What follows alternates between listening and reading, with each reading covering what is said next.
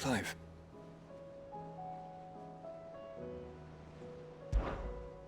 Joshua, what's wrong? And don't say nothing. It's...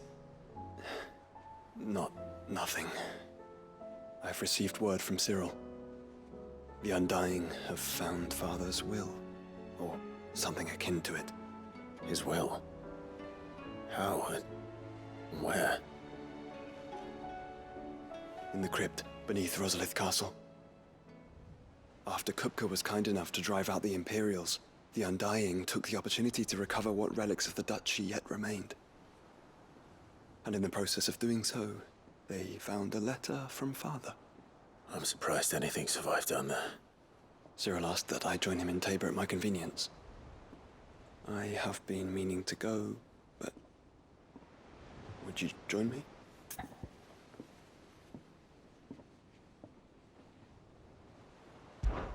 Of course. I want to know what's in that letter as much as you do. Very well. I am ready to leave when you are.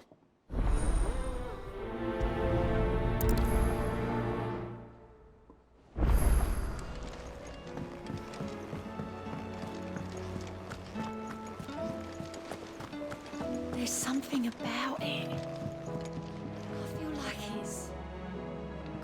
Sid, I was wondering if you could help me. It depends what with. A bearer, but recently freed from his bonds, is keen to join the Curse Breakers. As you know, the work we do is not easy, which is why we test every volunteer's suitability. I was hoping you could oversee this one's evaluation. I don't mind, but why this one? Because he wants to be a scout. Our ranks are filled with men and women capable of breaking chains and putting slavers to the sword. But scouting, we're few with the nose for that, which is why we still rely so heavily on Gav. And since he accompanies you on so many of your missions, I thought you might be better placed to recognize the traits in him that we should look for in those who'd fill his boots. Sounds reasonable. So you're happy to oversee the boys' test, then? One can never have too many scouts. Truer words, Sid. I'll let the initiate know that you'll be attending his trial, and that he is to proceed directly to Northreach in readiness. No time like the present, eh? No time like the present. I'll await you there.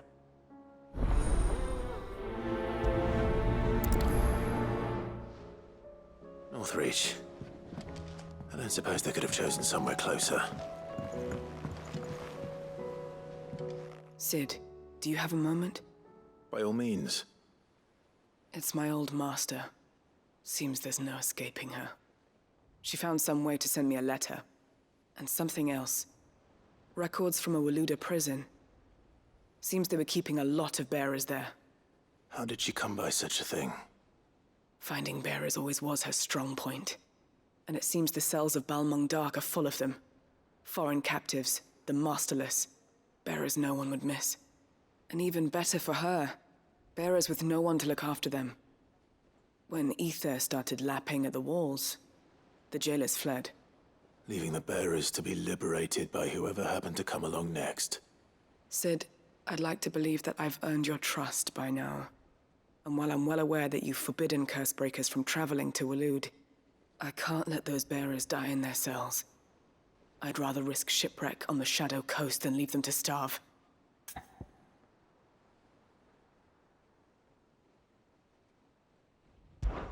We'll be needing the Enterprise if we're going to navigate the Narrow. Does that mean... I'm making an exception, but we travel together. And we stay no longer than we have to.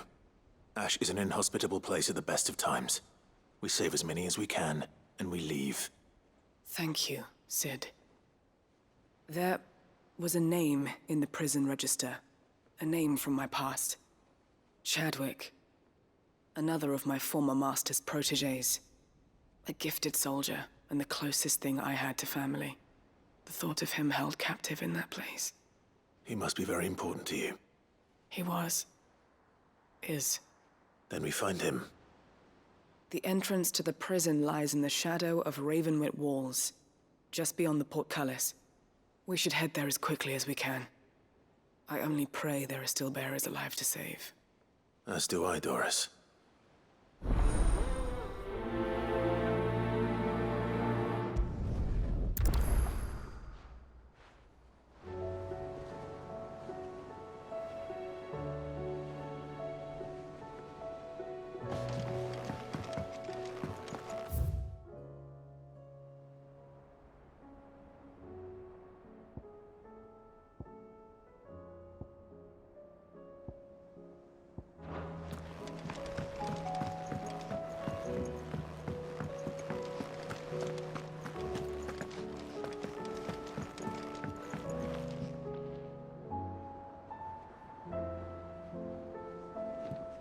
Vivian, I read your note, and I'd be happy to help you find the book you're looking for. Thank you, Clive. But tracking it down will not be easy. Are you sure? Please. You have always granted me your wisdom and insight whenever I asked. It's only right that I return the favor. Or at least attempt to. You are too kind. Alas, what I ask of you is rather more trying than delivering the odd lecture. I spoke with Harpocrates to see if he had any inkling as to where another copy might be found, but... But perhaps it is best that you hear the details from him. If you say so. Forgive me, Clive, for asking this of you. But this book, it set me on the path to becoming who I am today. Its importance cannot be overstated.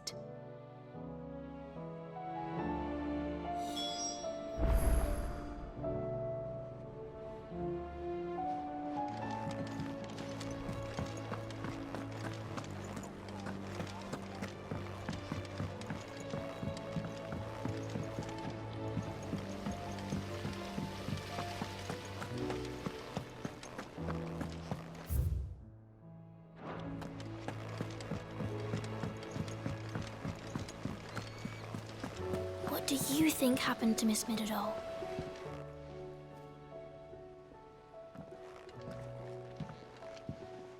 Sid, you have to help us. With what? You didn't take apart another of Mid's contraptions, did you? No? Well, yes, but that's not what we want to talk to you about. It's Miss Middledore. She's been acting strange. Very strange.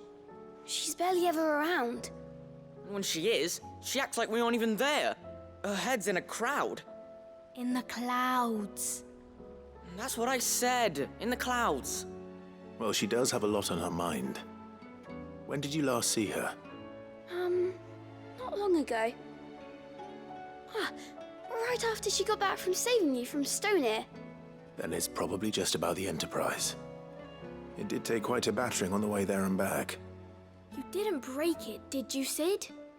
You really should be more careful around Miss Middledore's inventions.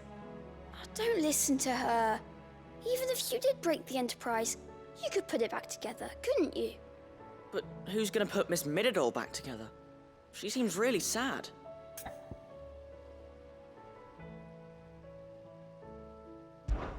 Why don't I go and see if I can cheer her up? You do that? For us? She's in her dungeon. Don't scare him. It's not a real dungeon. Thanks for the warning.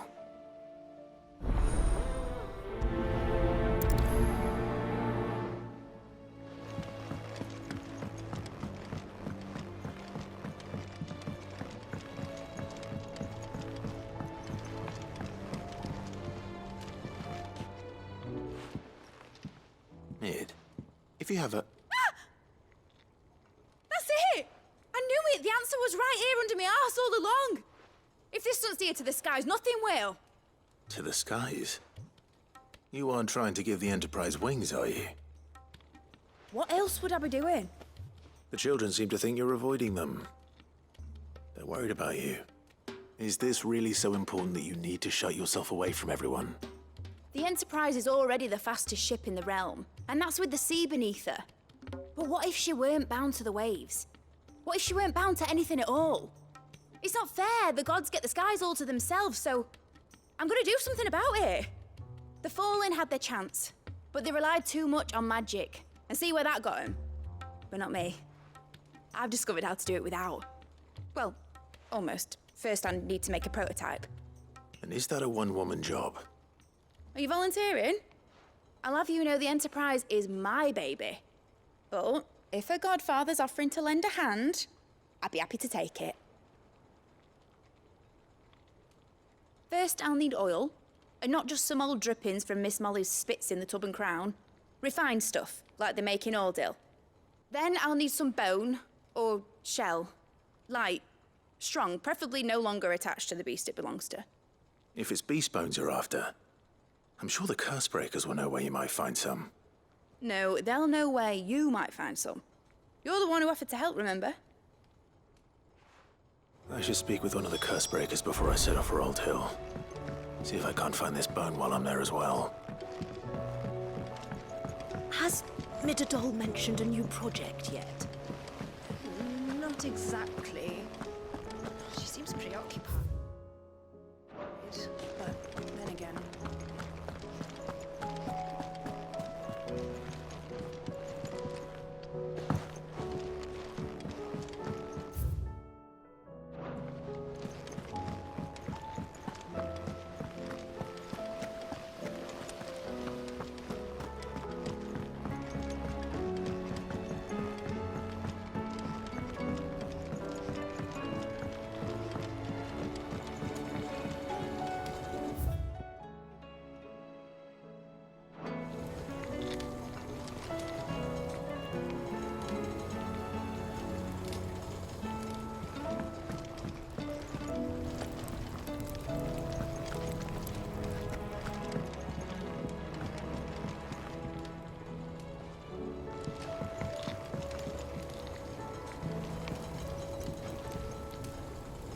That crystal certainly don't boot well. Could you?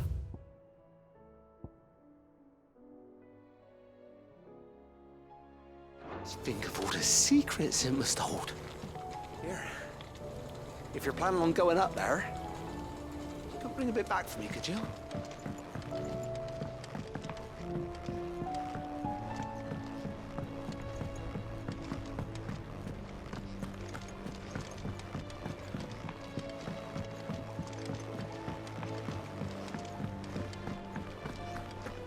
I will not let them be forgotten.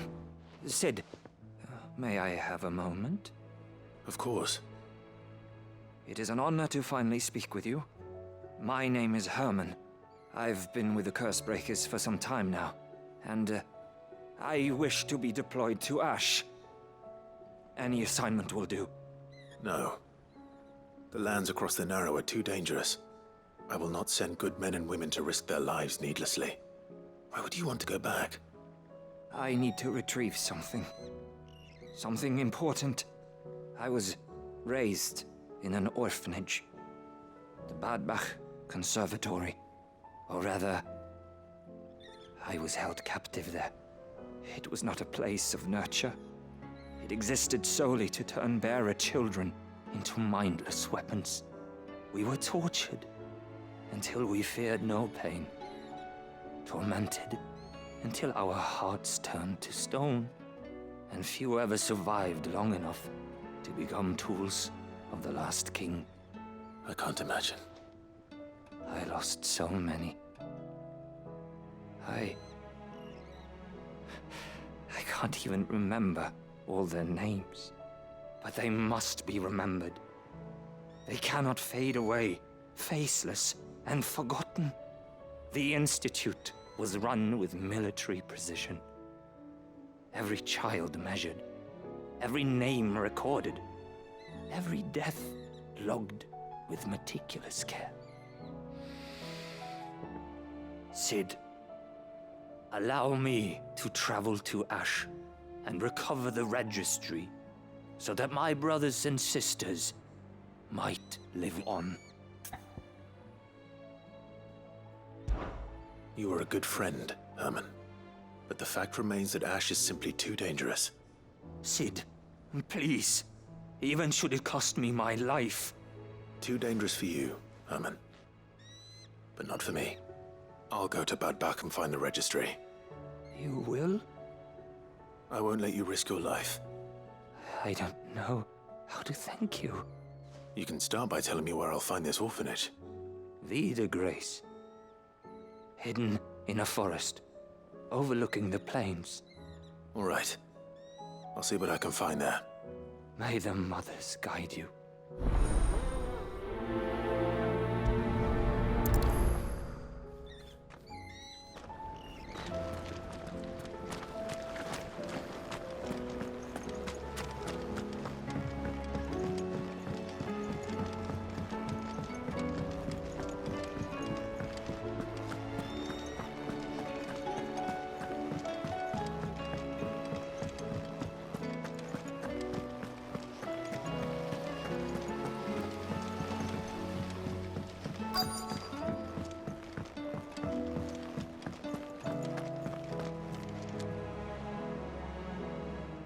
right, Sid?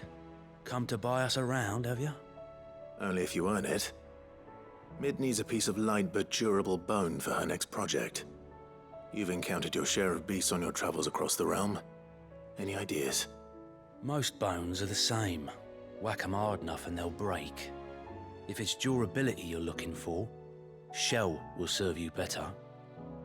You know what an adamantus is? I do. And I know to give them a wide berth. Will any old adamantus do? Well, with shells, the older the harder. There's a rumour of an ancient adamantus down in Karava, near Old Bidza. Or what's left of the village anyway. But don't expect to make quick work of the bastard.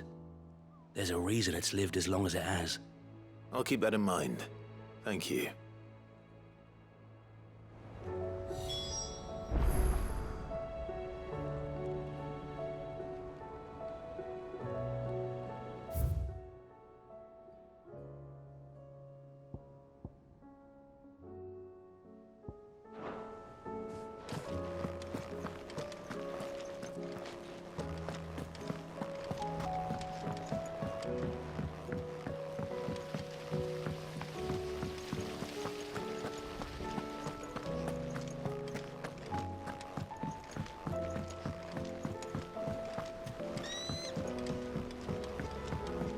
Whatever should I write next? Love story, perhaps?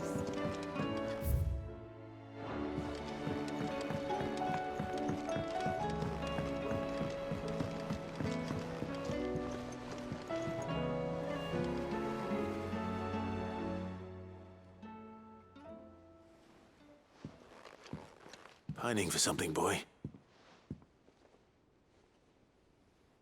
What is it? What do you see out there?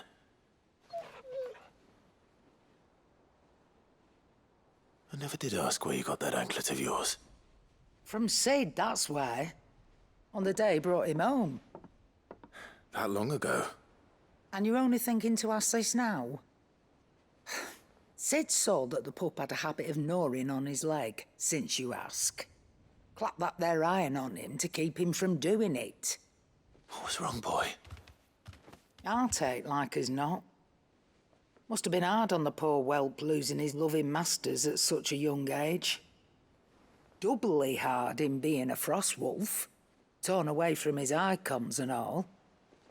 Sid would always tell him, you want that iron gone, you find what it is you're looking for.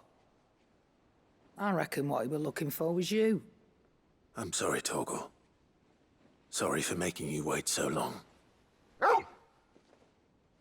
Let's get that thing off you.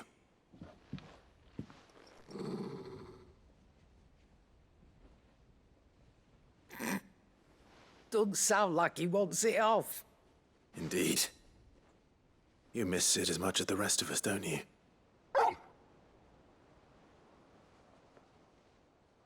You want me to go with you somewhere?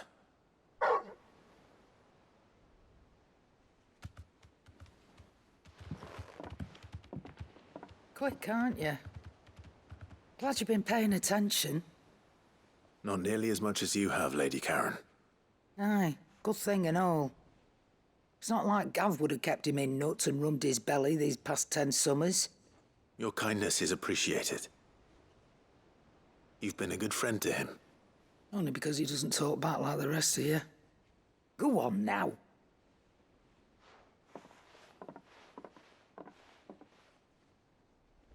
Where to then, Torgal?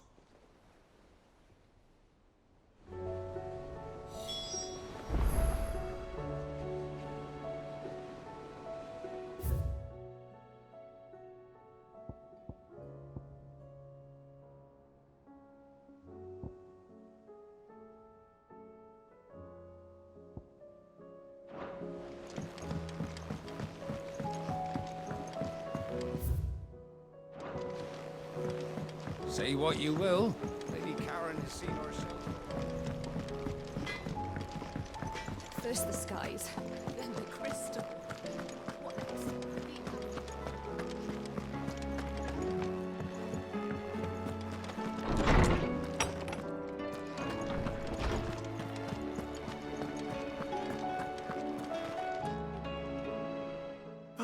Clive, my boy. What a pleasure it is to see you. Hippocrates. There's something I need to ask you. I've been charged with locating a book called From a Distance. Then you seek a rare gem indeed. One whose name I had not thought to hear from your lips. You've been talking to Vivian. Right as always. But she didn't seem keen to tell me very much. I take it she didn't like what you had to say. And yet I gather it did naught to dissuade her. Clive, if the young professor has tasked you with obtaining a copy, I fear she asks the impossible. The executors would not allow it. The executors? Coveters of Secrets. A clandestine organization committed to the collection and intenebration of forbidden texts and technologies. One such text being the tome Vivian seeks, chronicling as it does the true history of the enslavement of bearers. A tale which could overturn the established order were it ever to become widely known. Or, so rumor has it. I've never actually read the thing, or even set eyes on it for that matter. How is it that I haven't heard of this organization? Why, secrecy is the executor's watchword. They lurk in the shadows, emerging only to seize that which must be seized, be it books, inventions, or people, before disappearing again, leaving nary a trace. Which would explain why Vivian's copy was snatched from her grasp not long after she found it. By the hand of the executors, yes. But what drives them? Self-interest or ideology? A fine question. Sadly, all that is known of the executors can be recounted in a single breath. You may just as soon ask me of their origins, numbers, or the identities of their leaders. Any answer I give would be pure speculation. Then my hunt was doomed from the first. What was Vivian expecting? That I'd pluck it from thin air? Not from thin air, no. From ash. Rumors of the executors are rife among the scholars of Storm, but rather less so across the strait. I have a friend. Well, I had a friend in the village of Garnick, a collector of rare tomes, upon which subject we would oft correspond. Alas, I have heard naught from him since the skies fell dark. And no doubt he, too, has turned. But, though he did not mention it by name, it is possible that a surviving copy of From a Distance yet rests upon one of his many shelves, quietly awaiting discovery. If you were, by some chance, able to save even a single book from the poor man's library, I know his soul would rest easier. Very well. When I next find myself in Waloed, I'll be sure to pay Garnick a visit.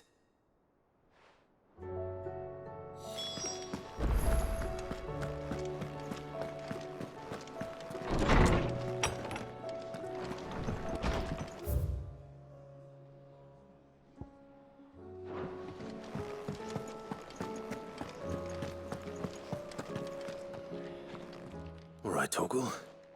Where are you taking me? I'm going to need a little bit more than that, boy. Do you have a better hint for me?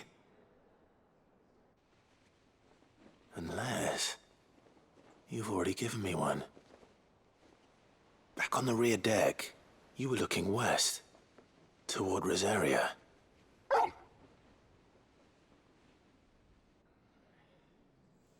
Why don't we try the rookery?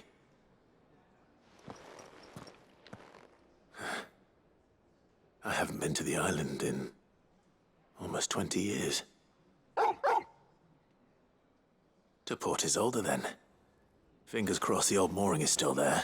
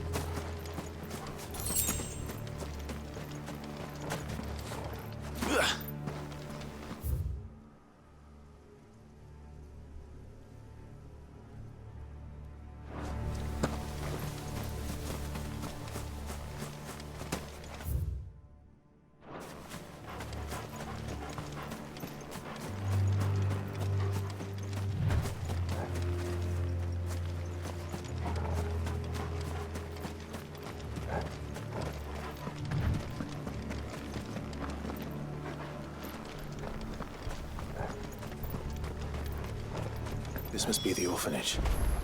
Hopefully the registry is still here.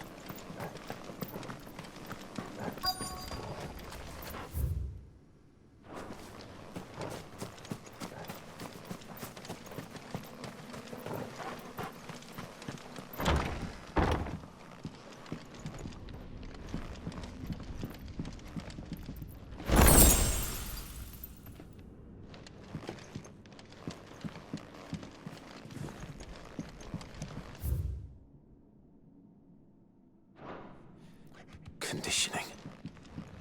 This is nothing short of torture.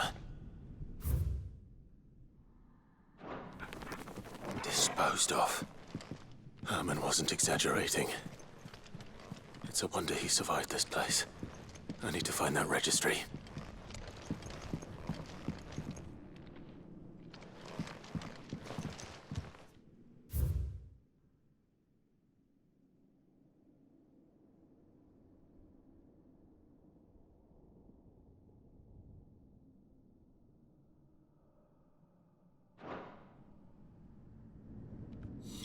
This reads like a suicide note. Did the director go through with his plan? There's only one way to find out.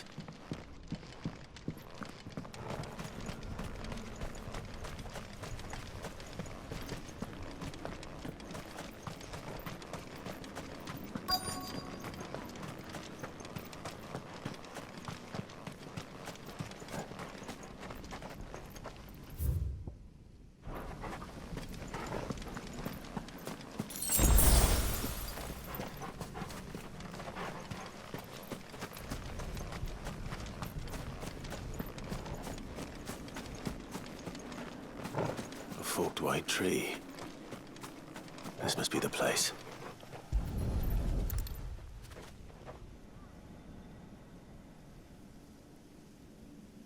Could he really be buried here? There's something hidden among the roots. Let's see.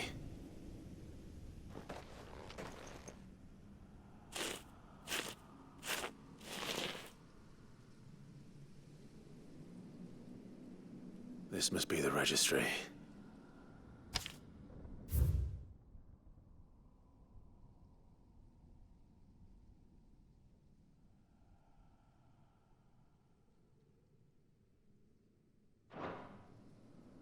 So many names.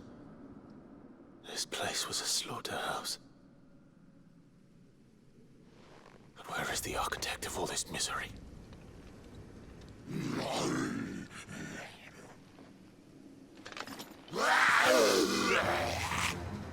It was only a matter of time, I suppose. This place is cursed.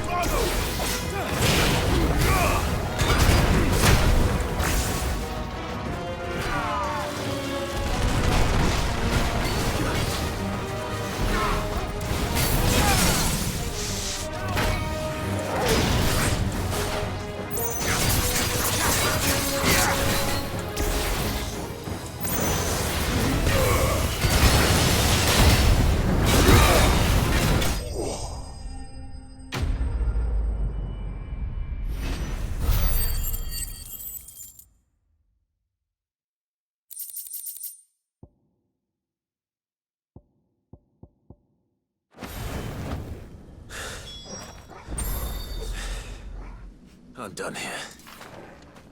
Let's get the registry back to Herman.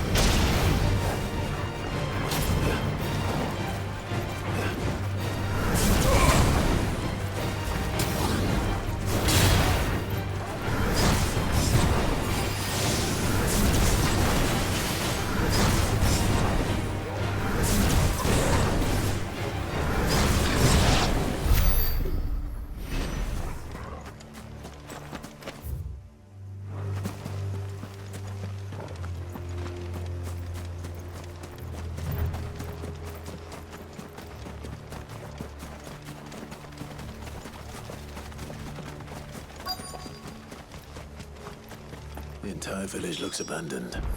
Now, which house would a bookworm live in?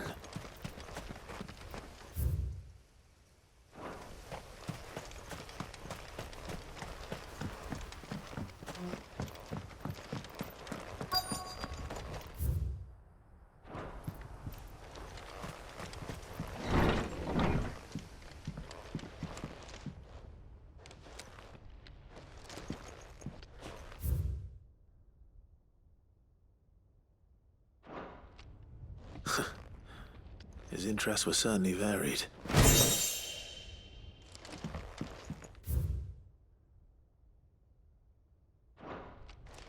This is a Royal Army logbook.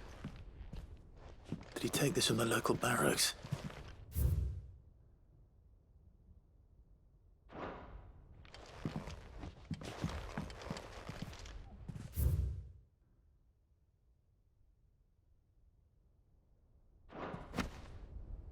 This is it.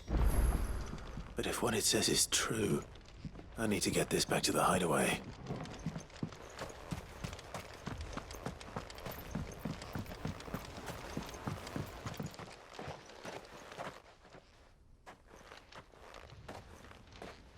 Leaving so soon, stranger? We've been watching you. From a distance, so to speak. Subtle. I know who you are. Then we need not waste time on introductions. Hand me the book. Leave it in our care and return to your life. Your care? Do you mean to burn it or bury it? That is not my decision to make. But by one means or another, its contents shall be removed from the common record. Then I'll have to politely refuse. I won't let you erase our history. Then we find ourselves at an impasse. Very well. The book can just as easily be pried from your dead hand.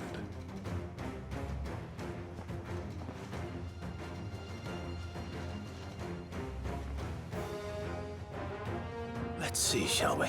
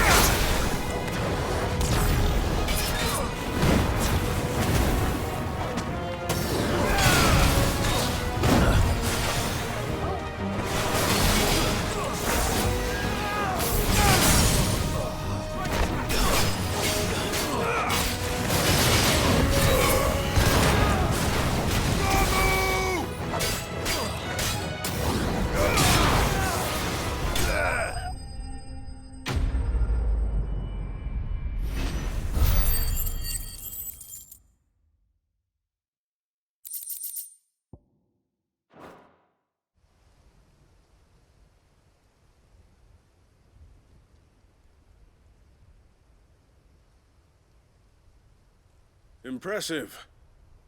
But we have other means. We shall claim the book yet. Why do you want it so badly anyway? It lays out in no uncertain terms the vanity and avarice of mankind. It tells the shameful history of the persecution and oppression of a gifted few by a giftless many. Would you say that this interpretation was correct? I don't know. You don't know. Your sword may be sharp, but your wits are dull. So let me answer for you. There is no correct interpretation of history. That a series of events took place may be proved beyond a doubt. But there can be no single, immutable explanation as to why they came to pass. It is a question of numbers and of belief. If enough people believe that a set of events occurred for a reason, that belief becomes the truth. So you're trying to control the truth? We are trying to protect people from themselves, from knowledge that would bring them naught but pain. That is all. You may keep the book, for now. The world is small. We shall meet again. Until then. Wait! Damn it. Let's get this back to Vivian. Perhaps she can explain what that was all about.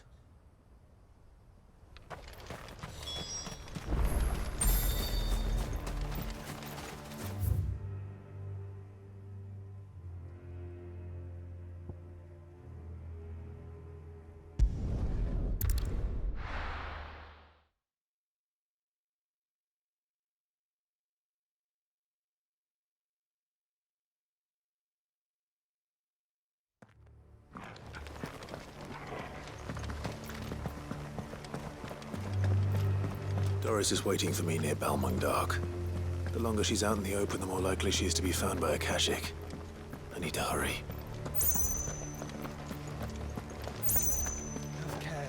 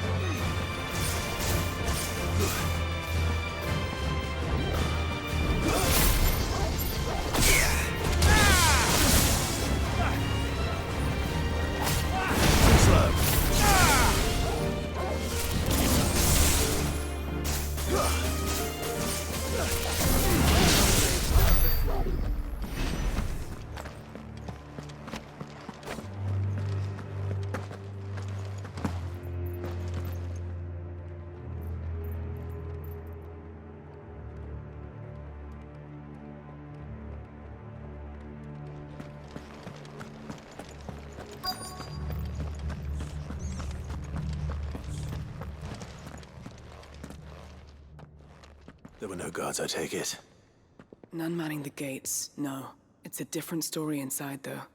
The corridors are crawling with Akashic. Most likely guards left behind when the wardens ran. If Chadwick was being held here, I worry that he may already be. Don't give up hope just yet, but let's move quickly. Let me check the ground floor. The ether's thickest there. Then I'll search the upper level. Good luck, Sid. Stay safe.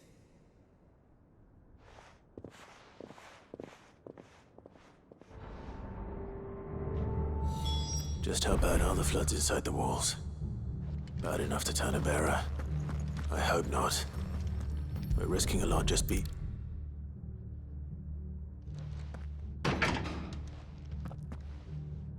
locked up tight.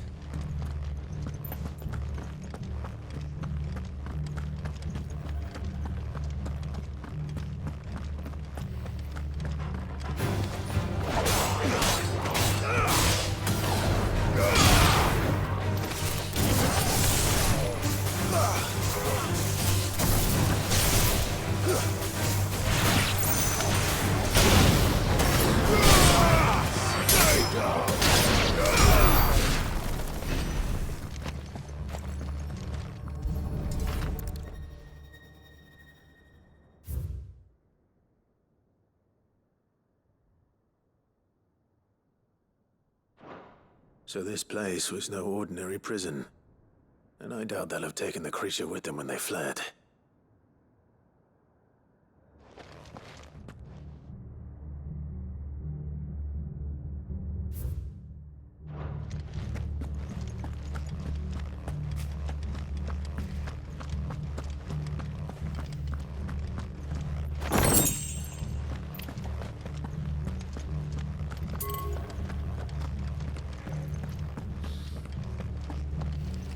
Caution, brother.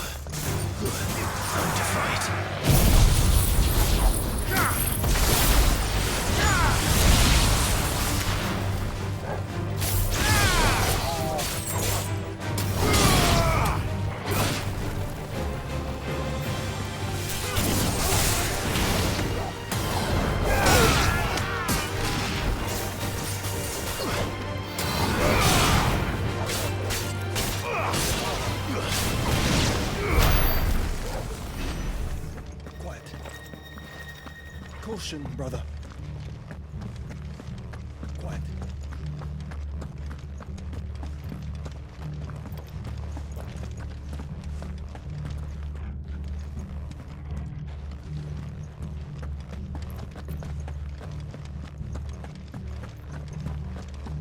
Have care.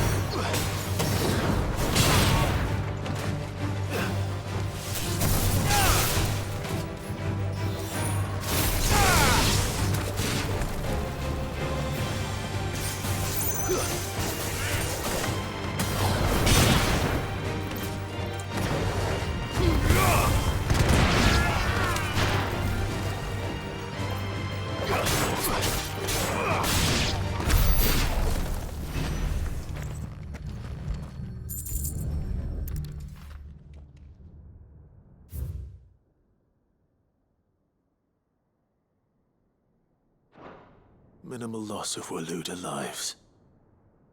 And what happens when they run out of bearers? Even the Imperials take better care of their branded than that.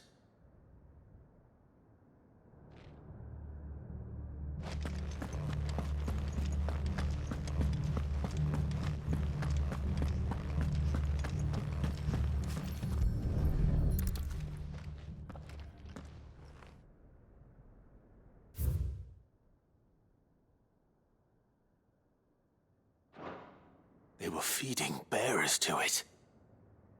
This is even worse than I'd feared. Nothing but a caching down here. Hopefully things are looking better upstairs. I should go and see how Doris is getting on.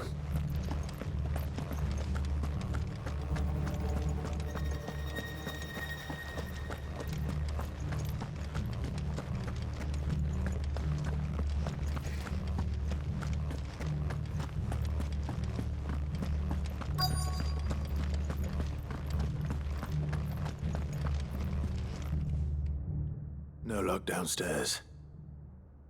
But I did find out that this place was more than just a prison. Something far more sinister was happening here. I know. I've been reading some of these documents and... it can't be true, can it? Bearers die every day in service of their masters, but this is so much worse. Pitting bearers against a wild beast armed with nothing but their wits? And all in order to bring about more death. And not just those who could fight, but the elderly, children even. And those who wouldn't or couldn't were disposed of. Whatever that means. I'm afraid it means they were fed to the monstrosity they kept here. Then we're too late. And I was a fool to bring you here. Don't say that. Did you find anything else? A key. But it doesn't fit any of the locks on this floor. Perhaps it will fit one of the doors downstairs. There's a corridor I haven't searched yet. Finish up here, then come and find me when you're ready. All right. I'll be there in a moment.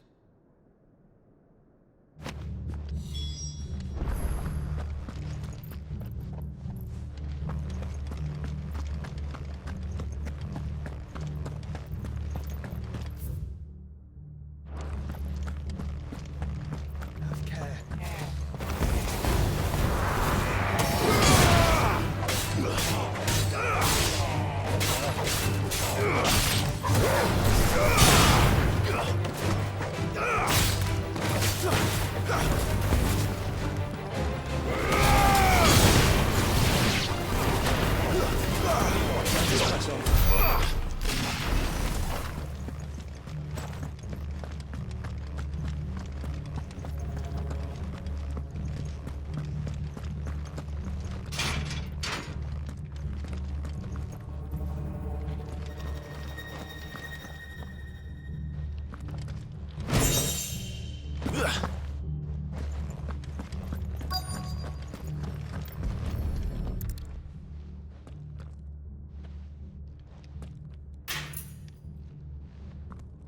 Let's see what we can find down here.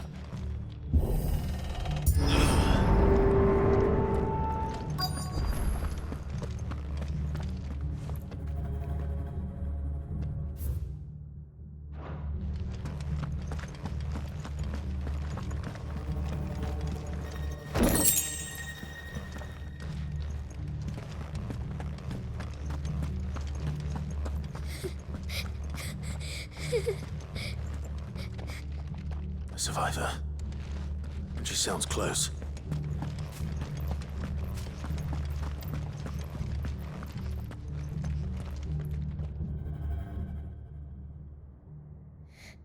Who are you? There's no need to be afraid. Are you alone? Are there any other survivors? Some of the guards, they're still here. But something's wrong with them. Everyone else was eaten by the monster. Of course there were. Thank the Founder. It was worth our coming. But I'd rather we didn't linger. Are you ready? Ready when you are. You poor thing. You must have been terrified. Did Chadwick send you? What? He fought the monster. Distracted it so I could run away. He must have sent you. He promised to free the others too. Where is he? He opened your cell, didn't he? He wouldn't be here otherwise. Chadwick.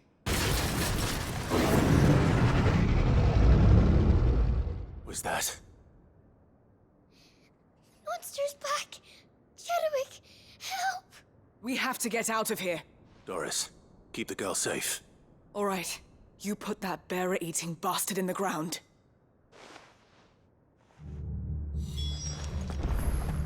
It's out there waiting for me. I can't let it live. Not if it's got a taste for bearers.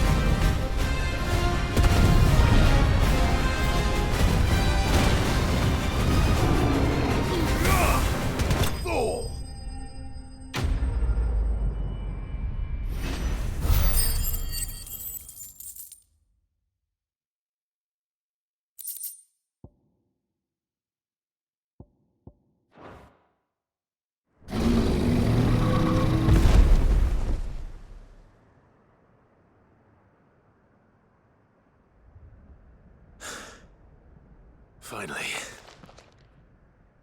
Sid, are you hurt? I'm fine. I think.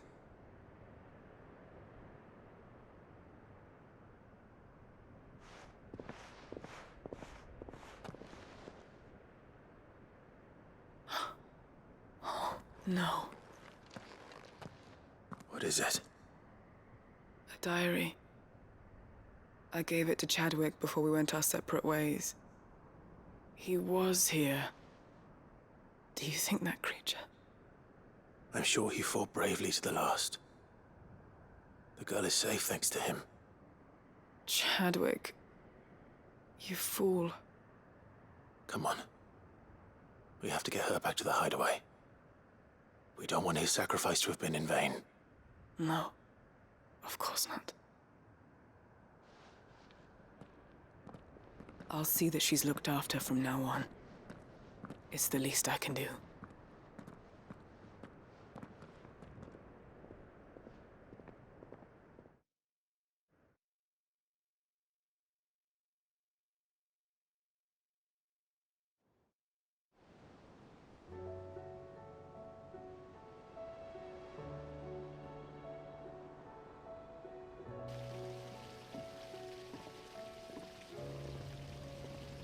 From what I hear, you've barely left the girl's side in days. I hope she's recovering from her ordeal. She is. Slowly but surely. She's far tougher than she looks. I thank the flames we found her. If we hadn't... I know. But we did. I'm sorry we weren't able to save Chadwick. There's no need to apologize. Without your help, I would never have found out what happened to him. How he fought to the bitter end to save her. To save Haida Marie. That's the man I remember. The man I thought of as a brother. I wish I could have met him. I'd like to hear more about your past. If you don't mind, that is. Of course. You already met my former master. She trained Chadwick and I to do two things. Kill and obey. We were supposed to be sold to the highest bidder when the time came.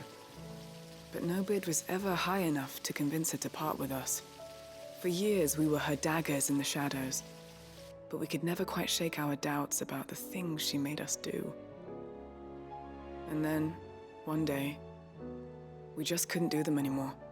So we escaped. But staying together was out of the question. They would have found us too easily. After so many years of training, the pull to serve was always strong.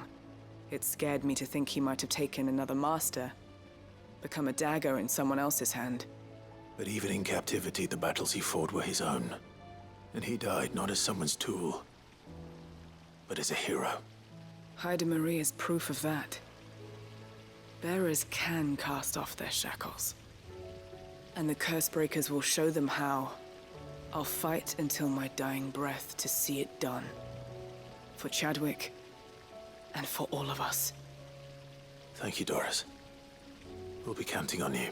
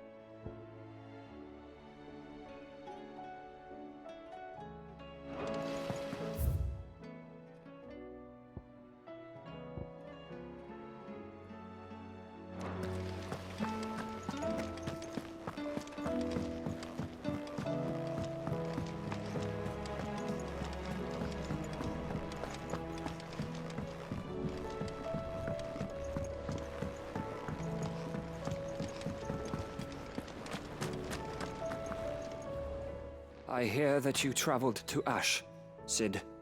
Did you by any chance recover the names of my fallen friends? I did. Yes.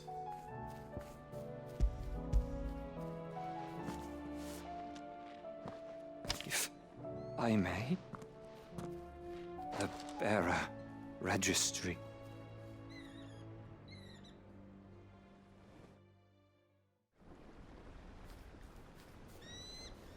The director was a brutal man. He got no worse than he deserved. The registry was all I found beneath the tree. There was no sign of a body. Nor any record of what happened to the children after the orphanage closed. I pray that at least some of them survived. All their names are here. The ones we lost. My friends. My light in those dark times.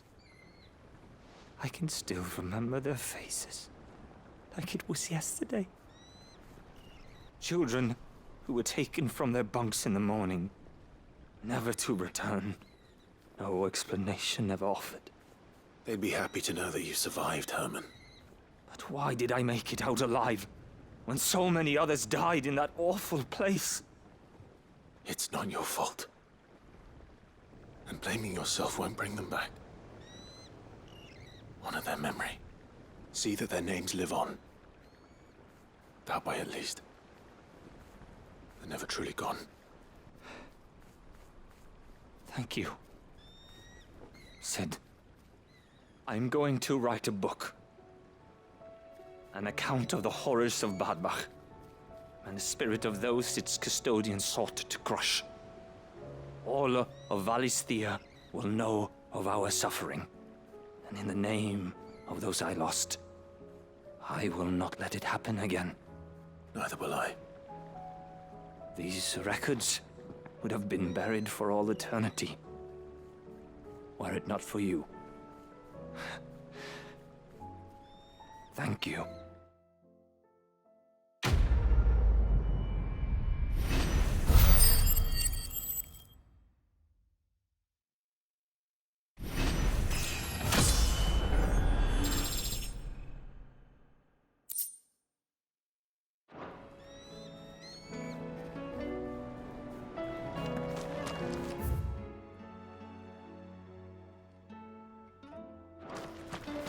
Do you suppose it's magic keeping the thing afloat?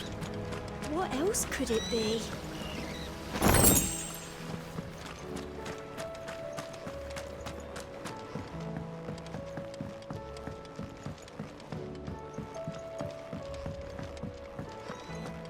Has Midadol mentioned a new project yet?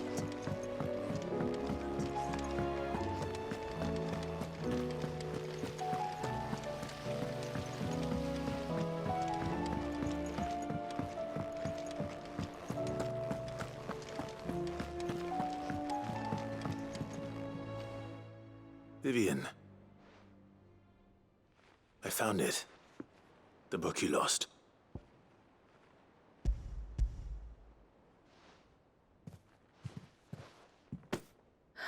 You found it.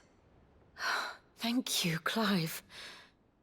Even though I asked this of you, I was not entirely sure it would be possible. I feared the executors had seized every copy. I met with one of these executors, and I convinced him to let me keep it. He told me something. That the truth is just a matter of collective belief. And that if enough people believe a lie, that lie becomes the truth. It does. But it also means that the truth is not immutable. That it can be changed. Provided that those who wish to change it can convince enough people that their perspective is the correct one. As the sad history of the Bearers proves. You said that the book inspired you to become a scholar. It did. Or its author, rather. She was a heretic, you see. A firebrand and a dissenter. A gallows stood ready for her in every corner of the realm. And by shunning society, or perhaps being shunned by it, she stumbled upon a truth so potent that an entire realm trembled at the prospect of its utterance. I, too, have always felt somehow set apart from the world of men. A stranger to my own species.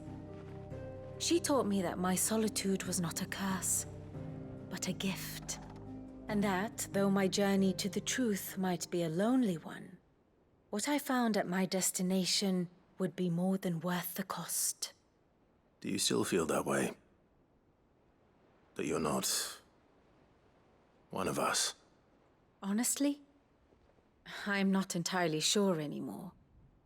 Since coming to the hideaway, I find my thinking somewhat clouded. Perhaps the result of studying mankind from a rather closer perspective than I had intended. But the more I study, the more I find value in this perspective. In looking not from the outside, but from within. So if you'll permit me, I'd like to continue my work here. Remember, Clive, when enough people believe, belief begets truth. Give the men and women of this benighted world the gift of truth. Make them believe in you, as I do. I'll try, Vivian. I'll try.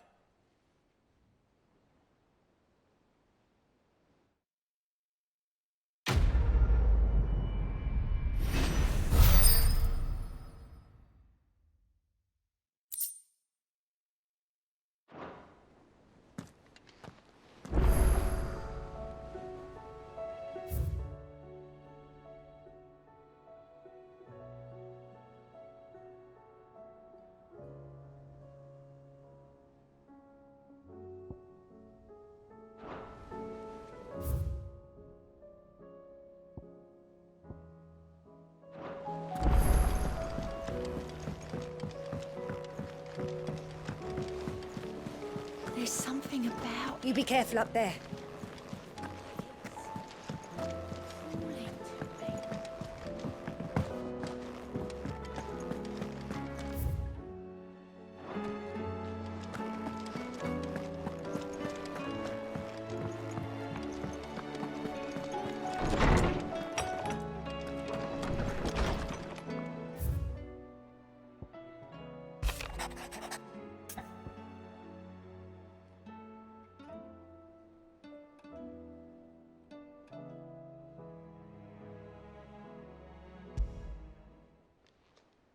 It's usually me making demands of Hippocrates.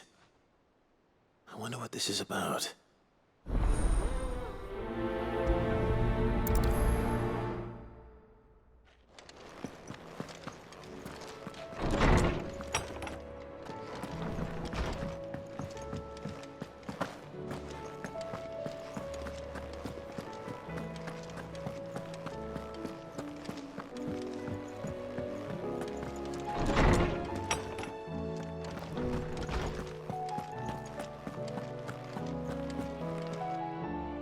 Lawsman Hippocrates. I received your note. Ah, yes. I expect you're wondering what this is all about. You spoke of making amends with Dion, but I can't imagine what for. Then I should begin by telling you that I was once his tutor. This was some years ago, of course, before I joined Sid in his hideaway. At that time, I was counted among the foremost scholars of Oriflamme, and was accordingly invited to the palace to supervise the young prince's education, all to ensure that the future emperor had a firm grounding in, well, everything an emperor should. History, religion, commerce, government. Alas, our time together was cut short when Dion left to join the Dragoons, his studies no longer being deemed necessary. I had not expected to meet with him again, least of all here. Have you spoken with him? No, I have yet to find the right moment. His Highness always seems so preoccupied, especially when alone. I would not wish to disturb his ruminations with idle words of greeting. Not when I know he dwells upon the evil Ultima had him commit in the Dominion. The guilt weighs heavily on him, I know. But as you say, that was Ultima's doing.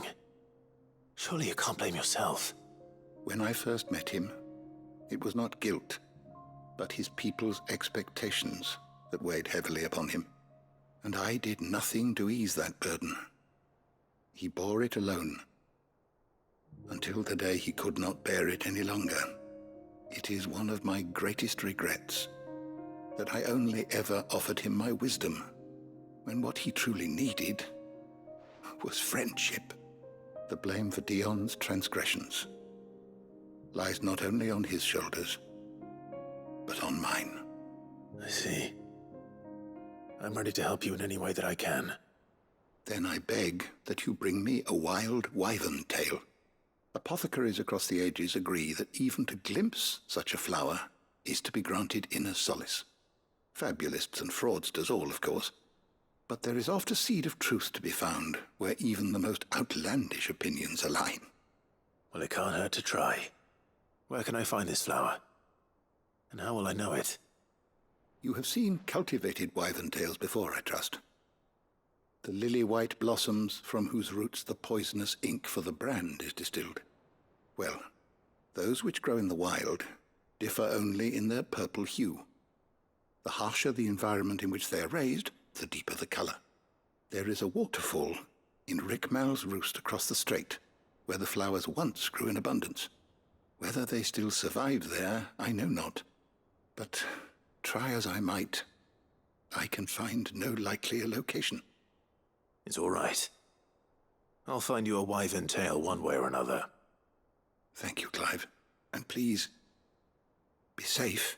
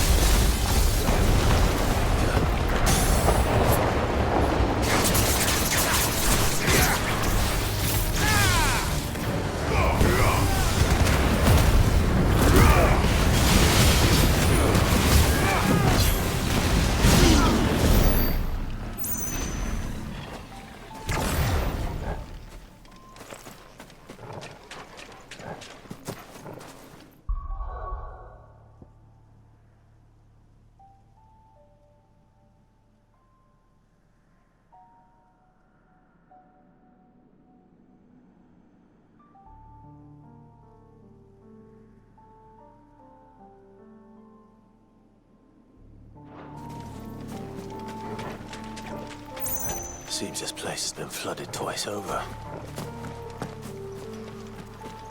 Purple flowers blooming next to a waterfall. Shouldn't be too hard to find.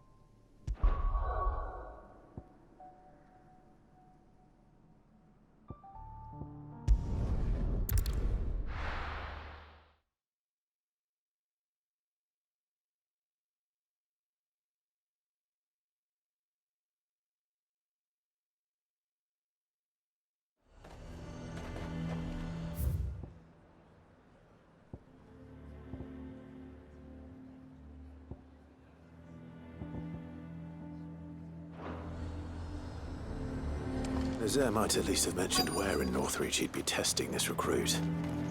I'm nervous. Well met, Sid. This is the Initiate. Ember, present yourself. At your service, Master.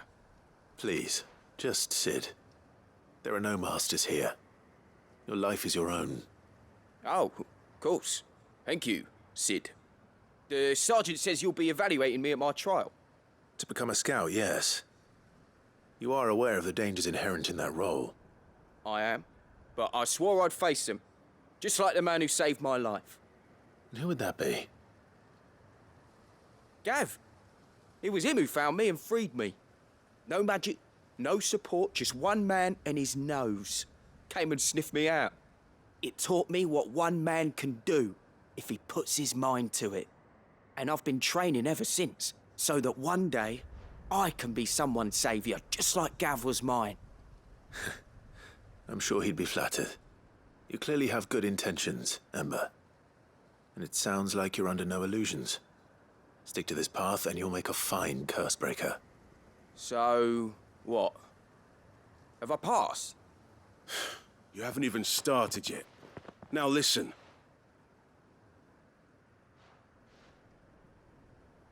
Not far from here is an Imperial lookout.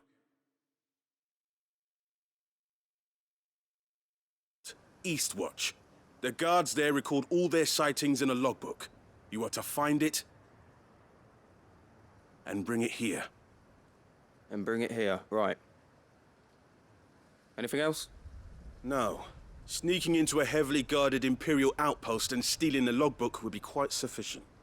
You will need to assess the situation, determine a point of entry, create a distraction and effect an escape, all without being discovered and thrown into an Imperial oubliette. Ember, Gav isn't our best scout because he can do everything. It's essential that you know your limits. Know my limits, right. I won't let you down.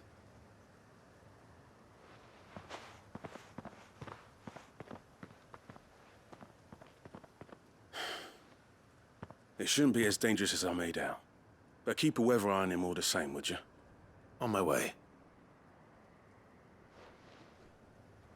All right, Ember.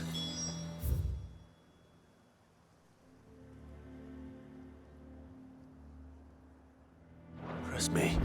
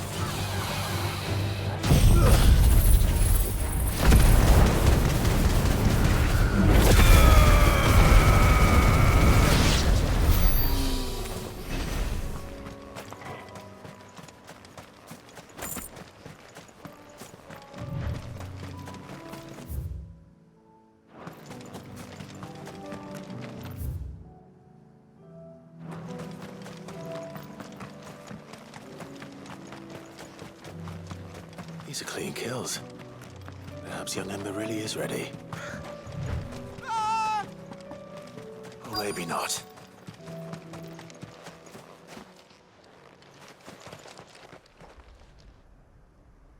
Damn it. Ember, draw your sword! I can't! Then run!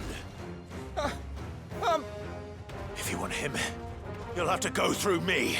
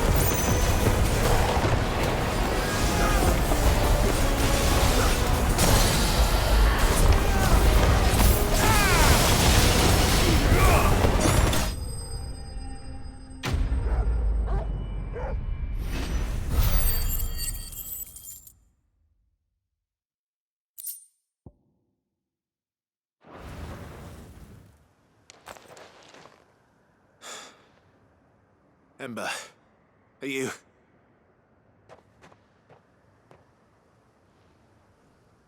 Gone. Of course. Scouts really are a rare breed. Back to Northreach it is, then.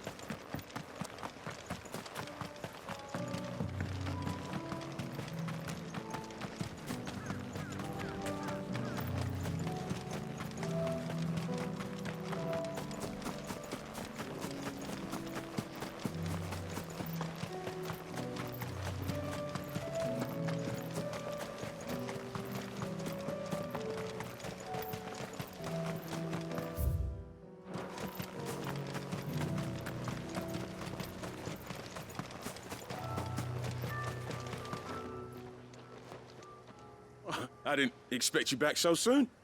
Where is Ember? How did he fare? I thought I'd find him with you. He must have fled. I followed him to Eastwatch, where I found him being set upon by a wild Avis. He was just standing there. Didn't even draw his sword. I had to step in and take care of things. But by the time I had, he was nowhere to be seen. I assumed he'd set off in your direction, but apparently not. Oh, I'm sorry, Sid. I knew the boy had a nervous streak, but he seemed like... The right man for the job? I believe this is the logbook you tasked me with retrieving. Hey? How did you... Don't you tell me you breached the tower while Sid was busy saving your skin. What? Wasn't that what you asked me to do? To bring the thing back without getting caught? He has you there in his air. And he did it all on his own. But Sid, he did what he thought was best. And now I have to decide whether I agree. Of course. We'll await your evaluation back at the hideaway. Don't you leave my sight. Yes, Sergeant.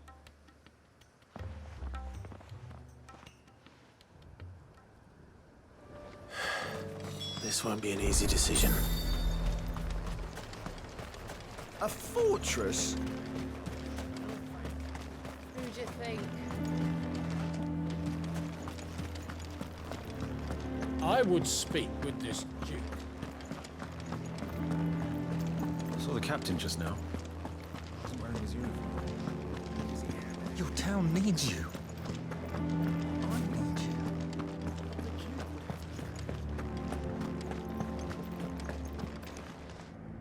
Do you have a moment, Clive?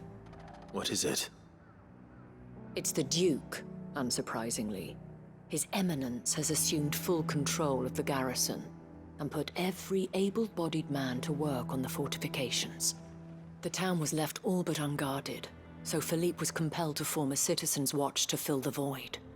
And though my dear boys have been characteristically willing to assist him in this, they want for bodies. So I was wondering if you would lend them your strength, that the people of Northreach might sleep easier, if only for a few nights.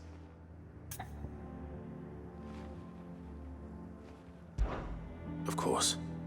Whatever you need. Thank you, Clive. What would I do without you? Philippe told me he had men stationed at... Where can I find the mistress of this establishment? Here, my lady. To whom do I have the pleasure of speaking? My name is Sabine, and it is my displeasure to be the daughter of the Duke of Oriflamme, who I understand is causing you and your town no small amount of trouble. I wish to speak to you about what might be done. Very well. Let us speak. I trust you'll forgive me, Clive. Absolutely. Our conversation can wait. Please, proceed. As you know, my father is a most overbearing and supercilious man, and I join you in objecting to his every action. Indeed, I owe you my thanks for continuing to argue against his reckless plans. Yet I fear he is not one to be swayed by reason. No. He must be made to face the consequences of his actions. And who would make him do this? I would. Myself and several other like-minded individuals. Were you to join us, we would surely have the strength to drive him from Northreach for good. Does that not seem a trifle... drastic? Drastic action is precisely what is called for. Unless you are content to see your people downtrodden and dispossessed. My father would have it that citizens exist only to serve the Empire. That they should be forced to make every sacrifice to ensure her revival. But he is wrong. It is not the people who must serve the Empire, but the Empire who must serve her people. He's always been like this. Scornful of the opinions of anyone he judged beneath him. But he cannot be allowed to ride roughshod over the common folk any longer. We must fight him by all possible means. Fight him? No. My purpose is to quell the tension in Northreach, not to stoke it. Respectfully, my lady. Our only chance of saving this town depends upon every one of us uniting against our common enemy. Your father and his followers included. While I understand your frustrations, I cling to the hope that he may yet be won round. False hope, I assure you. But I see that your mind is made up. I shall bother you no longer. If you will extend me the same courtesy, I bid you good day.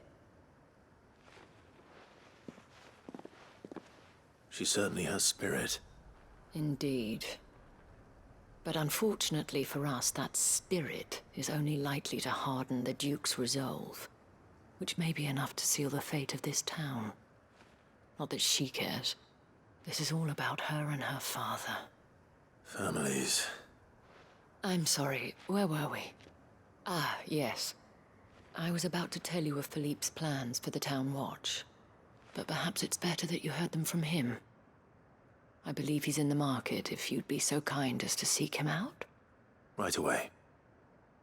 It's just a pity I cannot join you. I'd like to see the two of you in action together.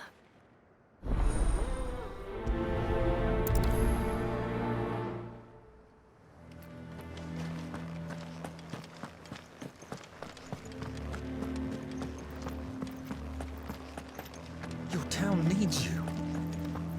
I need you.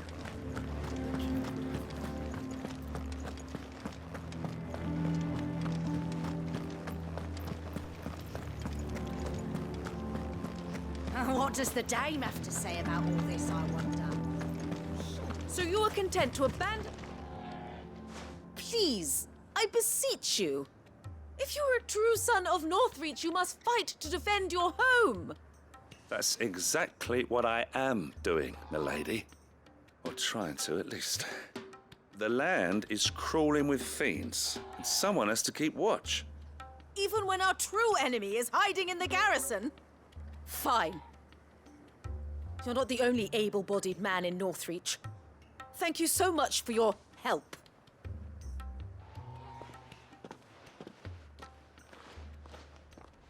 She cornered you too, then?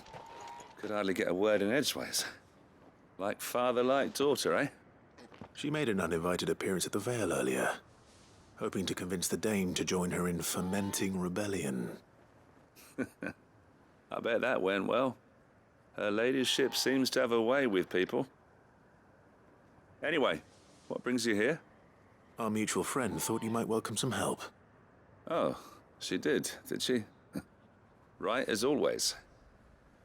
In fact, you're just the man. We've had some reports, you see. Sightings of, you know what. They're back. Seems that way. All over, too. We haven't been able to confirm anything yet, but if you're willing, you could go and see what's what. Right. Where should I look? You know Grieger's Weep?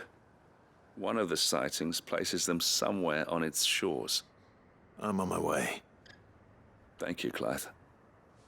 I'll look into one of the other sightings. Let's rendezvous back here later.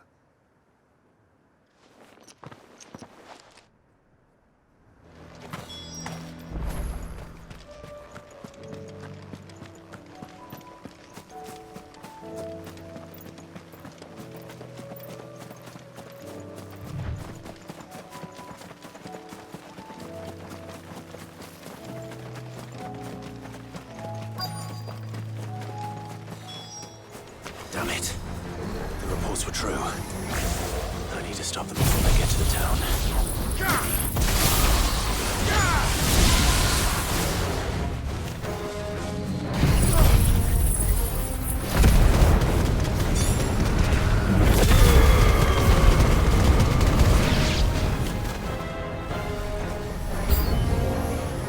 Wakened winds!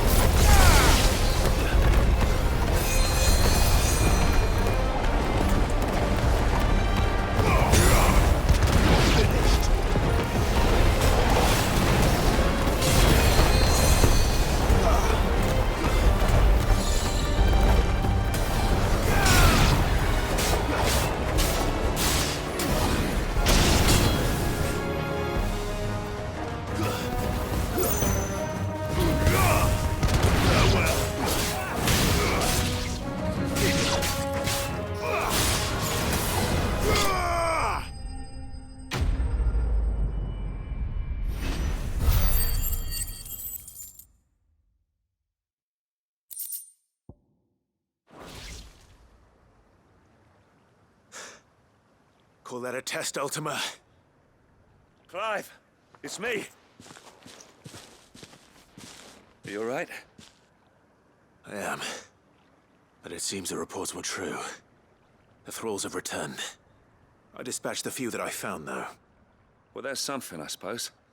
But what were they doing south of town? They all came from the north last time. We might be able to fend off an attack from one side or the other, but from both? Do you have eyes in the north? Some. I should probably go and have a look, though, just to be sure.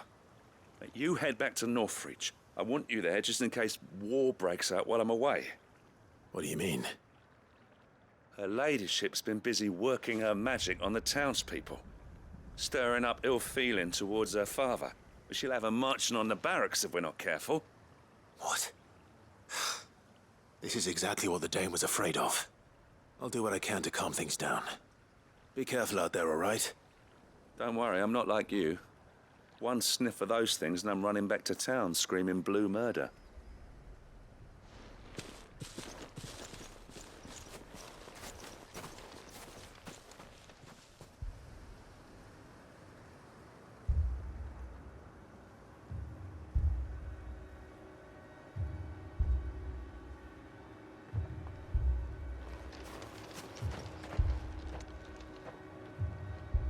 you not see, Father? The people of Northreach have given enough, and only a fool would ask for more. Listen to me, Sabine. Where would our people be without their country, The Empire is their sword and their shield. It is she that ensures they can live without fear. But now she teeters on the brink. Without their sword, how will the people fight? Without their shield, how will they protect their kin? Can the unarmed stand against the advancing hordes? No. But there is yet hope. A new shield, a new sword. A new empire.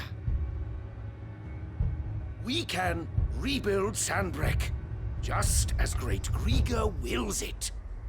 Perhaps we could, Father. But we don't want to. Not if it is built on the broken backs of the people. Please, let us not quarrel in the street. You must see that no good will come of this. Our fight is not with each other, but with the threat that draws ever closer to our gates. A threat that your sword has yet to rid us of, Your Eminence. You will hold your tongue, whore! You may have filled my daughter's head with your heresy, but I will not be corrupted. Corrupted? Your daughter's opinions are her own, as you would know if you had ever deigned to listen to her. At least I hope they are your opinions, and not posturing born of a family feud. Northreach deserves better than that. Northreach deserves better than you, Carla. Yes, I know who you are. The slut of Twinside who bedded a Branded. Jealous, are you? That a woman might choose a bearer over a pious man of Grieger. Clive! I met a swarm of thralls coming south from Oriflamme. Hundreds of them. Too many to count. No. Work on the fortifications has scarcely begun. We will retreat to Caer Norvent and there make our stand. Did you hear me? That was an order! While this is but a heartfelt plea, let us make our stand here and protect our homes. Protect those that we love. Together, for Northreach!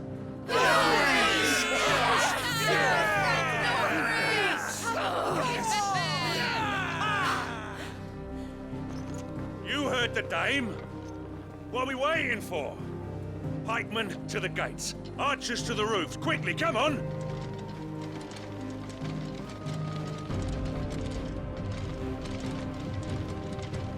But she is but a common... whore, yes. And we'd follow her to the gates of hell.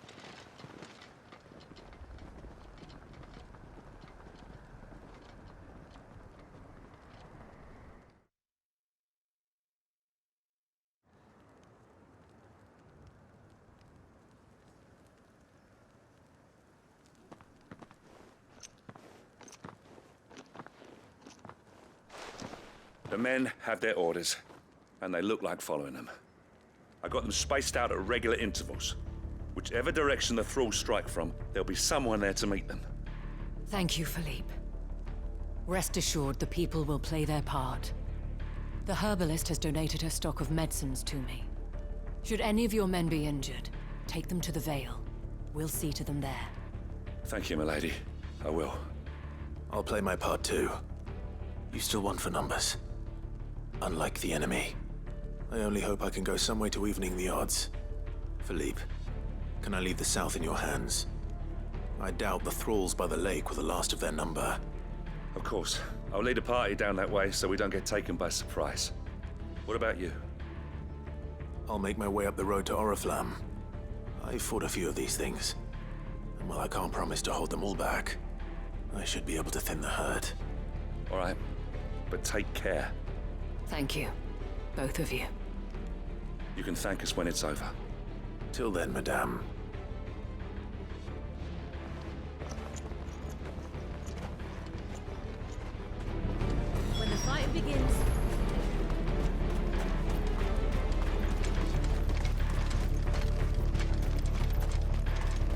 Steel in the hands of every...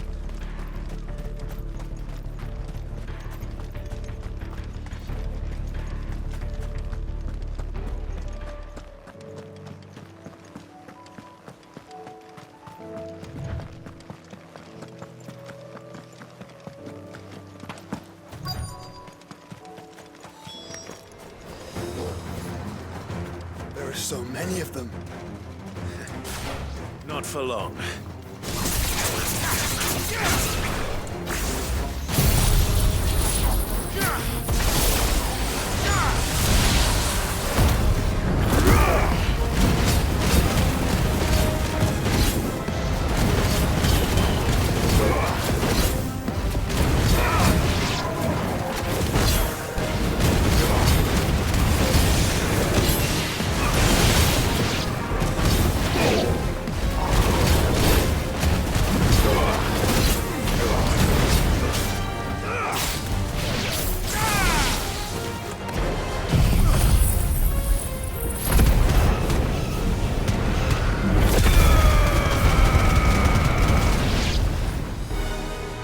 Is it over? No. It's only just begun.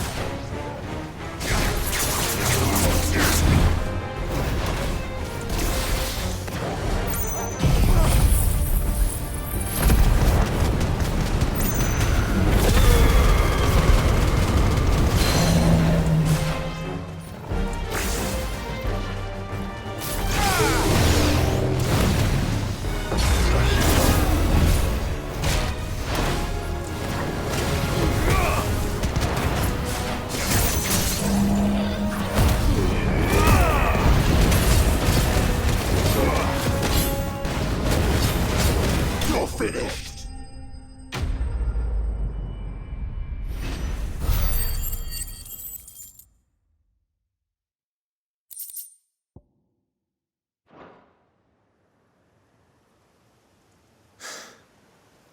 That looks to be the last of them. I wonder how the others fared. Better hurry back to town. Come on, Torgal.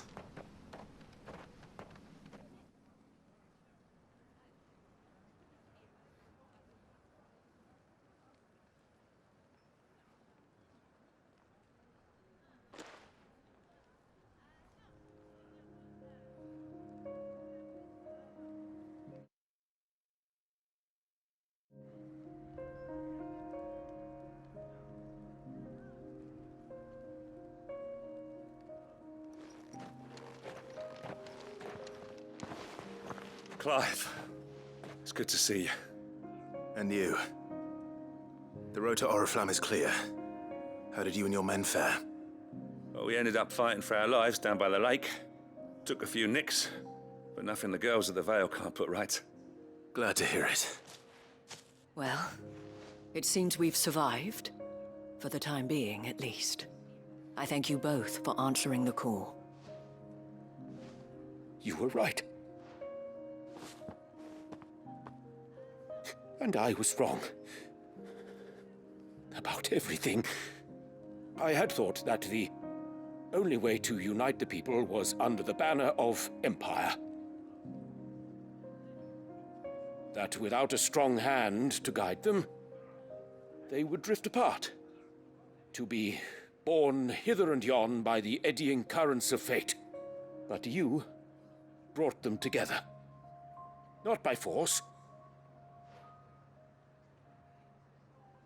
nor by the exercise of goddess-given authority,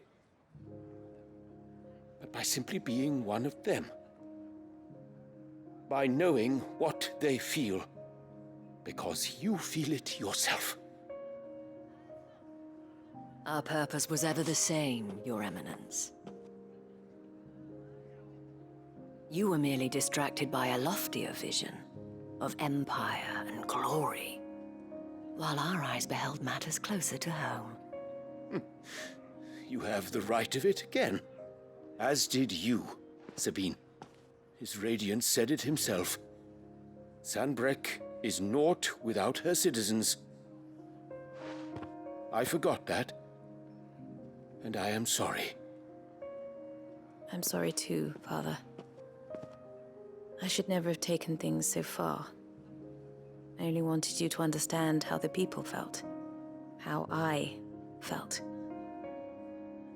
But my anger got the better of me. Do not blame yourself, my dear. This was my doing. I should have listened to you. To all of you. Your Eminence, your ladyship, I do not doubt that you came here with the best of intentions. But I believe the same could be said of us all. We all want safety, security, prosperity. Not just for Northreach, but for the entire realm. And we may yet achieve it. If only we work together. Will you join us in this? Yes. We shall. Thank you, Your Eminence. Now that that is settled, I must go and see to the wounded. The Vale's doors are always open to any soldier in need of relief. And today there are more than ever before.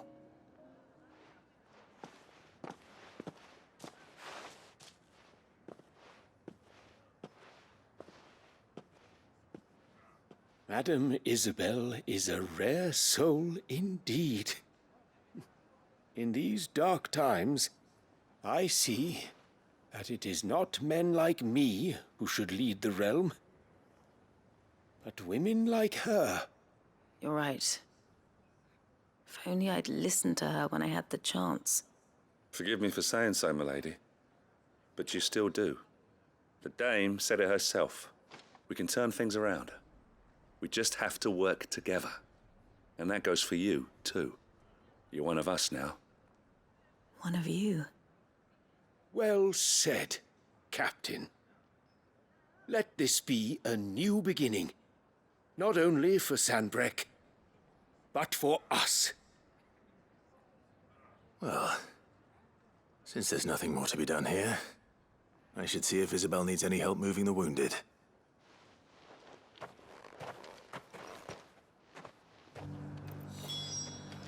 Can we get you anything?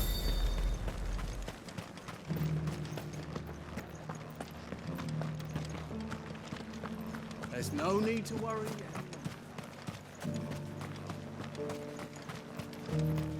I saw several soldiers being carried to the Vale. How goes the treatment of the wounded?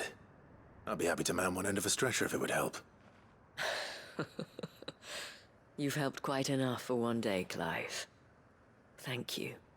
Don't mention it. Oh, but I must. After all you've done for this town, it is the very least you deserve. Tell me, if Northreach had fallen, what would you have done? A woman of your means could find a home anywhere in the realm, but I sense you would rather have died here. It's a long story. For you, madame, I have all the time in the world.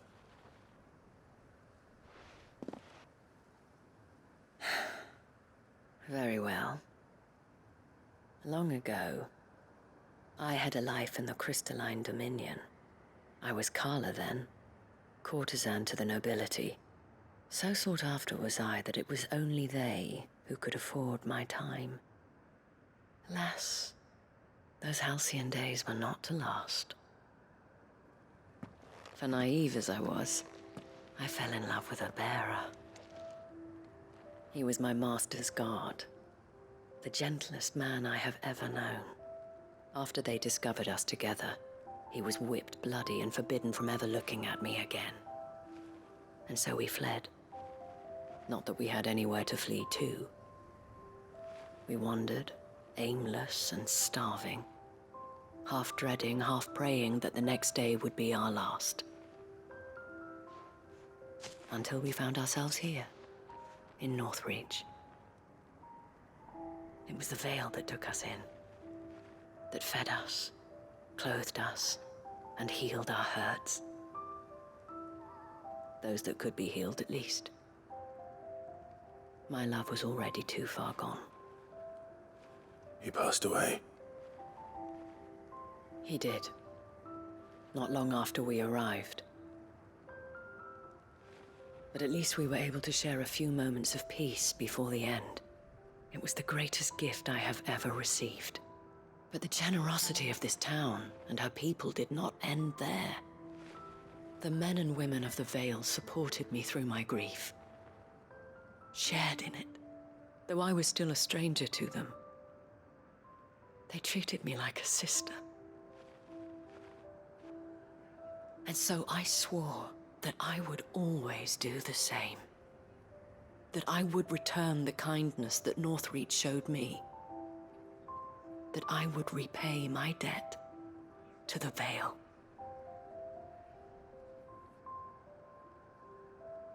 Thank you, Isabel, for sharing this with me.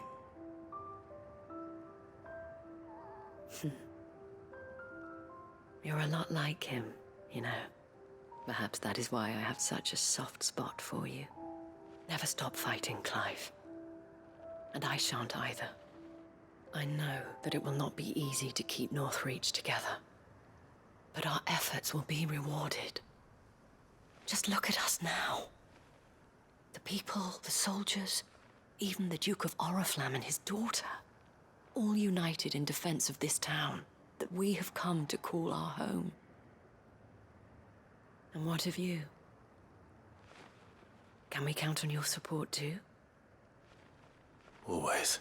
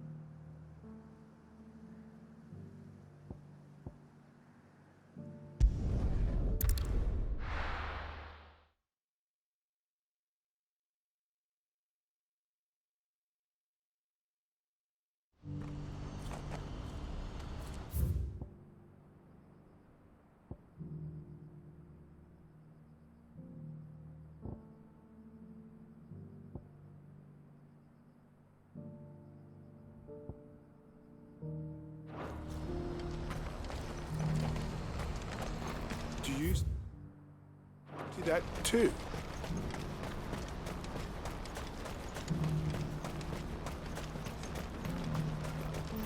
Papa? What is it? Oh, please. Just make it stop. I'm scared.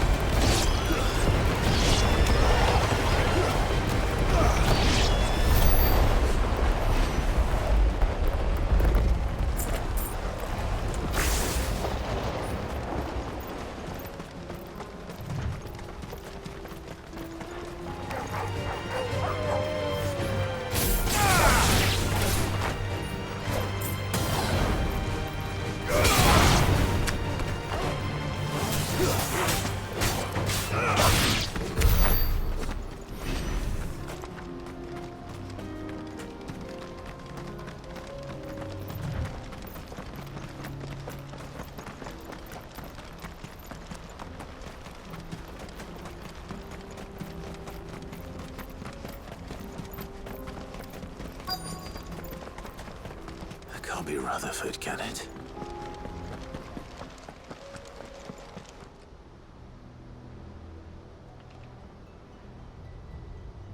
Turncoats and cowards, the lot of you! If it's a fight you want, it's a fight you shall have! Allow me. I don't need your... Please, Field Marshal, oblige him. This won't take long. You're right. It won't. Men, finish him.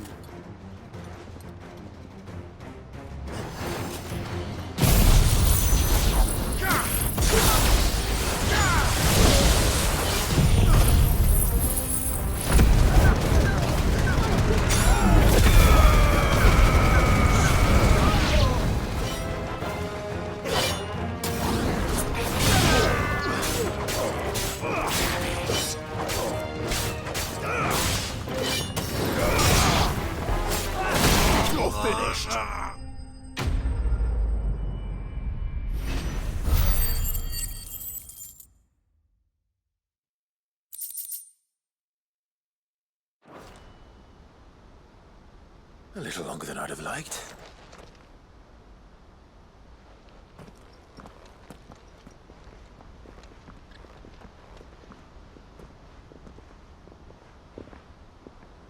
Field Marshal Havel, I presume. Are either of you injured? No, my lord.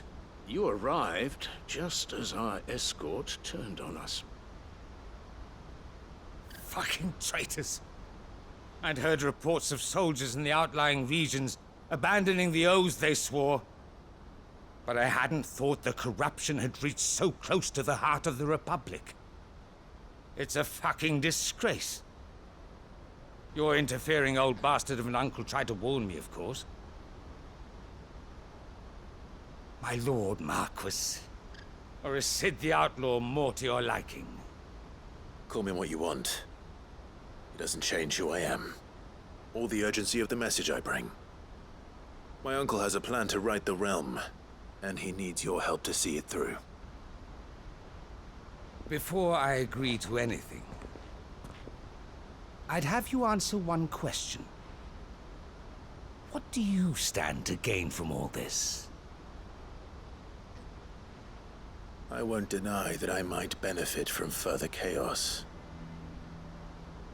But I seek a new beginning for all of us. And while the choices I've made may not always have been the right ones, I know I made them for the right reasons. For so long, so many of us have been told how we could live, how we could die, when it should have been our decision all along. Now we have a chance to put things right. But in order to take it, we must stand together. Even if it be beside those with whom we don't see eye to eye.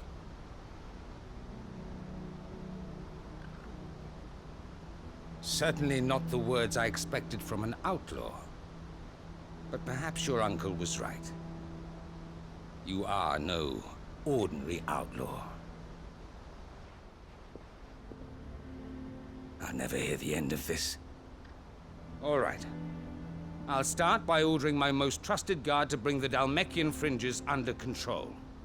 Next, I'll make contact with my counterparts in the Imperial Army and see if I can't convince them to try and restore order in their own territory. Thank you, Field Marshal. But they are not the only ones we will need to convince. What do you mean? I don't doubt that I can bully some sense into a few generals. But those they answer to require a different kind of persuasion. And when it comes to honeyed words, well, we will need an envoy. One who can court even the most stubborn of statesmen. You, perhaps. I'm flattered. But I'm no diplomat either. And I have other problems to attend to. What we need is a skilled arbitrator. And I may know just the person. Is that so? And would he happen to be an outlaw too? Of a different kind, perhaps. Well, beggars can't be choosers. I suppose we'll all have to find a little of the outlaw in ourselves if we're to make it through this. Very well. Send your man to me right away. I shall.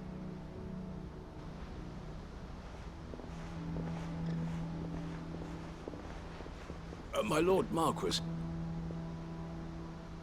Your Lord Uncle bade me escort the Field Marshal to his manor in Port Isolde. And I will see that my associate joins you there. Very good, my lord.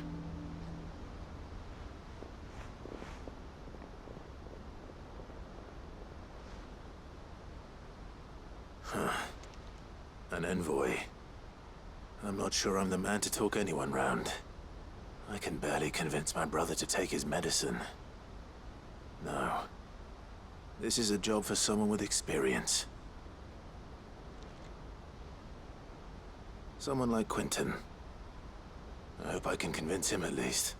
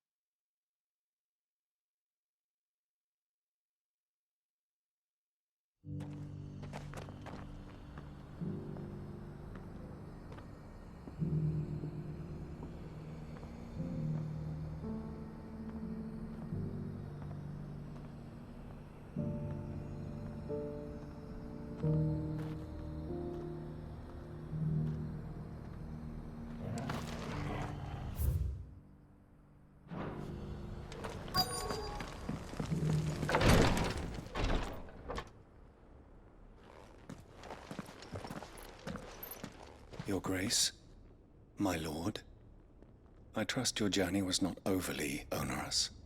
Cyril, you found a letter from Father? Yes, I have it here.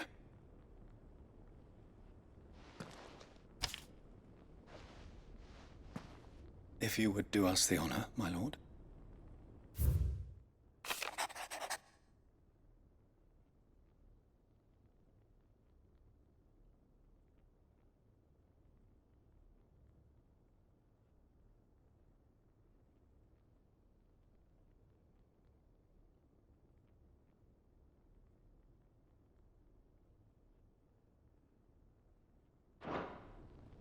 An inheritance.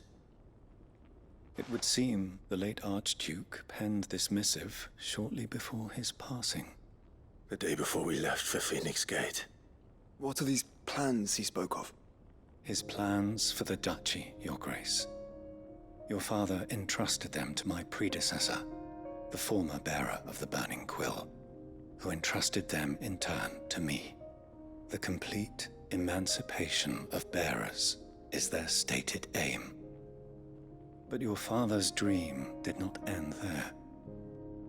His Grace also spoke of building hospices to care for those stricken by the curse, and the founding of a new university to further the development of non-magical technologies. With the blight spreading ever more widely across the twins, Archduke Elwyn saw this as the only means of securing Rosaria's survival. He wished to see men and bearers treated as equals. To see centuries of common wisdom overturned. Small wonder he did not think it achievable within his lifetime. But he thought it achievable nonetheless. Had he not, he would never have written this message. Nor would he have entrusted his vision to his most faithful aides. Those who would have stood with you, shielded you from the machinations of the less benevolent personages at court. It's a pity only they are still with us. 'Tis true that those most loyal to your father were the first to suffer the Duchess's wrath. But one at least remains, and she has come bearing gifts. What do you mean? Mayhap it is better that she explain, my lord.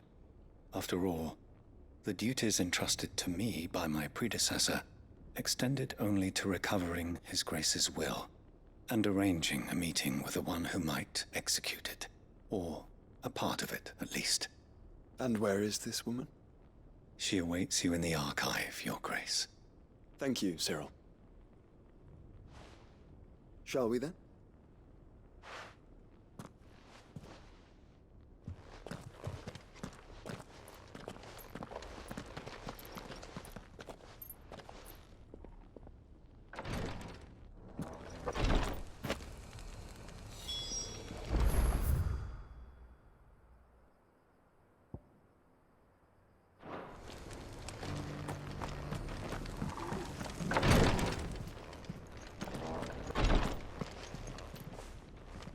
Lord Marquis, if you have a moment.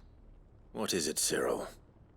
One of our brethren lately journeyed across the strait in order to pursue a new avenue of inquiry in our ongoing investigation. He sent an owl some while ago, but we have heard naught from him since. Was he surveying another fallen ruin? No. The object of his study was a savior cult that has arisen in Ash in recent years. We believe it may have some connection to the Circle of Malleus, an ancient religion that worshipped Ultima as its god. By gaining an understanding of this new faith, we hoped to learn more of the Circle's original beliefs. And so you sent one of your brothers to Ash, a continent teeming with orcs and Akashic. Fully cognizant of the risks, yes. I entrusted the mission to one of the most able of our order, the Third Chair, a master of the arts of combat and survival both. Though he has been silent for some days now, I have thus far refrained from sending any others in search of him, lest they be lost in turn. Yet, it seemed only right to inform you of the situation, given your unique experience of the perils of Ash. For as you so earnestly advised me, it would not do to abandon a man to his fate, when he might yet be saved.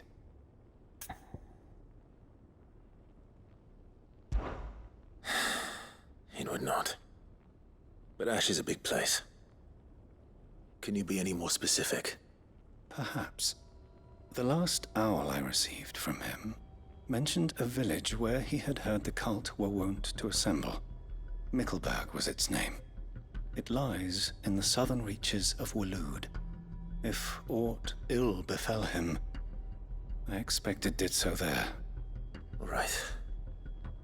I'll see what I can do. You are much too kind, my lord. Go then, with my hopes, and may the Firebird's flame ever burn in your heart.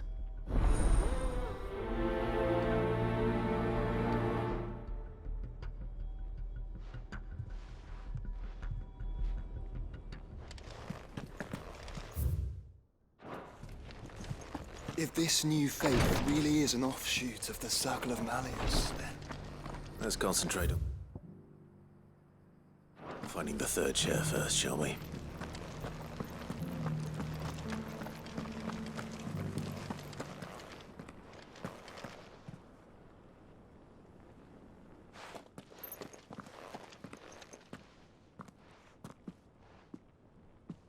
My lord, your grace.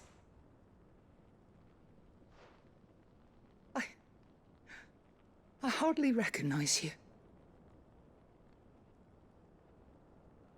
I am Goditha, retainer of House Rosfield, loyal servant to the Phoenix and his shields. Your father, the Archduke Elwyn, entrusted me with the delivery of a gift. I only hope you can forgive my tardiness in bringing it to you. Lift up your head, Lady Goditha. You have our gratitude for your service to our house and to our father. I merely did my duty, as any proud Rosarian would. My lady, perhaps you could explain a little more? What exactly is the gift you bring? As I'm sure you know, it has long been the custom for the children of House Rosfield to be presented with certain keepsakes upon their coming of age. Indeed it has. Our father often spoke of the day when our turn would come. And had he lived to see it, he would have presented you with the treasures I bear. Matching armbands for you both. Alas, he did not live. Indeed, he was taken from us even before they could be completed. He had intended to claim the Heartstone with which each armband was to be finished himself, but it was not to be. And his gifts remain incomplete. I see. It saddens me to bring them before you, as they are. It was your father's wish that you be presented with the finished articles, not these works in progress. But with his grace long since gone, and the stone left unclaimed, I had little choice. You are grown men now, and his house is yours.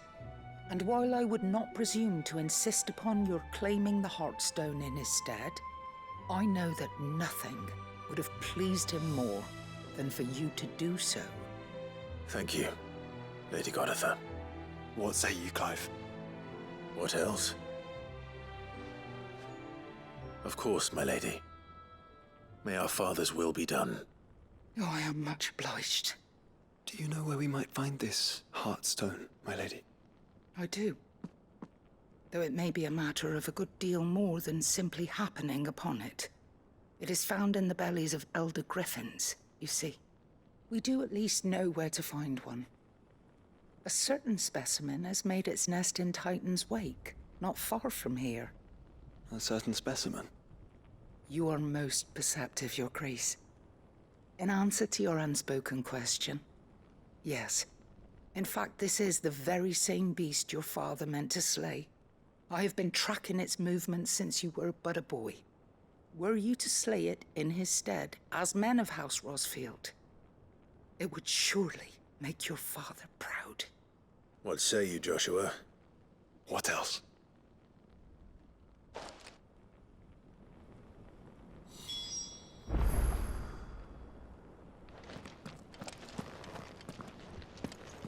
Titan's Wake is to the south of here.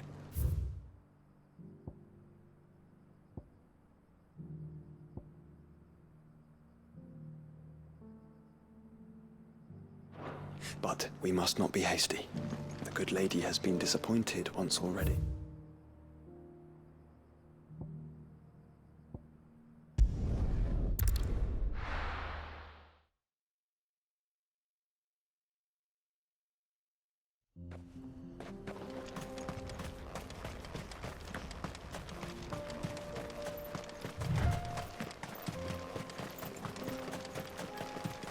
Eyes peeled, Joshua.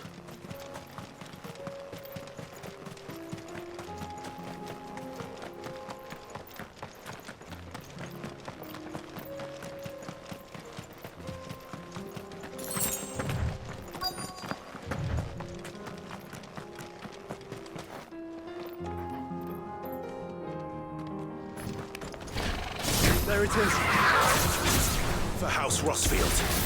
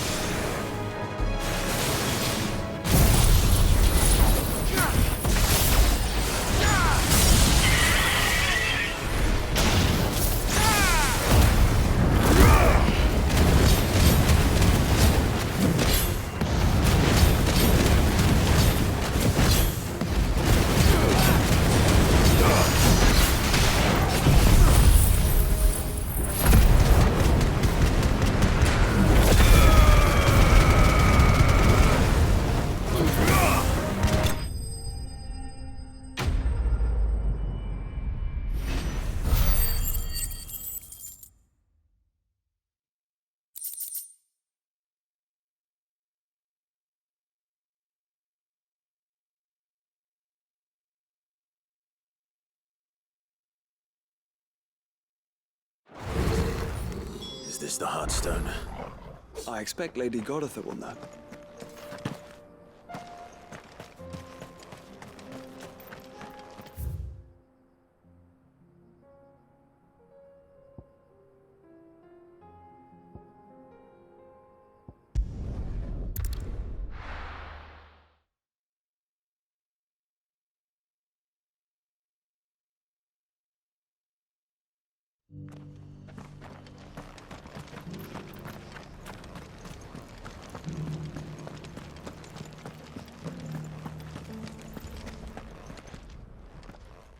Thank the Founder you were safe. The Griffin is slain then? And the Heartstone claimed.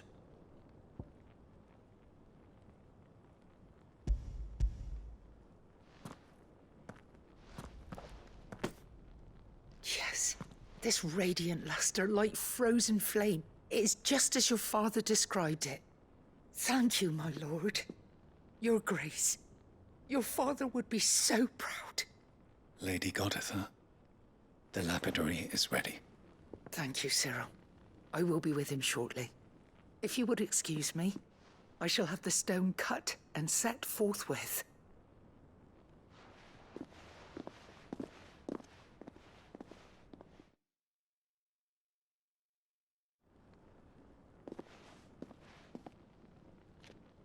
The armbands are complete.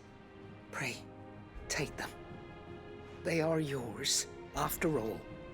Heartstone is harder and more enduring than garnet, or even ruby. It symbolizes unwavering will and devotion. And the graven vines encircling the stone represent the unbreakable bonds between you. It's a message. Father knew we had enemies both inside and outside the duchy. Enemies who would thwart his vision. Only with unwavering devotion would it ever be realized. And only if we stood together, as Phoenix and Shield, as brothers in arms, only then might those enemies be overcome. Indeed. His Grace knew the enormity of the task he would entrust to you, his heirs. But this was more than just a message. It was a promise. That he would always be with you. Thank you, Lady Goditha, for remaining the steadfast custodian of our father's will. Forgive me, my lady, but there is something I don't quite understand. The Undying told me that after Father died, Mother claimed all of the ducal treasures for her own. Even if the armbands were incomplete, she would surely not have overlooked them. So, how were you able to keep them from her? Because I was the keeper of the vault. Though I was but a lowly servant, your father spoke to me of his intentions for the bands, of the deep love he had for both of you, and his hopes for your future. In the days before the disaster at Phoenix Gate, I discovered that the Duchess had ordered her jewelry be sent away from the castle. It was then that I knew she meant to betray us. I tried to warn your father, but it was too late. When word of the fire reached Rosalith, I knew my time was short. So I took up the armbands and I fled into the night. And thank the Founder you did. Yet my duty to your father was incomplete. Not knowing what else to do, I followed the Griffin, thinking I might claim the Heartstone on its passing. And so my pursuit continued, until Lord Cyril appeared before me. He informed me that His Grace's will had been recovered, and that his sons were alive and well. Lady Goditha, on behalf of my father and all the people of Rosaria, I thank you for your loyal service. As do I. Thank you, my lord. Your Grace, for coming back to us, for giving my service meaning.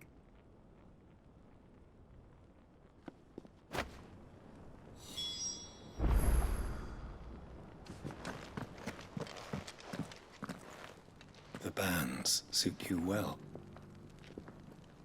It must be gratifying to finally receive the inheritance that was denied you for so long.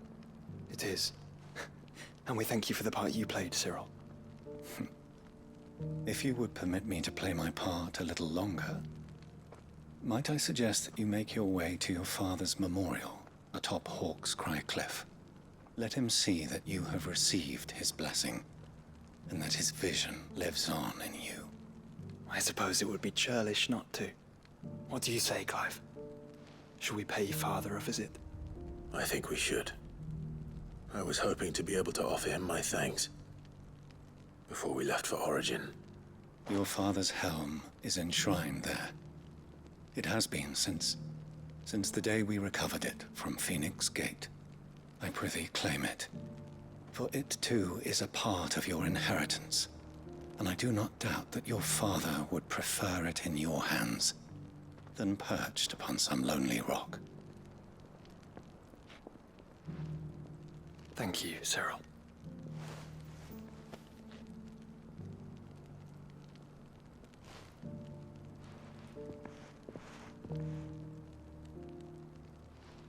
Come on, Clive. He's waiting.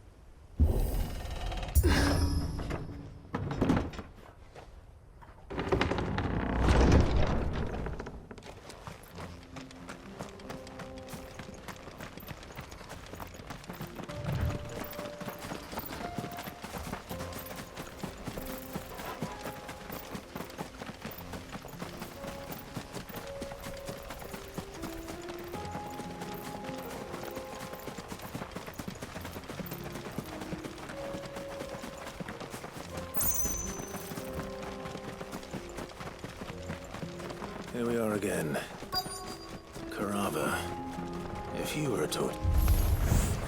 It looks like we found him.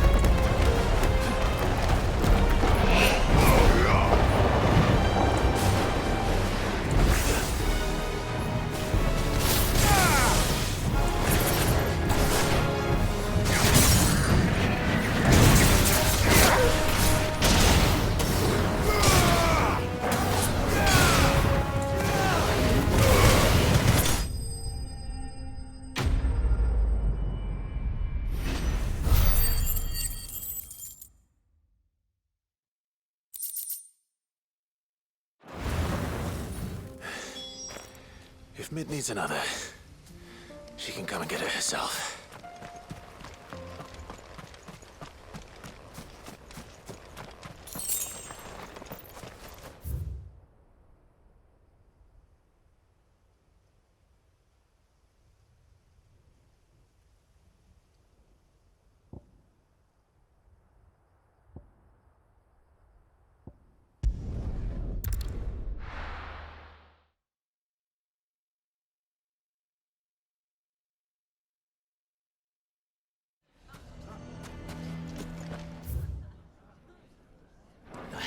victor take the bit.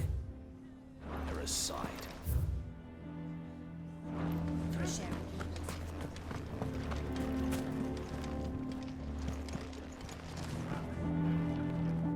Here to help me pack?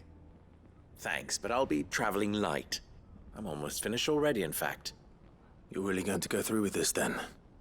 I am. But before I go, there is one small issue I'd like your assistance with. Well, two, in fact. If it's within my power to help you, I will. It's the children. I refuse to let them share in my disgrace. And if I leave them here, they surely will. Our friendship would see them ostracized forever. But I can't take them with me either. I can think of only one place where they are certain to be safe and provided for and loved. The hideaway.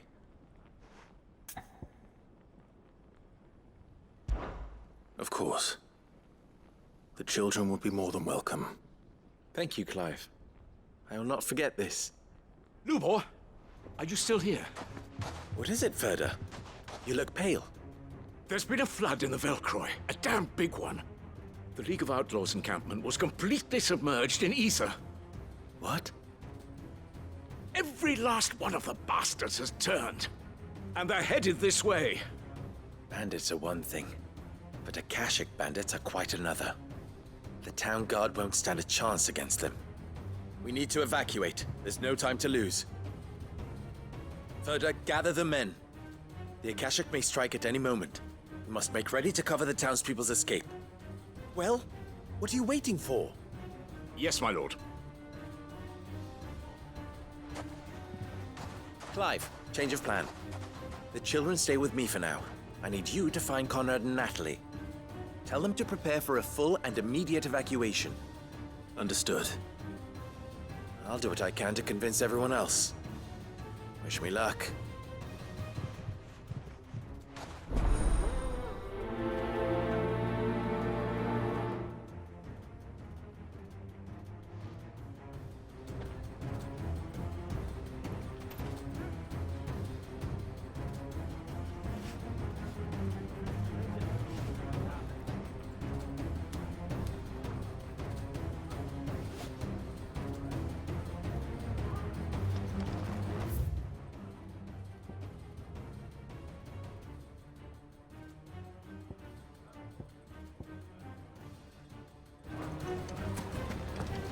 What's in a... You have to listen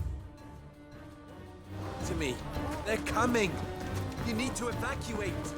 Why do they always have to make such a fuss?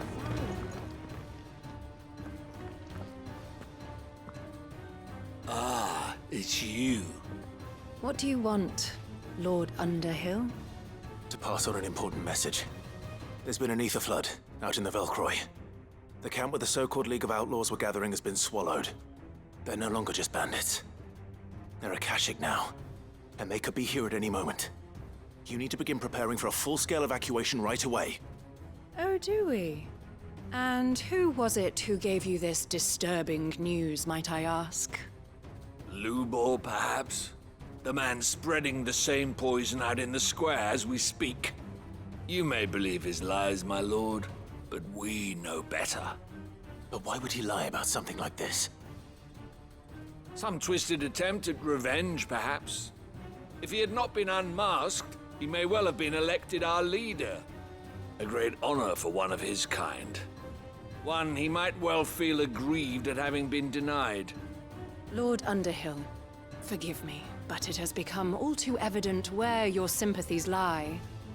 Lubor cannot be trusted, and neither, therefore, can you.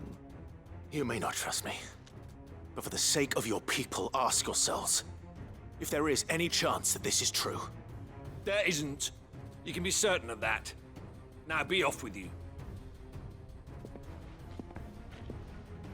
You're making a mistake. Come, Clive. If our words will not move them, then we must find another way to help save the town. You're right. Let's speak to Lord Ferda. Listen to me. They're coming. You need to evacuate.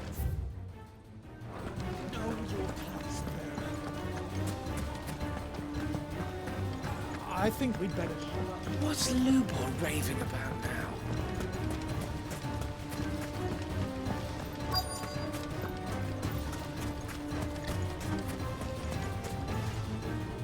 Lord Furder. Sid, what's wrong? I went to warn Conrad and Natalie about the Akashic, but they wouldn't listen. They've convinced themselves that nothing Lubor says can be trusted. The bloody fools. Which means the town guard can't be counted on for support. But I can.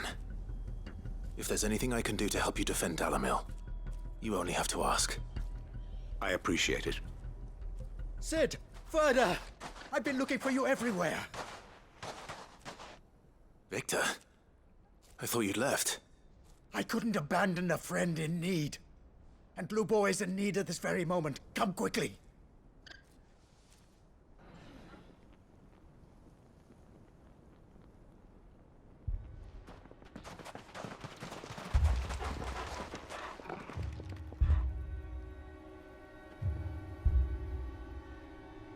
You have to believe me! The Akashic are coming!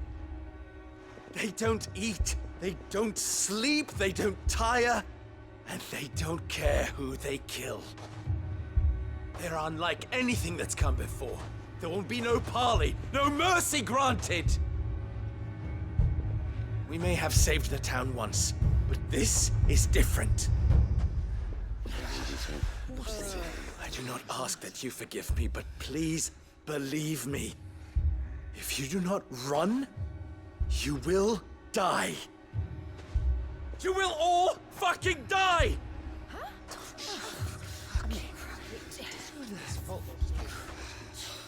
You'd like that, wouldn't you, bearer? Yeah, with us out of the way, your kind will be free to claim Dalamil for yourselves. You should run! Run, bearer! Yeah, run! Run! Far, far away! Run! Just go! Yeah. Yeah. Yes! Go! Come on, then. Go on! Go! Just go. Lubor, wait. Someone's coming. Go. Come on! Stop! You're hurting him!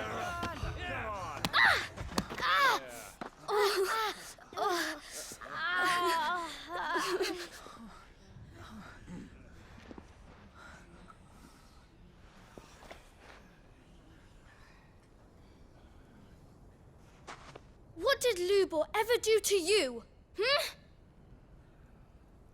He solves all your stupid problems and he keeps all of you safe. You know there's nothing he wouldn't do for this town. Who was it who made that cleaver you use every day, Conrad? And what about your counting table, Natalie? Who fixed that? Whose men make sure the streets are clean so all your boots don't get dirty? Who spends all day, every day making sure things run smoothly around here? And none of you ever say thank you. Ever. But did Lubor ever complain? Well, does he ever stop smiling? He keeps this whole place going. And you act like it doesn't even exist.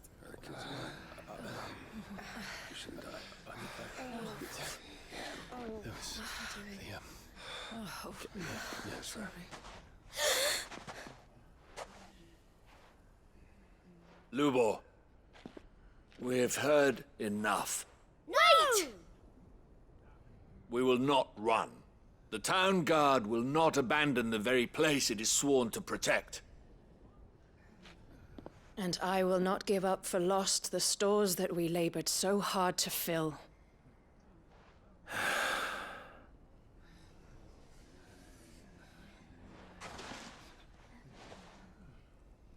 So tell us, how do you propose we deal with these Akashic of yours?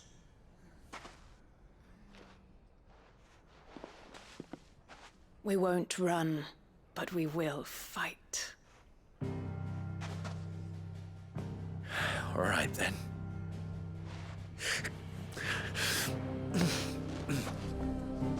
Fine.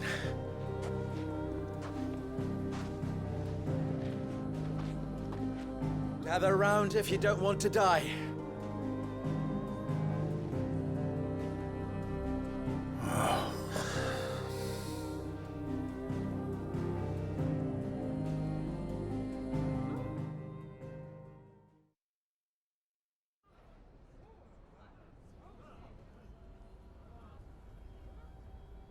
Allow me to explain the situation. The ether flood occurred near the village of Cheratina, deep in the Velcroy. The place had been abandoned for years, until the League of Outlaws decided to make it their base of operations.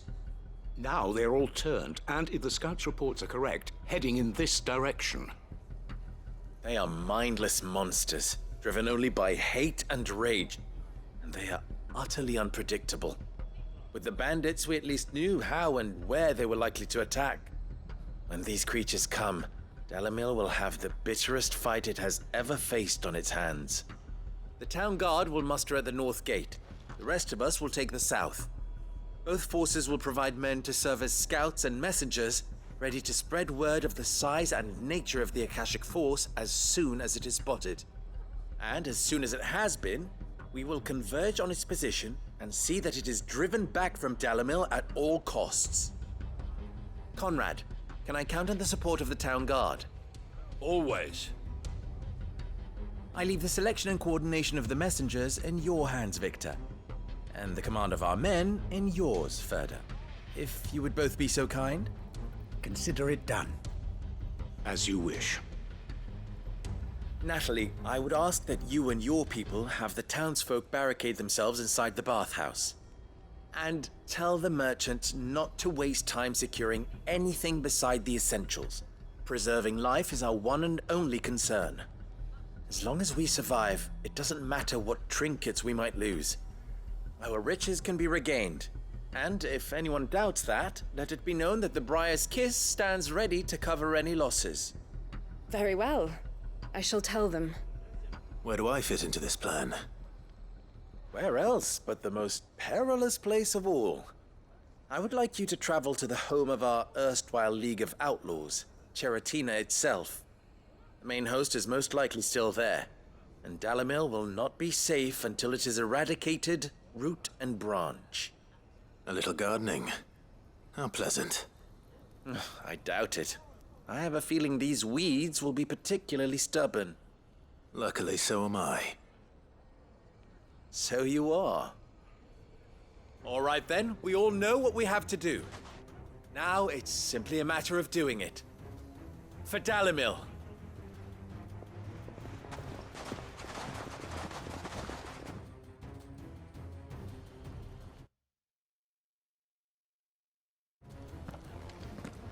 Looks like everyone's ready. I'd better not keep...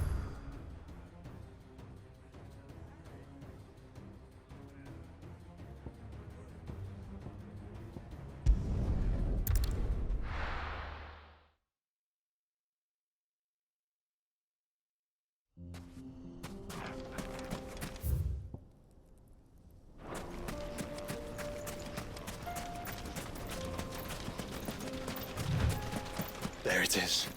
The flood. But what's waiting for us inside?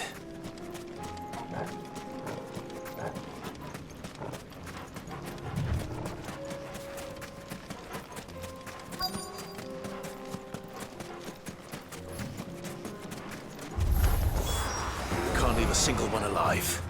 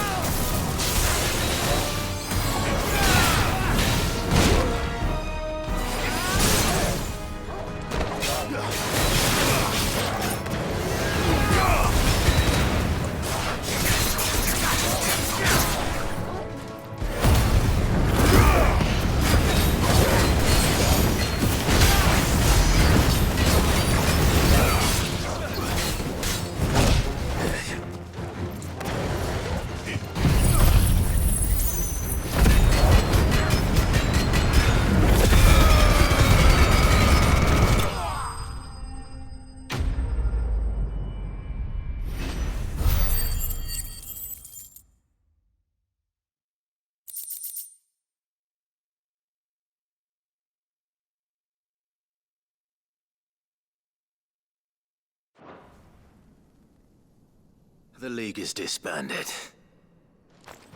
I should get back to Dalimil and see how the others fared.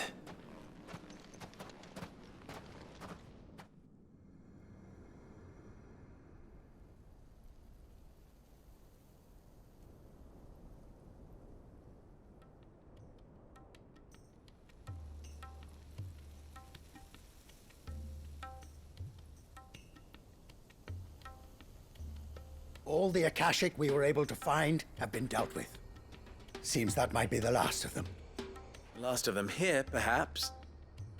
Lubo, Sir Clive has returned. Clive! What news from Charatina? It's done. Root and branch.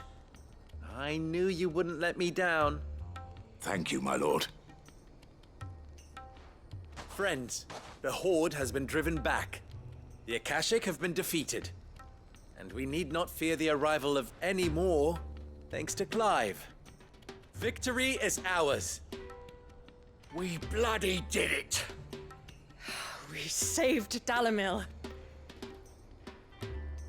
Lubor, allow me to apologize. After all you have done for this town, we should never have doubted you. But we did. And for that we are truly sorry. We only hope that you can forgive us. We need you, Lubor. Dalimil needs you. So, if you would still like to be considered for the position of mayor, you have our backing. You do remember that I'm a bearer, don't you? We do. But that is not a stain on your character. It is a stain on ours. We thought only of what we perceived bearers to be, not what you truly are. The man who saved Dalimil twice over. I see. But I will only accept your proposal on 2 conditions. Name them. Firstly, that you will both do everything in your power to rally your people to my cause. If the Town Guard and the Merchants League do not accept my leadership, it will be doomed from the start. Unity is the key to defending Dalimil, and I do not doubt that we shall need to call on our combined strength again. When that time comes, I will expect us all to pull together, just as we did today. Of course. You have our word. And secondly, you will accept that if I am to lead you, the mistreatment of bearers must end here in Dalimil. Any bearer within our walls shall be afforded the same rights as any other citizen.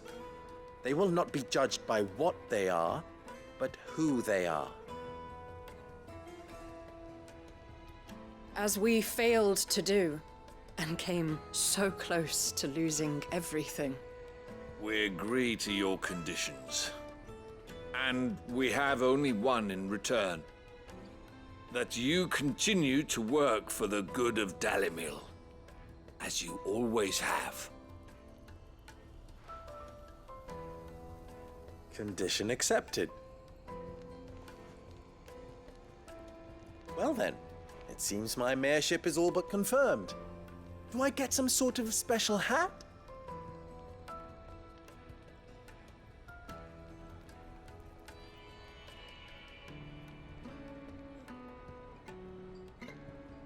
How fickle fate can be. Not so long ago, I had resigned myself to leaving Dalimil in disgrace. And now, I find myself her leader. Here. For everything.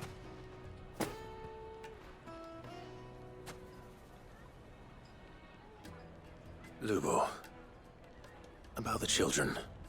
Fear not. You are, of course, relieved of your responsibility. I would sooner face another horde of Akashic than see them brought up as outlaws. I'll make sure they're safe here. I don't doubt that you will. And not just the children, but everyone in Dalimil. I'll do my best. Can't have all your hard work going to waste.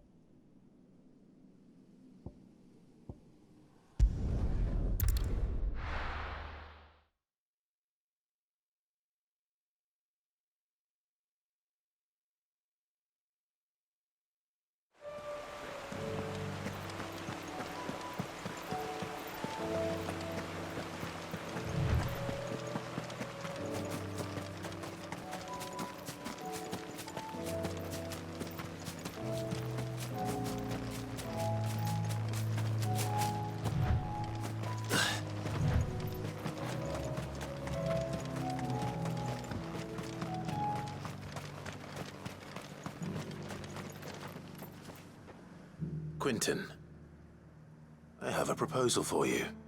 Do you now?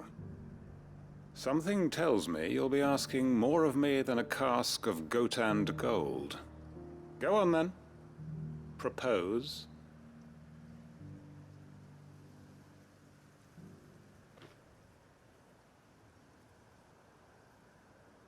You'd have me convince the chiefs and chamberlains of the realm that they should simply swallow their pride and do the one thing that has proved impossible for thousands of years. Was there anything else? Perhaps I can fetch you a meat pie as well. I know it's a lot to ask, but I can think of none better suited to the role. And you'd have me give up what little I have left to do it. I told you, Clive. The people of Lostwing are my family, and I cannot abandon them. You'll have to find someone else. I'm sorry to hear that. So am I. And why might that be? What he's asking. How's it any different to what you've done so far? They want you to speak for those who can't speak for themselves. That's what you do best. If it's the vineyard you're worried about, we'll see that the grapes are picked and the tons filled. You know we will. It's not that. Then what is it? You said yourself we're family. Don't you trust us? You know that's not what I'm... Then what are you saying? That only we are worth saving? Why turn your back on everyone else? You convinced us we could build new lives for ourselves, and if you can do that, who's to say you couldn't convince the entire realm? A stirring argument. I fear that any rejoinder I make might fall somewhat flat by comparison. So you'll join us? Where do you need me? Field Marshal Havel will want to speak with you in person. He's currently in Port Isolde. I can arrange for a party of Cursebreakers to accompany you there. That would be very much appreciated. I hear the roads are far from safe these days.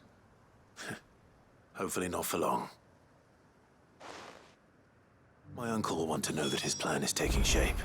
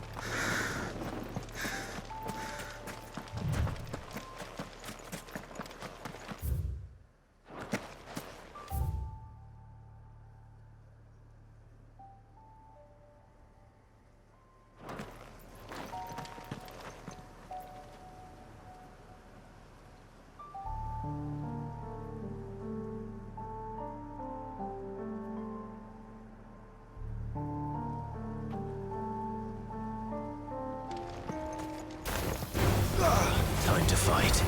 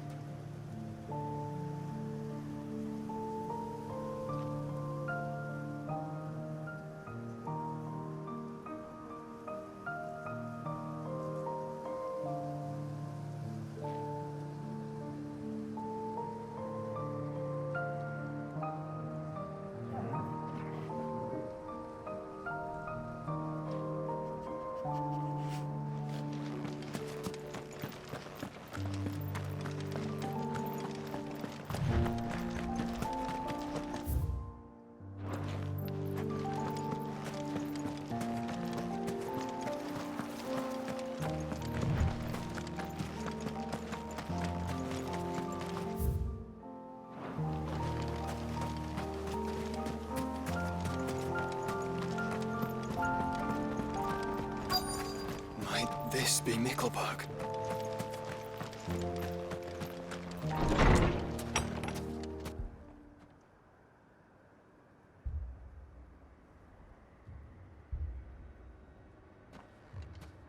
These people aren't turned. And the village seems safe enough at least.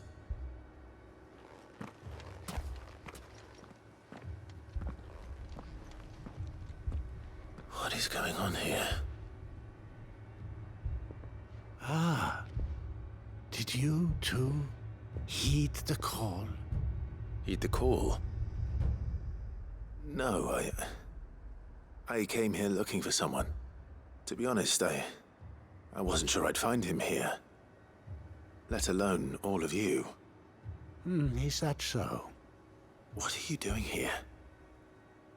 Is this where you live? It is my home. The others, they heeded the call. You keep saying that. What do you mean? They came here to perform the rite, just as King Barnabas instructed. This village is their altar, where they shall cast their souls upon the gentle waters and give themselves to the Lord. Give themselves? Oh, Lord, cleanse us of our sins. Let us be reborn in your loving arms. Free us from the torment of this mortal realm. They want to be saved. Forgive me, but did another foreigner like me come here? He was probably wearing a cowl. You mean the traveler from Stone? Yes. He's staying at my house, toward the rear of the village. Thank you. If you don't mind, I'll go and greet him. They seek the same salvation Barnabas did. At least the third chair still lives. Let's go and find him.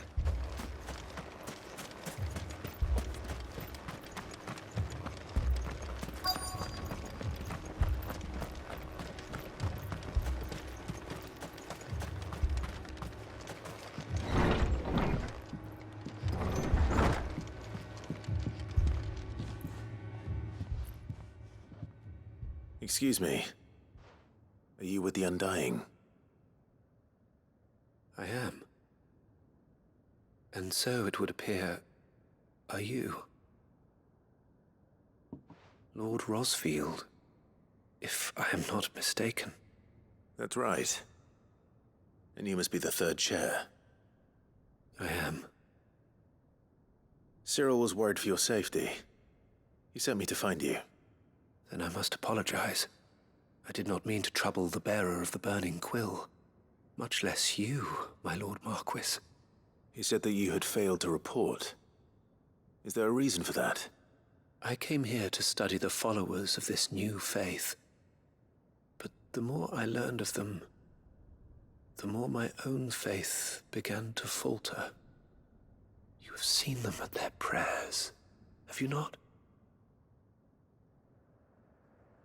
They devote themselves to the veneration of their Lord with a fervor I have never seen before.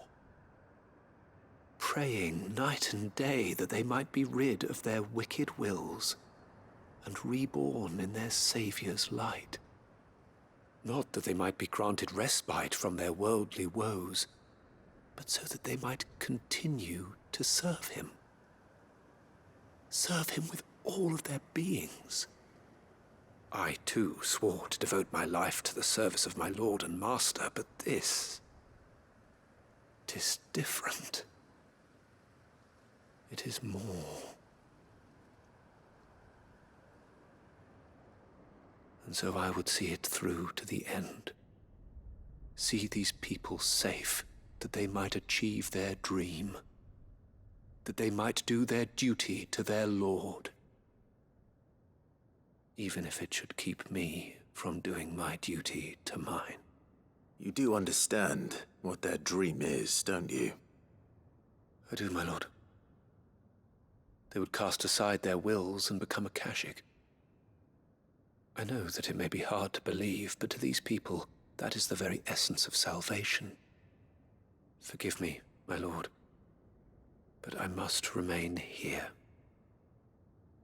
If you are to return to Master Cyril, I would consider it a great... Did you hear that, my lord? Something is happening. I'll go and find out what. Stay here.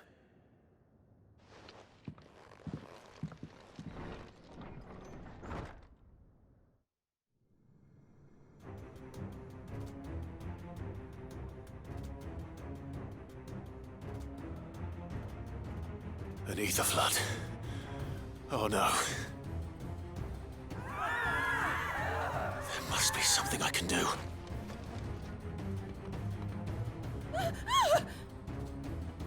Echoes as well. Found her. Ready, brother? Ready.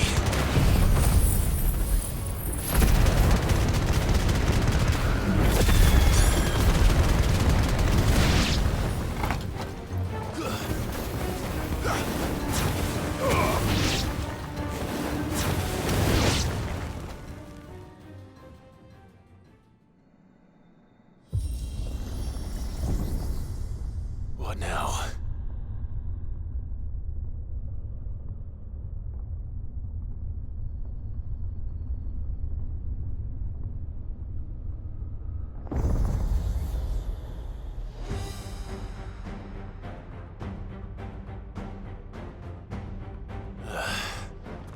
We meet again. I've killed your kind before.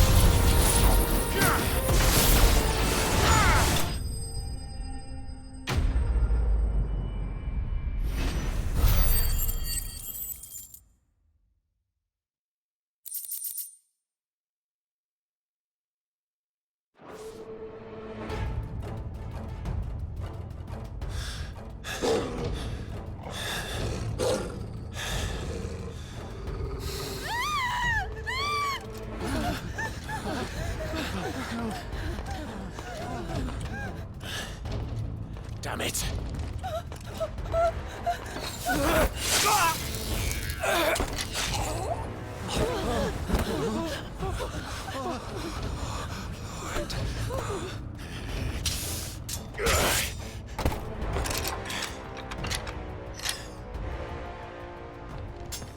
Don't you die. Come on, speak to me. I had to save them, that they might have a chance to find true salvation by devoting themselves to the service of their Lord. Just as I did when the Undying plucked me from the gutter and gave me a cause to believe in, a duty to serve was everything to me, and I would not deny them that fulfillment, even if they must become a Kashik in order to achieve it. Forgive me, my Lord Marquis. I did not mean to trouble you with this. My findings. Could you deliver them to Master Cyril for me? Of course. Your duty will be done.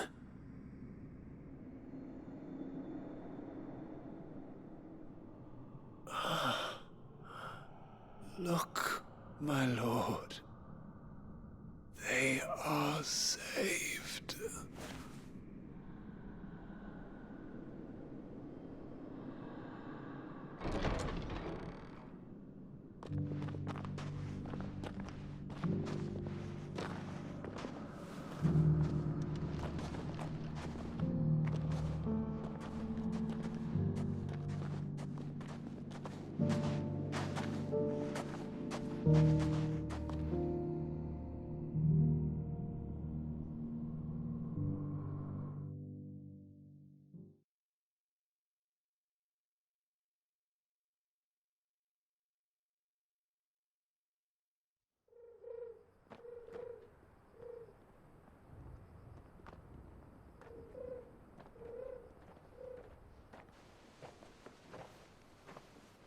They are saved.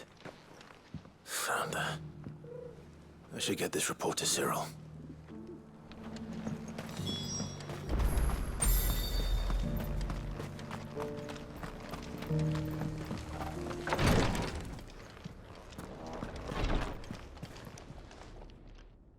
My Lord Marquis, welcome back. I am glad to see you hale and whole. I met with your third chair, Cyril. He bade me deliver his findings to you.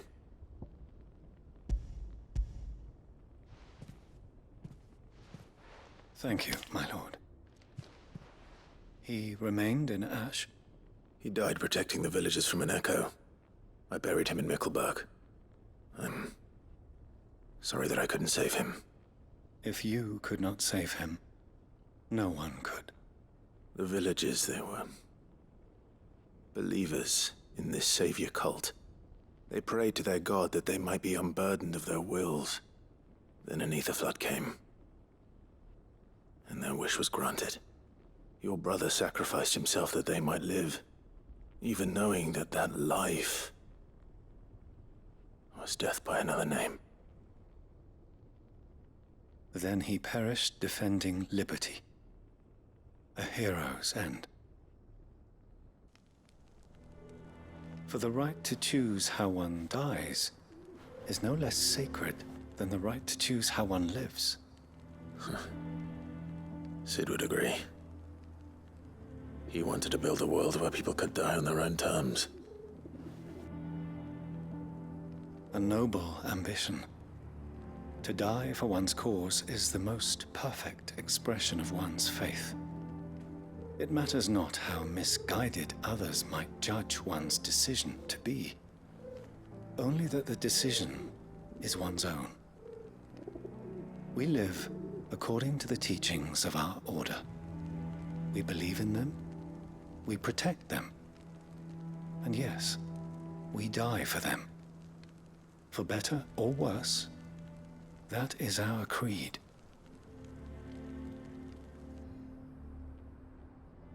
But he didn't die for your creed.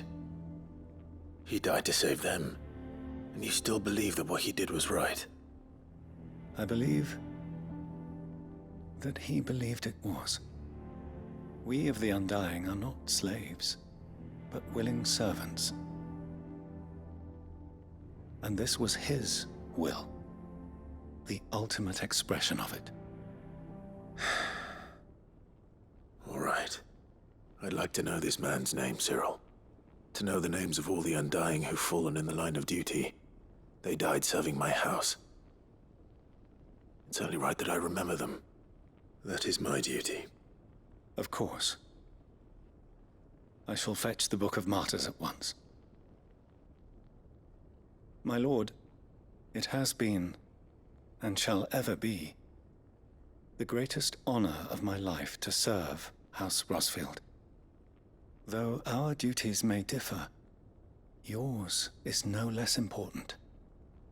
I pray with all my heart for your success. And were they here, I have no doubt but that every one of my fallen brothers and sisters would feel the same.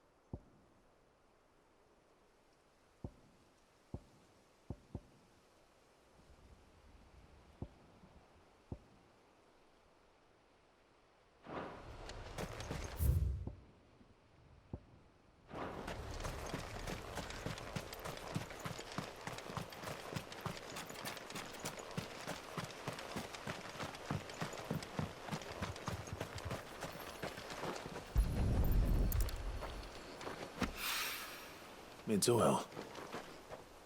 After what happened. Yeah. It's a miracle there was any left at all.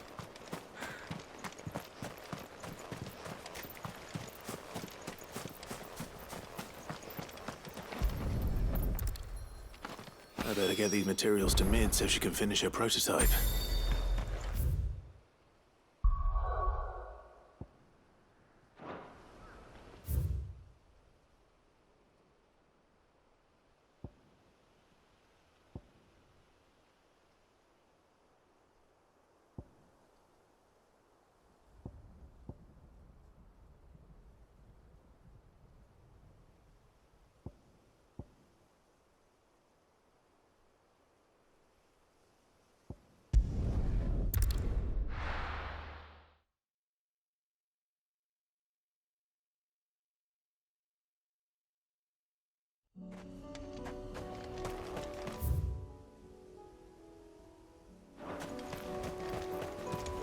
Unwavering will and an unbreakable bond. Do you really think we're strong enough? To save the world? Of course. To have overcome Father's political enemies? That I'm less certain. Especially knowing what we know now. What Father was truly capable of.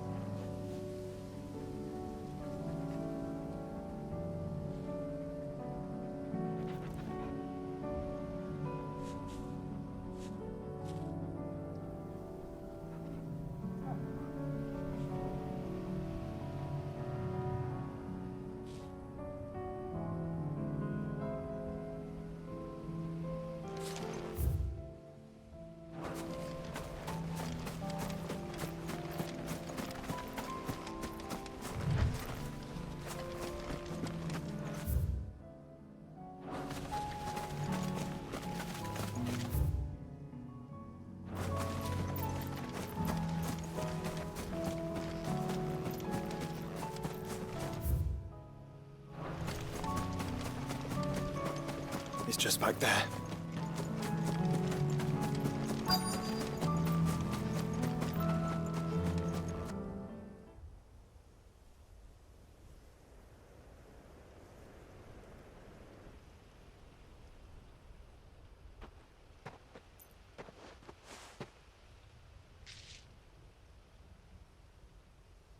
Father always fought for what he believed was right.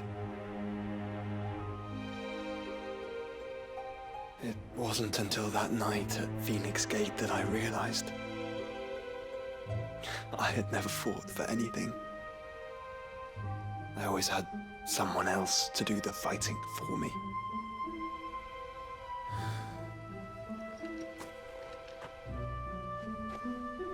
No matter how fate conspired against him, he never lost heart, never looked back, never stopped fighting.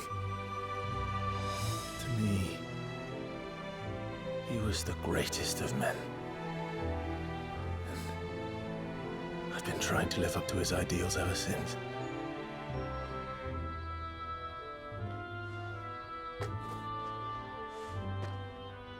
We all have, Clive. We all have. And we'll keep trying. Because that's what he would have wanted. What he would have done himself. Even if it meant standing against the very gods in the heavens. I shall be borrowing this, Father, if I may. That you might watch over us as we follow in your footsteps.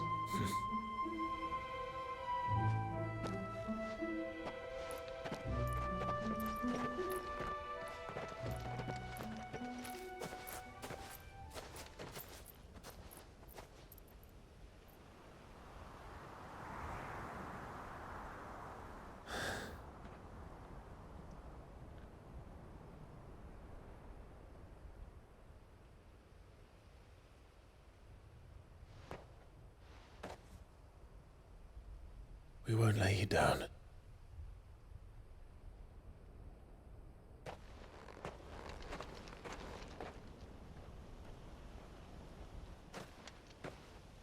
Onward then. Onward. To the end. And to a new beginning.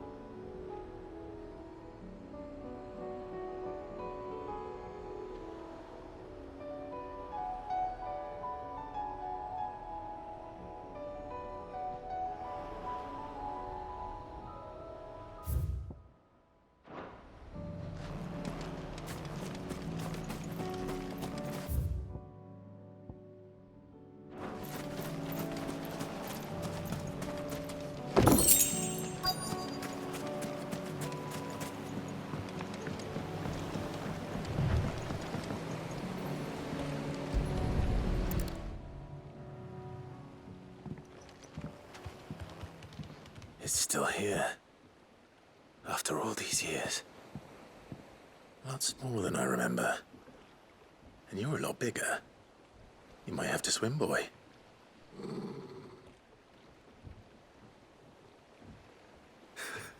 I wasn't being serious. You two go on without me. I doubt that boat will hold a third. If you're sure, we won't be long. Hop in, boy.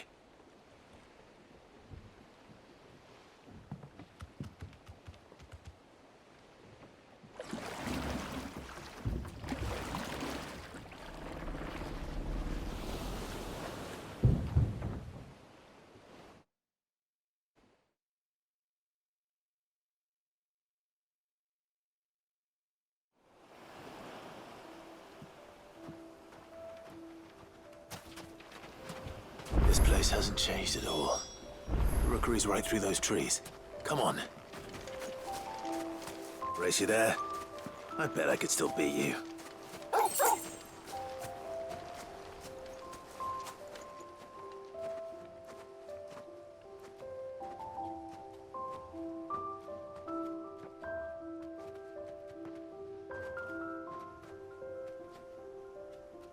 Here we are. This was our hideaway. Wasn't it, Torgal?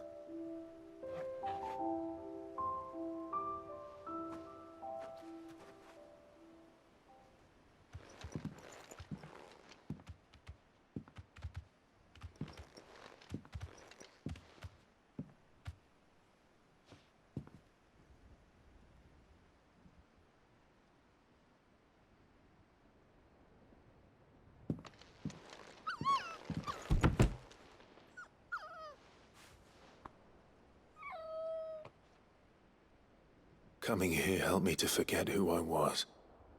Or wasn't. Prince, shield. Son his mother could love. Had I been any one of those things? Perhaps.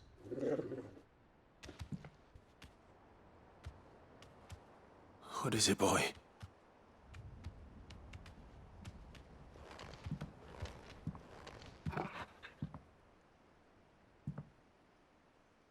This is all from the castle.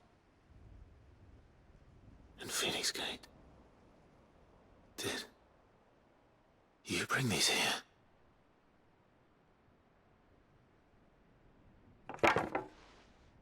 My sparring sword.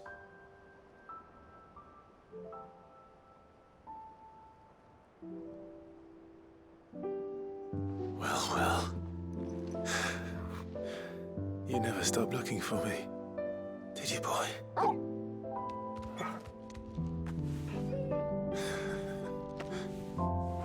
Thank you, Torgal. For never giving up. For never forgetting.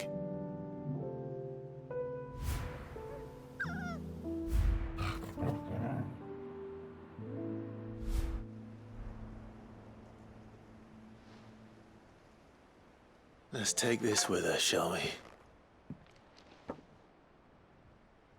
So I don't forget either.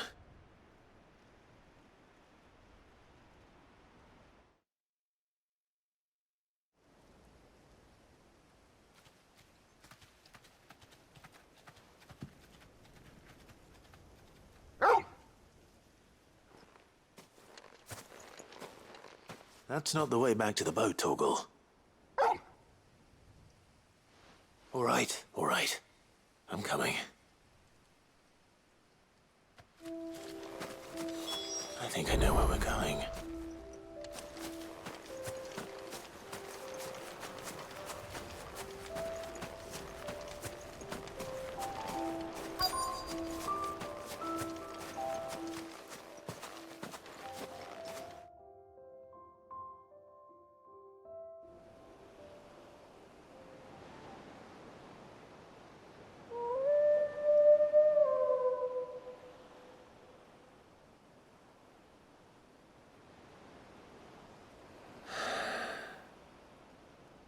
People always talk about the importance of putting the past behind you.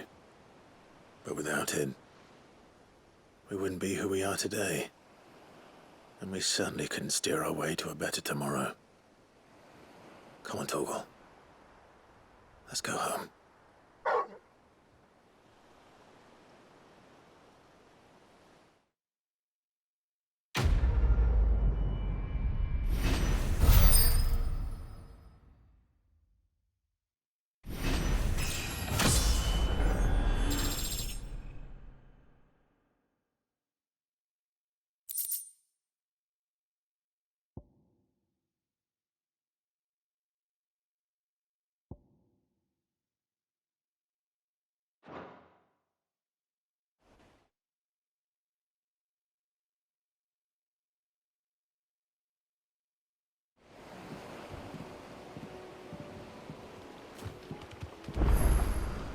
Sorry for the wait.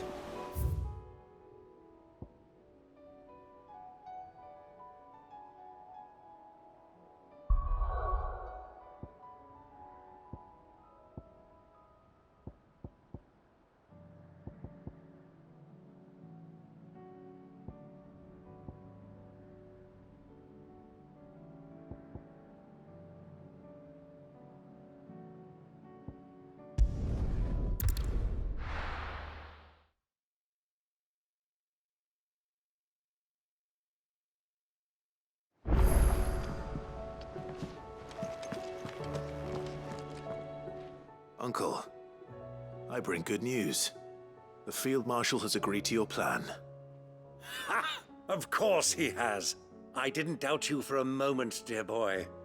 Rutherford is accompanying him back to your manor in Porter's Alder as we speak. They will await your return there. As will one other. One other? Who, exactly? Lord Havel was concerned that even if he could get the realm's armies to agree to an accord, he might not be as successful in convincing those with political power. He asked if I might have a solution, and I suggested a certain Imperial Lord Magistrate turned Liberator. One of your co-conspirators? Master Quinton would probably call me one of his, but yes. Another outlaw, then. Just the thing we need to put these rotten politicos in their places. Good thinking, Clive. I'm glad you approve. The more the merrier, eh? Uncle, assuming Havel and Quinton can solve our problem with the armies, you still haven't mentioned how we might manage the grain shortages. Oh, don't you worry, my boy. The 7 high houses will be seeing to that. They have all agreed to make the most generous of donations. Oh, of course, it did take a little persuasion, but luckily I had some unexpected help. From who? Why, you, my boy. Rumor has it that you rescued the Lady Ariane's head steward Rockford from a horde of bloodthirsty bandits. It was more of a handful. Well, the old battle axe was so pleased.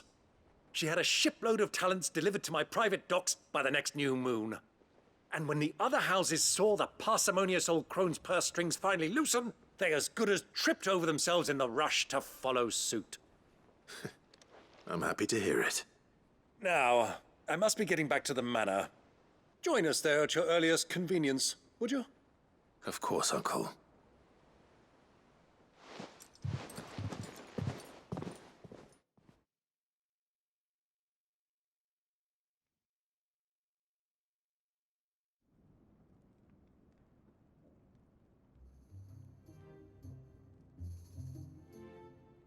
And how, pray tell, will we get that grain to the capital if the roads are still overrun with Akashic? You find another bloody road. I only have so many men, and I'm not about to send them headlong into an ether flood. That is, unless you'd have them turn as well. Well, I'd certainly eat less. Says the man with a belly bigger than a band of curls. My soldiers actually need their rations. Without any food to keep them going, they'll be dead even before you've sent them on your fool's errand. If I may, gentlemen, perhaps I might suggest an alternative approach. Though supply routes are indeed disrupted, there is no shortage of ships. Indeed, they bob away in every bay from here to Randalar, awaiting a safe haven. Allow them to make port and fill their bellies full of grain.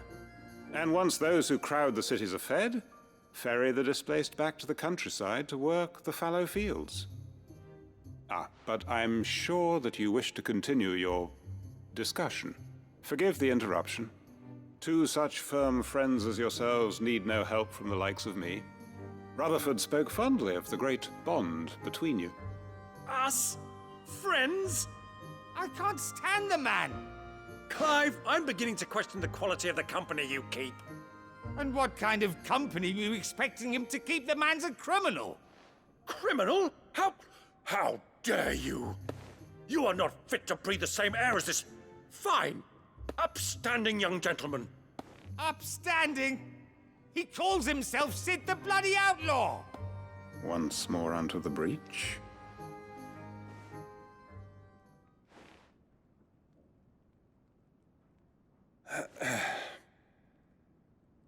Shall we begin again? What we seek here is not to create a new nation, nor to claim the thrones of those that already exist.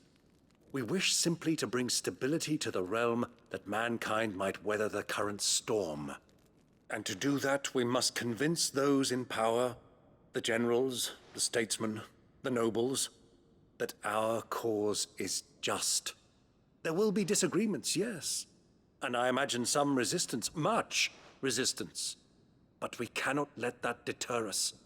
If we show them the path, show them that we walk it ourselves, then I am confident they will follow.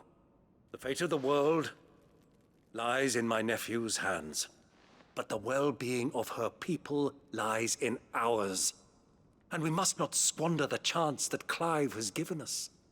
Uncle Byron, Now, with that settled, let's move on to the signing of the Accord. For what great moment in history hasn't been accompanied by a little ceremony?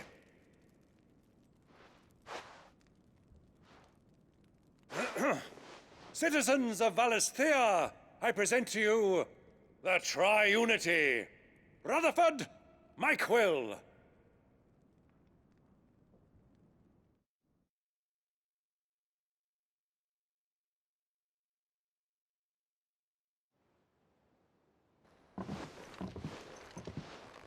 Well, my boy, the stage is set. That it is. This is the role you were born for. Now I ask only that you trust in the talents of your supporting cast. We shall play our parts to the best of our abilities, that you might have the opportunity to shine.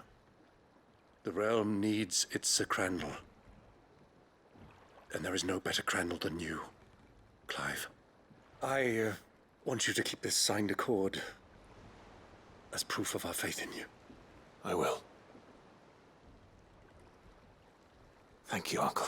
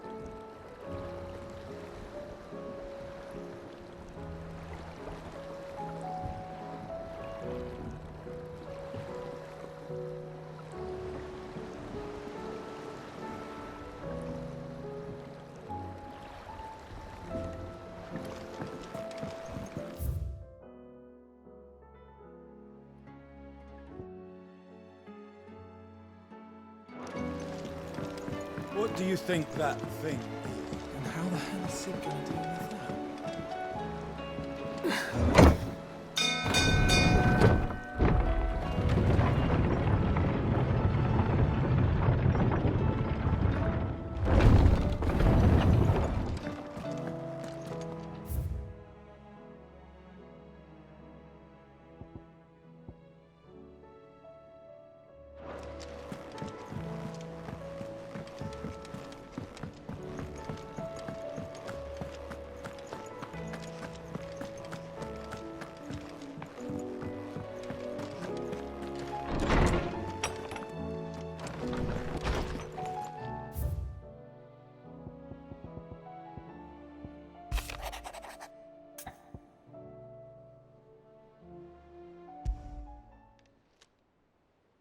If Joshua's worried about Jill, I should go and speak with him.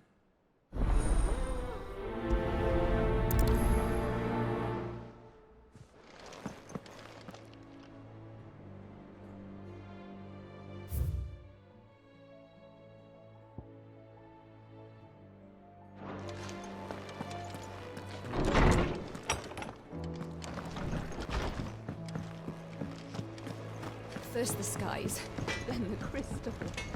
What next? Say what you will, Lady Karen seems...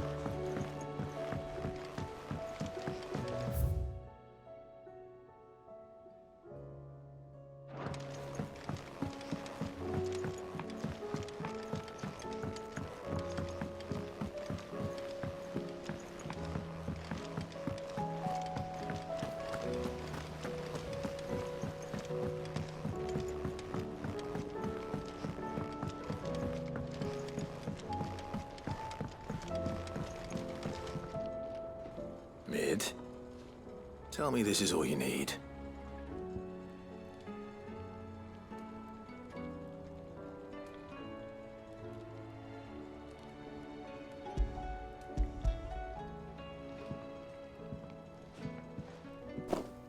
Aw, you make it sound like I asked you to save the world or something.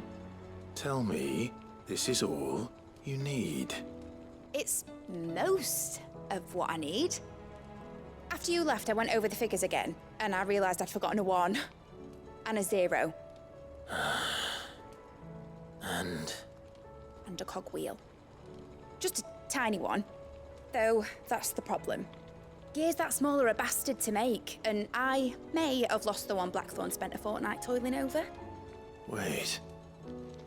The children. When they took apart your scales, there was a tiny brass gear. Now that I think about it, they didn't use it when we put the scales back together. The young'uns? But why would the... You know what? I don't want to know. I'll keep working on the model. You go and find that cog.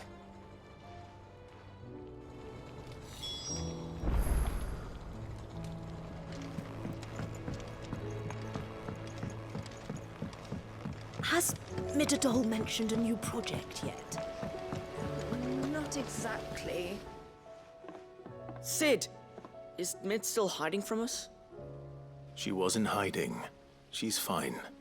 She's just busy working on her next project. A new invention? What is it? What is it? Is it an airship? I bet it's an airship! Do you think she'll let us help? That just so happens to be why I'm here. She needs something special, something only you three can provide. A brass gear. A tiny one. One that might fit on, say, a set of scales? Oh, the one you forgot! We remember! We saved it, just in case. It's in the bag of bits. Since your lesson, we've been disassembling, then reassembling everything we can find.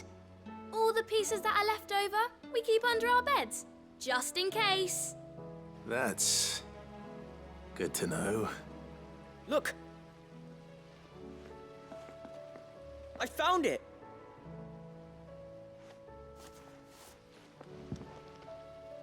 Is that all?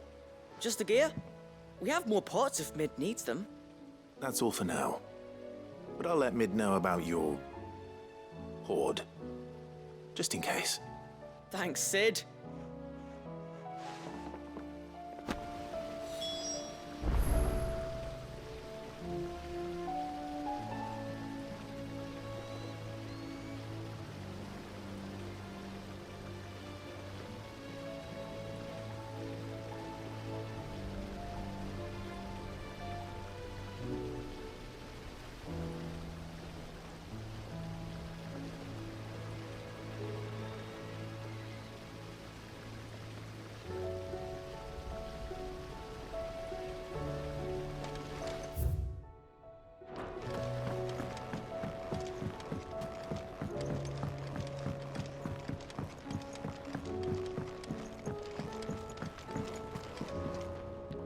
Well, did they have it?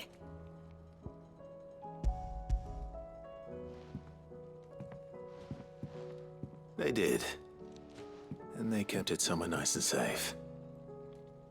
Will it work? Will it work? It's perfect! You're a genius, Clive. What exactly are you going to use it for? Only the most important job of all. The wings aren't going to move on their own. But with the right cog in the right place... Well, you just wait and see.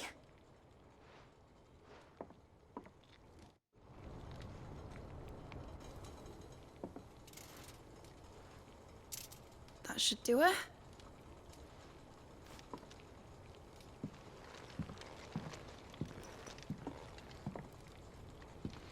Here goes nothing.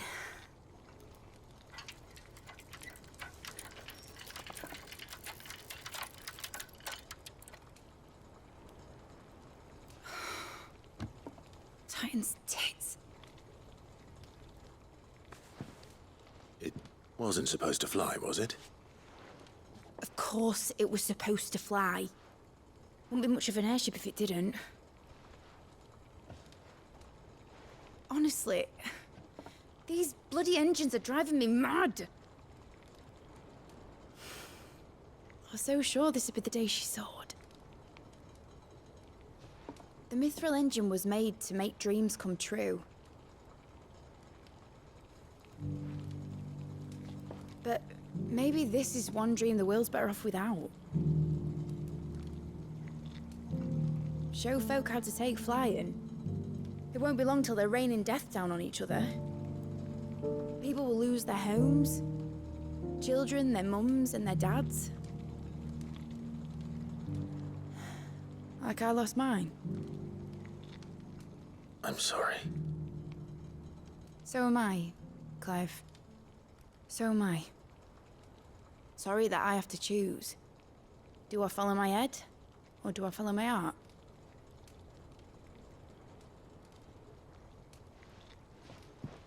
Good question. The first time I stood on the deck of your ship, felt the wind in my hair. It was like I was flying. But imagine how it would feel to actually do it. My dad always said there were two ways of living life. Chasing a dream or shuffling to your grave. And he were right.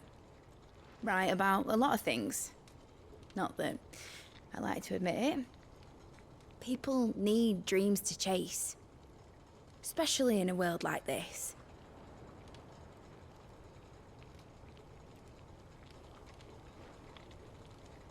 Right. When this is over, I'm gonna take all my Mithril engines to Zemeckis and sling them over the edge. I won't have my dream end up turning into someone else's nightmare. But all that hard work... All that hard work will not be used for war, Jamie. But it ain't like it'll be gone. Tell me, Clive, have you ever been on a treasure hunt? Not since Joshua and I were boys. Why do you ask? Because I'm gonna bury the engine schematics and leave behind a little riddle telling people where to find them. A really hard one, so that only the most dedicated dreamers will ever be able to work it out.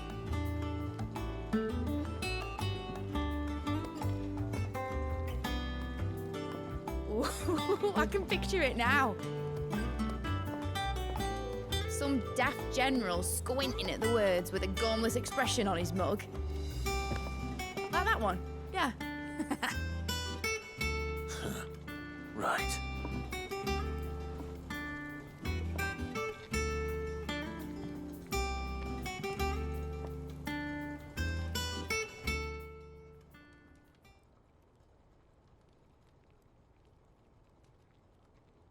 Of course, if I'm putting this engine at the end of a treasure hunt, I'll still need to make it a treasure worth hunting for. Won't be much of a prize if it couldn't even make a toy boat fly after all. My dad always said, dream big. But it ain't the size of a dream that's important, is it, Clive? Only that it's a good one. And I reckon I've got a fair few good uns left in me. I'm sure you do.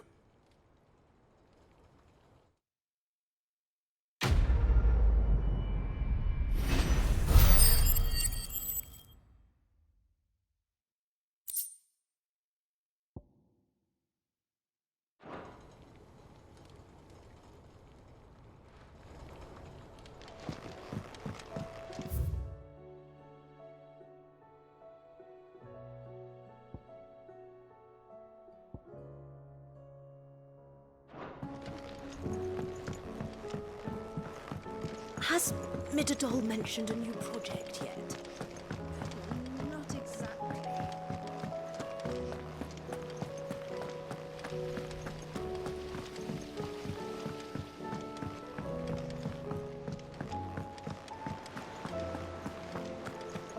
Twinside's hundreds of leagues away. Gotta meet crystals. You should have seen him. Welcome back, Sid. Welcome back, Sid. Yes. Welcome back. Trip wasn't too much of a pain in the arse, I hope. Truth be told, it was me who suggested roping you in to help with the trial. But from what I hear, things didn't go quite as planned. No, they most certainly did not.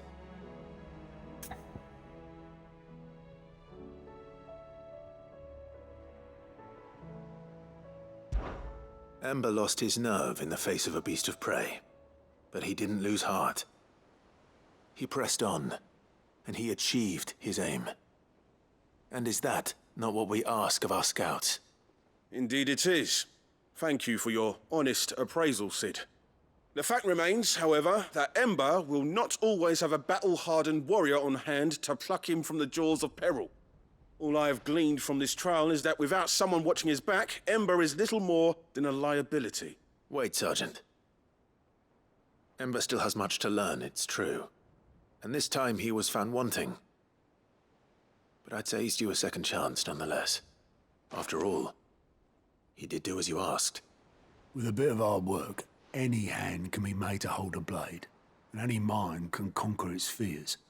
But a scout's nose is different. You've either got one, or you ain't. And by sniffing out that log, young Ember here has shown he has a conch and a half. Wouldn't do to waste it now, would it? Fine. One more chance. I'll do whatever you ask. I'll spend my days and nights in the pit if I have to.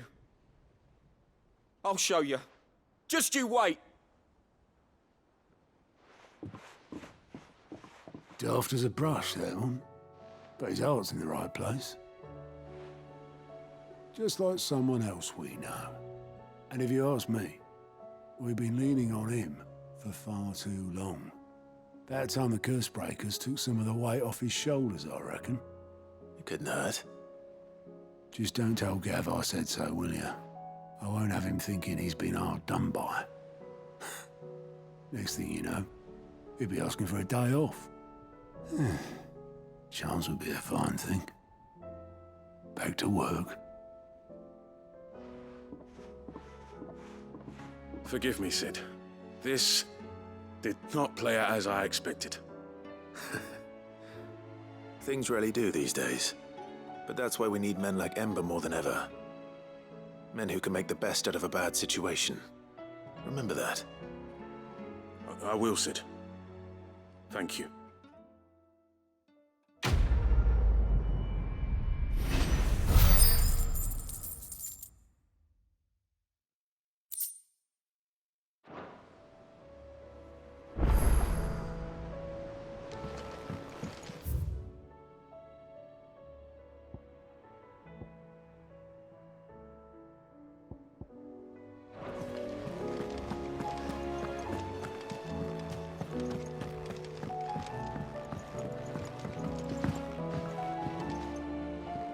Joshua, I read your message.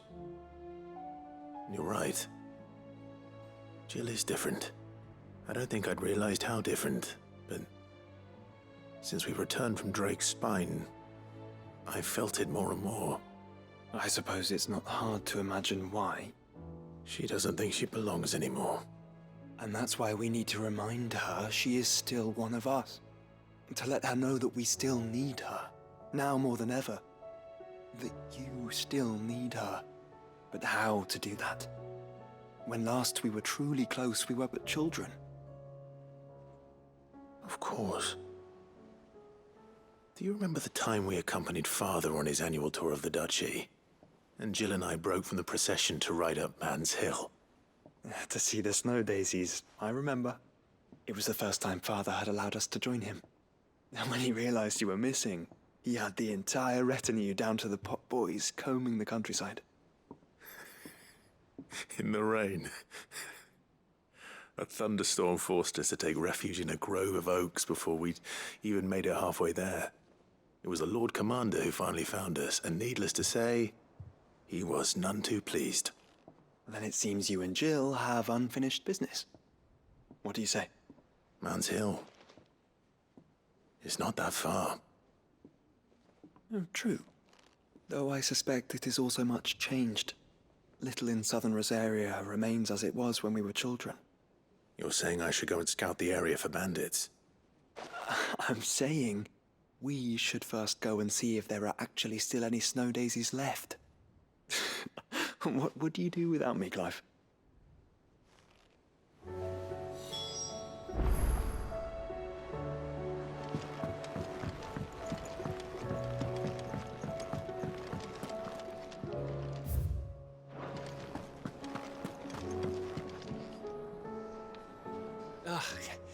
You all right? Something troubling you? No more than usual. It's just... Eda's baby will be coming soon, and I wanted to make something for it. I'm sure she'd like that. Back in the north, families would always make gifts when a bairn was on the way. Yeah, I'll let the little tykes know they were welcome in their new homes, like. So, what's the problem? Well, the problem is that Eda's due any day now, and I don't know if I'll be ready in time. Is there anything I can do to help? You know, there just might be. All right then. What exactly are we making? A good luck charm. But not just any good luck charm. Not just any. No. One made from the feather of a silver chocobo. There's nowt luckier in all the realm, or so we used to say back home anyway. Thing is, they're hard to come by. Had Otto and Karen check with their suppliers, but nothing. I'd try and track one down myself, only... Only the big day is fast approaching. And that's all you need, a feather. That or the bird whose horse it's attached to, aye. I was gonna start by asking around with traveling traders plying the northern borders. Well, there's no shortage of those passing through Martha's. I think I might make that my first port of call. I'll let you know if I find anything. You're a good friend, Clive. I won't forget this.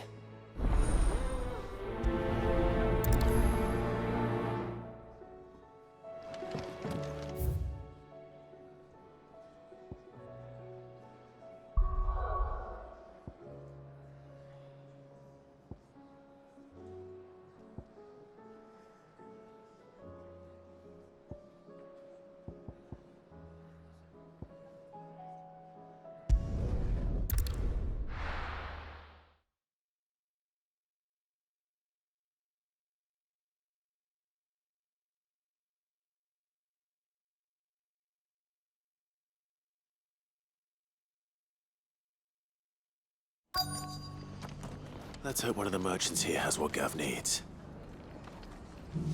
Excuse me. I'm looking for something. Oh, well, then I'm your man. A silver chocobo feather.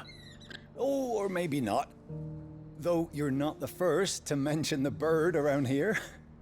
There was a man stopped by the rest not long ago claiming he was attacked by a silver chocobo. Near some gutted hovel not far from Eastpool. Most took him for a braggart and a liar, but who knows? Perhaps there was some truth to his tale. We'll see. Thank you.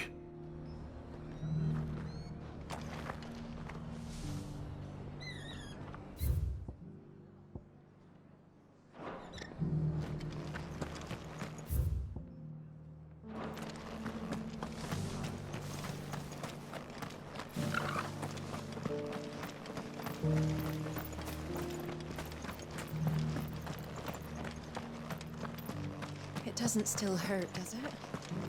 Oh, 1,000 Akashic jars couldn't hurt me. I'm a son. Rosaria, after all. A born survivor.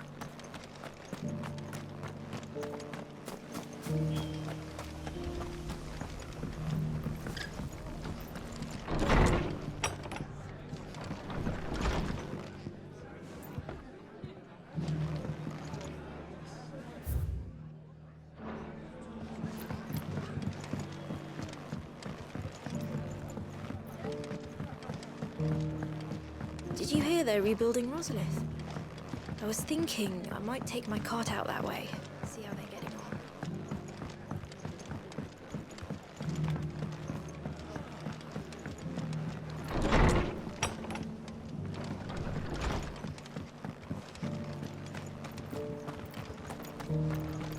Got a few rooms going spare now. You want a bed for the night? You speak to Martha.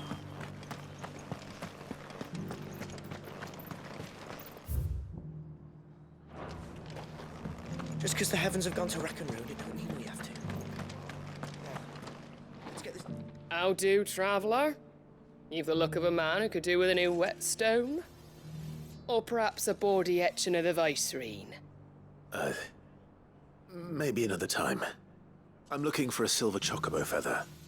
If that's the case, rumours are all you're likely to find. No one has seen a silver chocobo for years. Word is they were all hunted for their feathers. Some northern nonsense about bringing good luck. Didn't bring them much, nor their bows. If any are still out there, I reckon they'll be doing their damnedest not to be discovered. You're probably right. Thank you anyway.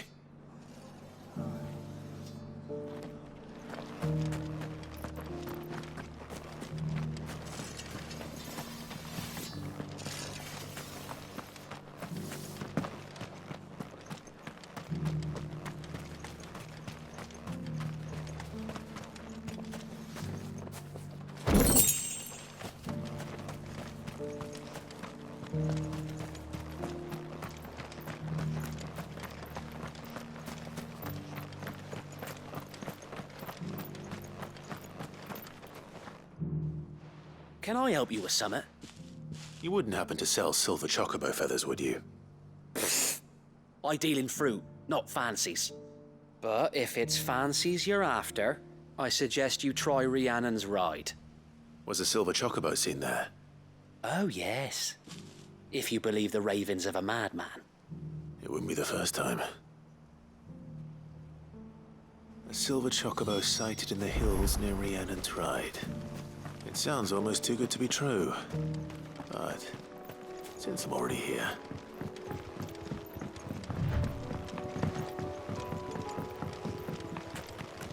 Can hardly make out a blooming thing. Oh, for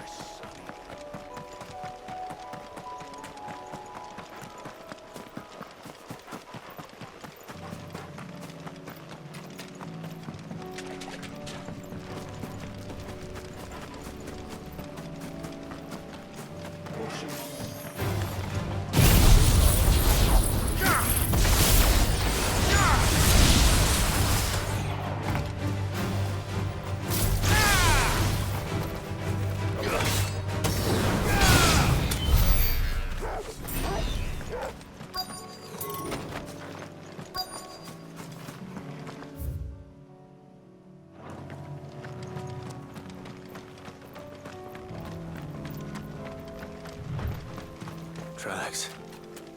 They're not left by bandits for a change.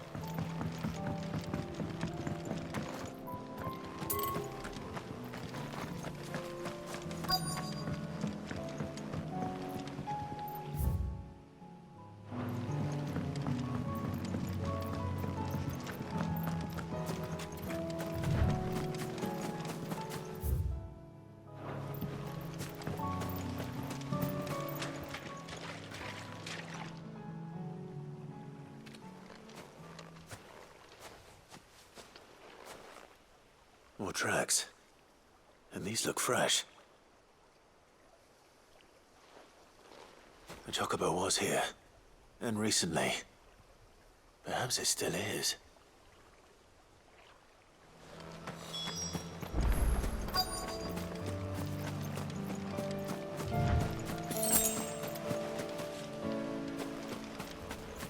I don't hear anything.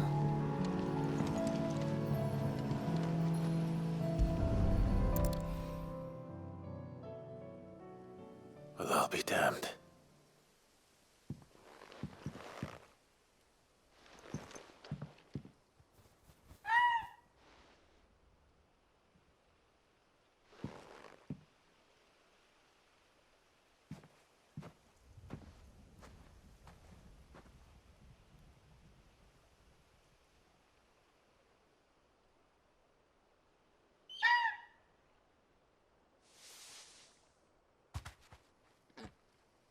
It's all right. I'm not going to hurt you. Just borrowing a feather for my friend.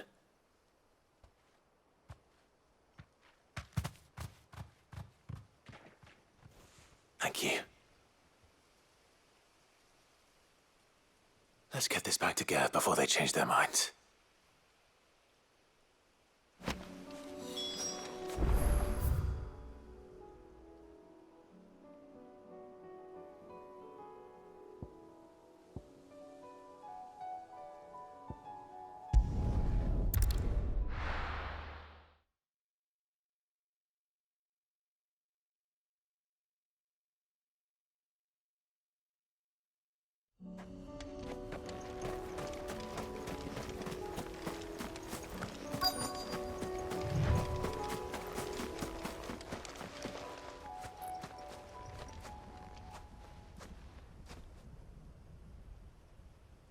This is the place, but... I'm sorry, Clive.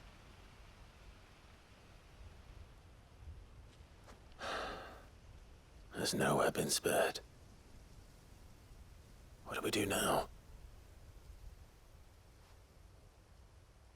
We keep looking.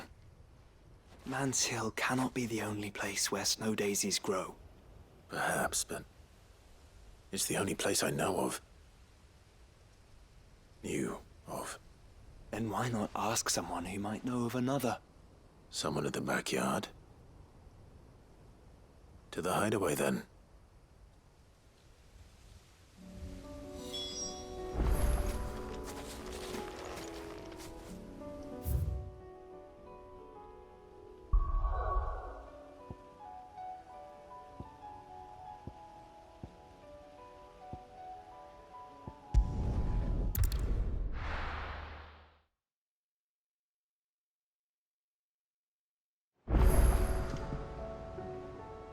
Let's hope one of the gardeners knows where to find snow daisies.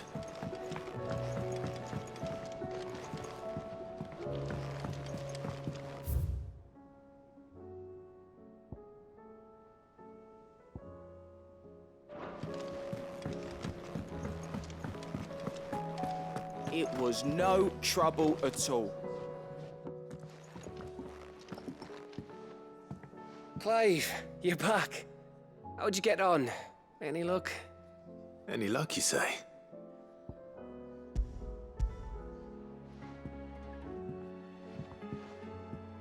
Crystal's crack. Is this what I think it is? Where in the hell did you find it?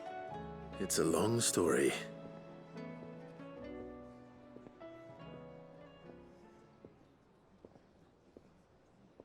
Right there on the road to Eastpool. Who'd have thought it? Everything up there's been abandoned for years. The empty cabin made for the perfect shelter. Though I fear my presence may have forced the poor creatures to look elsewhere. Don't blame yourself, Clive. The Blight's right on Eastpool's doorstep. They'd have had to move on before long, even if you hadn't have turned up. They'll find a new home. Trust me. After all, that's what us endangered animals do. Anyway, what matters is, you managed to nick us one of their quills before they could run off. And now all that's left is to fix it to the carving. I didn't know you could carve. Reckon there's a lot you don't know about me. Like the fact I'm as good with a whittling knife as I am with a sword. And that bone Ember gave me's a dream to work with. What did you say it was from again? An Avis? But it weren't your Avis, Sid. I slew one of my own at last. So all those long nights in the pit finally bore fruit. I'm proud of you, Ember. Don't speak too soon. I ain't done my trial yet. There we go.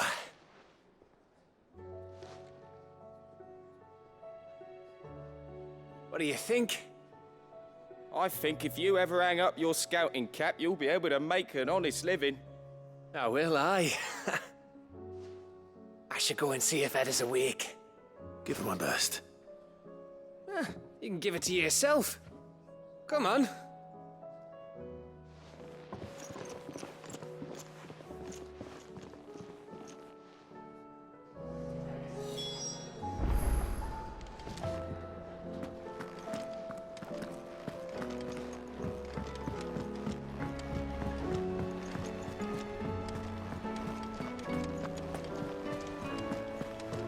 There's something about it.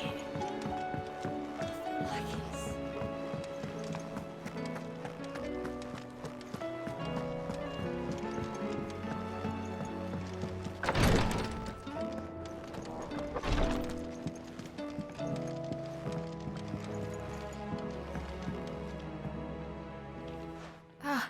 me lords. How are you feeling? Well, thank you. Is something wrong? Wrong? No, nothing like that. What it is, Go on, please.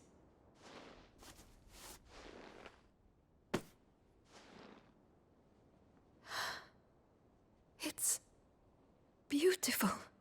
Did you make it? We did. Aye. It's from all of us here at the Hideaway. Your new family, like. It's a good luck charm. We may come up north when a band's on the way. I mean a baby. To let him know that they're part of the family too. Oh, I hope you like it. I don't know what to say. I thank you, me lords, for everything. If there's anything you need, just let us know. I will. Clive, fancy a swift off? I'm thirsty. I could be convinced.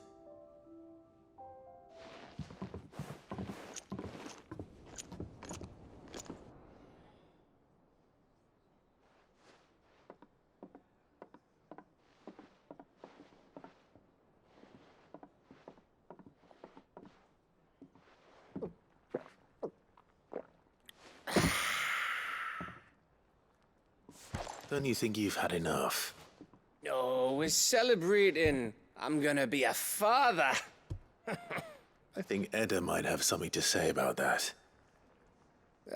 You know what I mean. Bit of light in these dark times.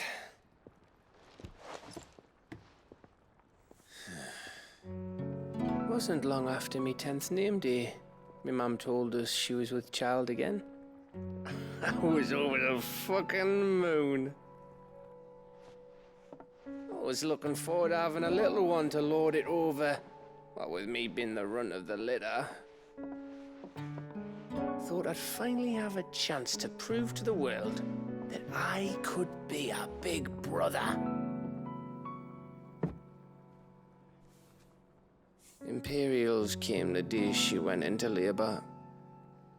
Had myself a baby sister. And then I didn't. Me whole family gone in a blink, while I hid in the cellar like the spineless little arsehole I was. Great brother I turned out to be.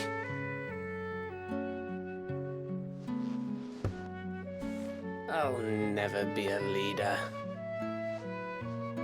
And I'll never be a hero. I'm just a daft little dog who comes running when his master calls. I'll never be like you, or Sid, or Jill, or even Torgal.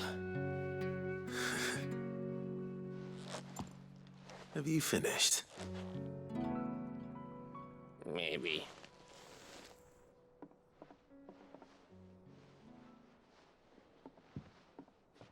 Do you know why you're our best scout?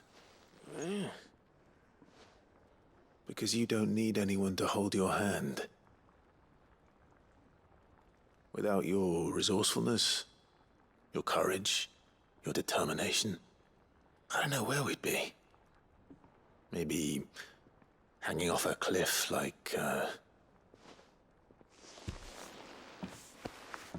That was only the once. Exactly. You learned from it. And here you are after Founder knows how many missions, stronger for everyone. And let's not forget Rosalith. Who was it who freed me from the dungeon? Who was it who ran to Jill's rescue? That would be me. Because you're our brother, Gav. My brother.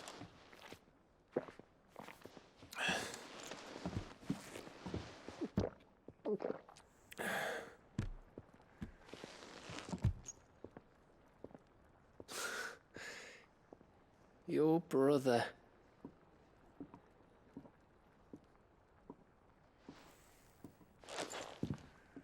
Which means that when the time comes,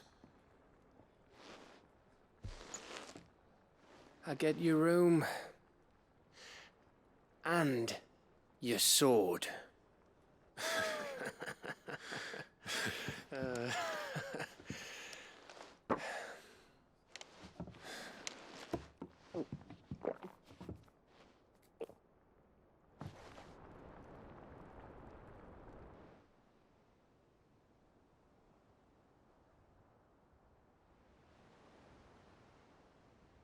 I may have had one too many.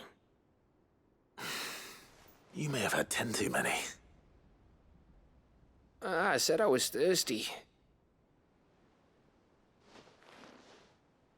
Better get back to work anyway, after I walk this off. Clive? What is it? Thanks for, you know. I know.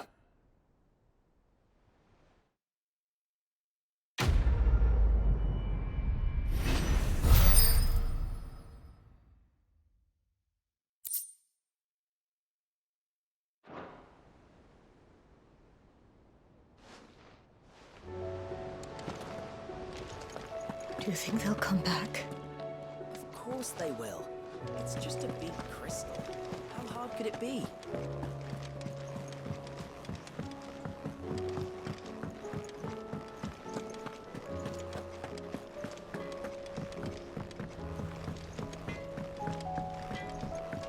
Say what you will. Lady Karen's...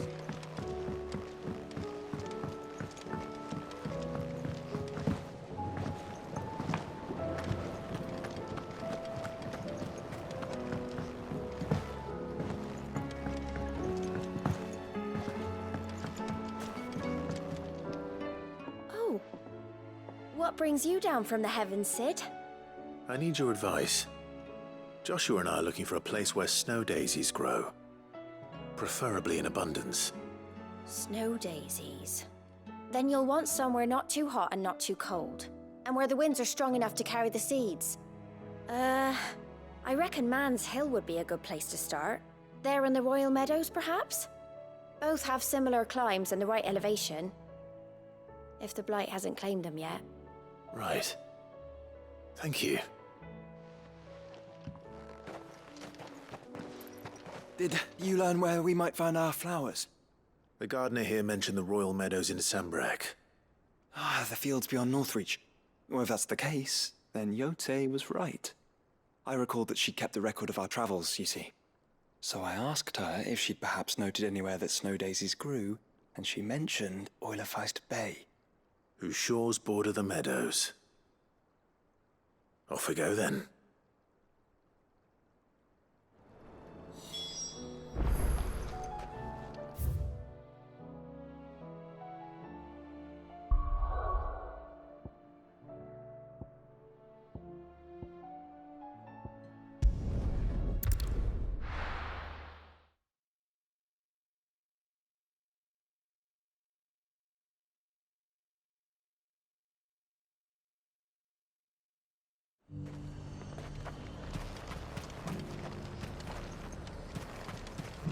Got any more of those special elixirs?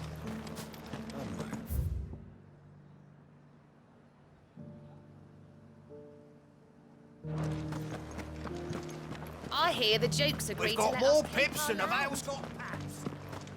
Seems the Duke's had a change of heart.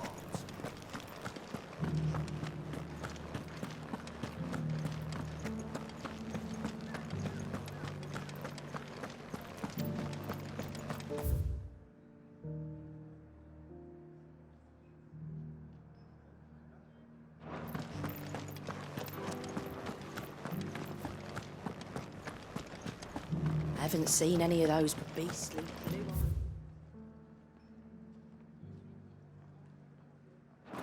eyes of late. Perhaps you haven't been.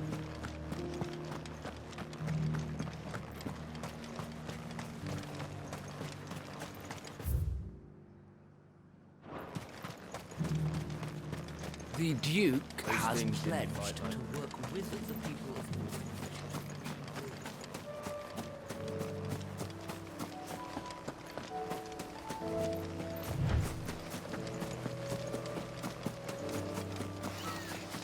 Have care.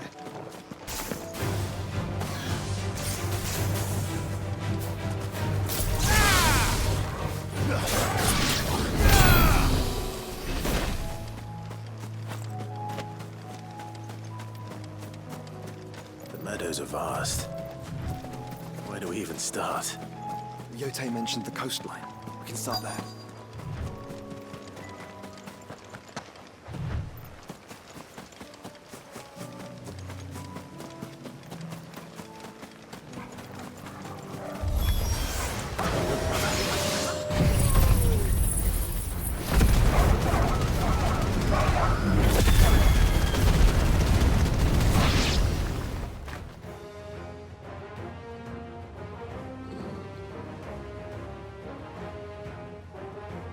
What do you see, boy?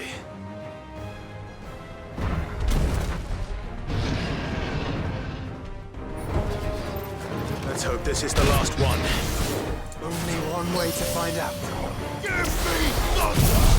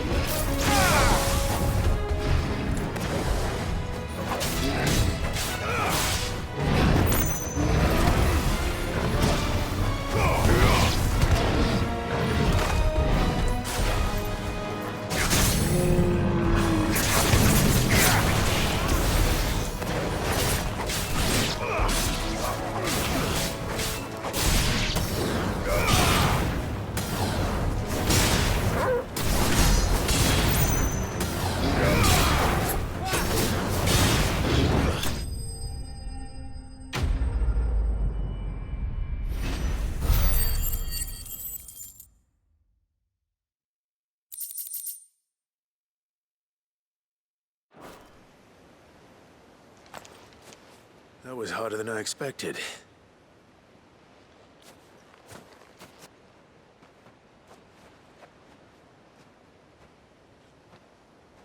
But Founder, it was worth it. They're beautiful. Do you think Jill will like them? She'll love them. Come on. Let's go.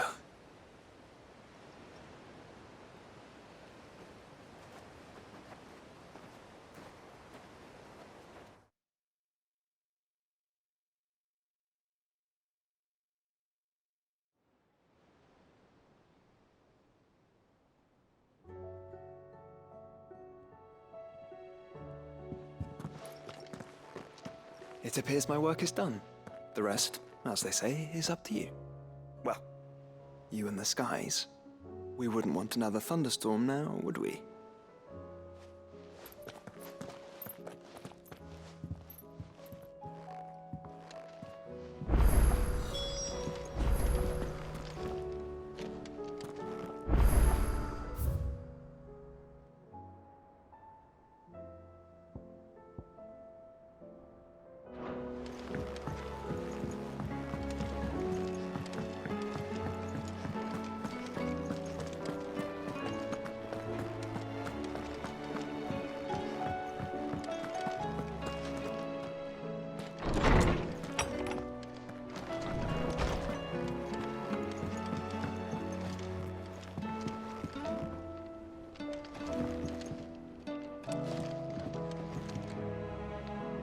Jill, there's something I'd like to show you. There is? And where might this something be? It's, not here. Now, I know this is sudden, but how would you fancy a trip to Oriflamme?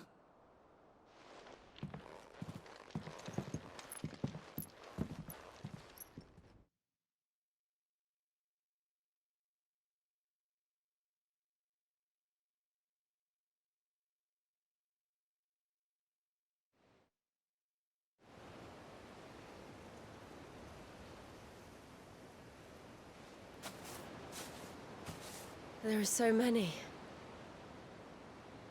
This is what you wanted to show me.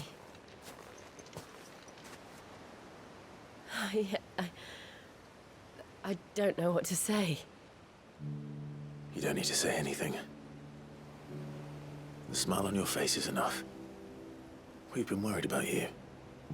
Joshua and I. Do you remember when I took you to Man's Hill? Or tried to? How could I forget? You saw me crying and thought a change of scenery might lift my spirits. In the end, it earned me a nasty cough and a stern scolding from your mother. But I felt wonderful nonetheless. I'm sorry. I had no idea what I was getting us both into. But I couldn't bear to see you like that. Before we left, my chambermaid told me she'd overheard your mother talking about my marriage prospects with some of the noblewomen at court. They were debating whether it would be more profitable to marry me off to one of the high houses instead of saving me for the ducal line. No one thought to ask me what I wanted. I was nothing to them. A pawn at best. I felt so trapped. So lonely. I didn't know. But I wasn't alone. You were there. Your hand in mine as we ran for those oaks. And I knew then, no matter what happened, I would be all right. I'll never forget that feeling.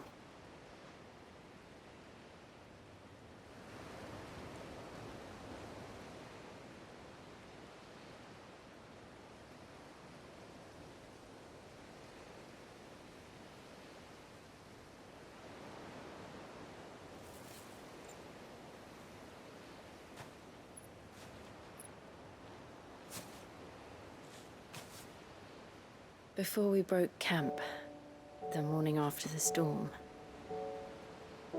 do you know what I did? No? What? I slipped away from my governess to climb the tor. And from there I saw a sea of petals, all reaching for the sun. And I realized no matter how terrible the night, dawn would always come.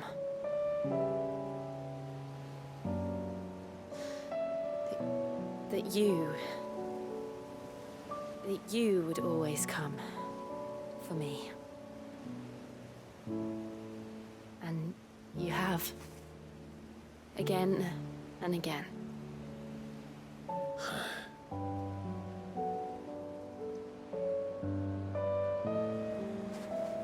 Where do you see us? When all this is over?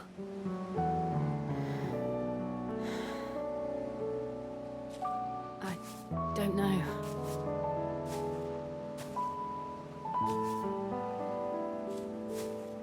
Not here, though. I think I've outgrown the twins. After everything we've been through, the realm just seems so small. I'll need some space to spread my wings. Then that's what you'll have. And I'll stop at nothing to see that you do.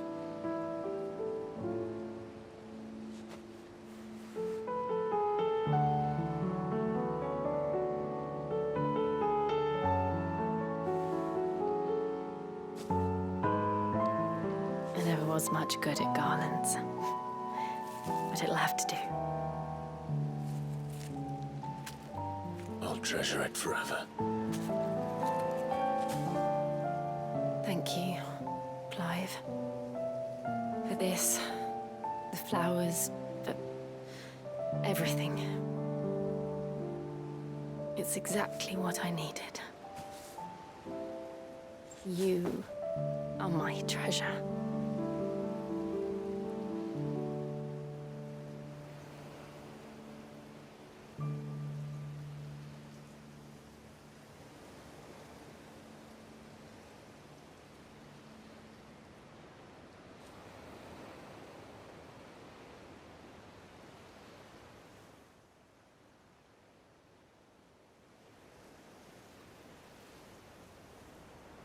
We should probably be getting back. I expect the others are wondering where we are. You're right. There's still much to do. And we'll do it together.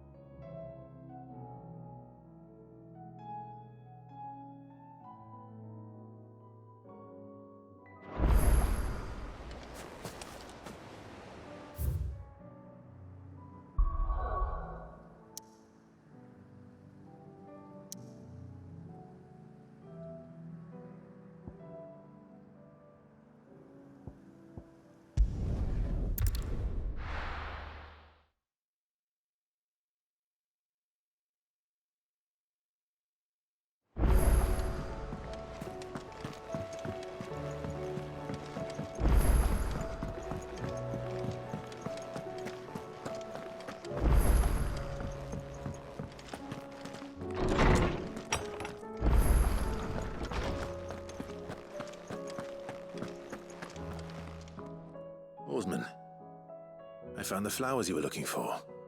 You did? I think I did.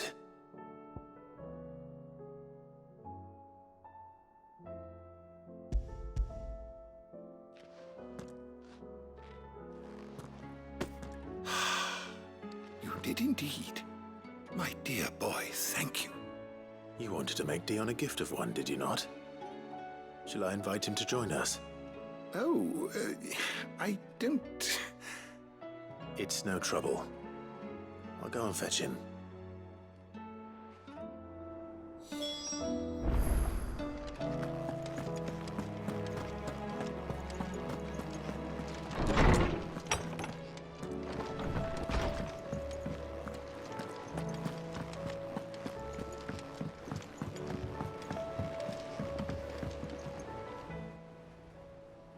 Your Highness, would you do me the honor of accompanying me? No. It is time, then. No. Only to the shelves. Our lawsman has something he'd like to give you. Master Harpocrates. No. I dare not show my face before him. Not after everything I have done. I have taken countless innocent lives. And ruined countless more. All because I was weak. I have sworn to atone for my crimes or die in the attempt. But were I to meet with him again, and see in his eyes what I have become, I fear that my resolve might falter. Then that is all the more reason to do it. Test your resolve. Prove to yourself And to him, how strong it truly is.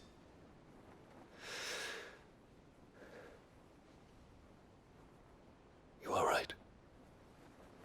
I must, at the very least, offer him my gratitude. Very well, then. Take me to him. Follow me.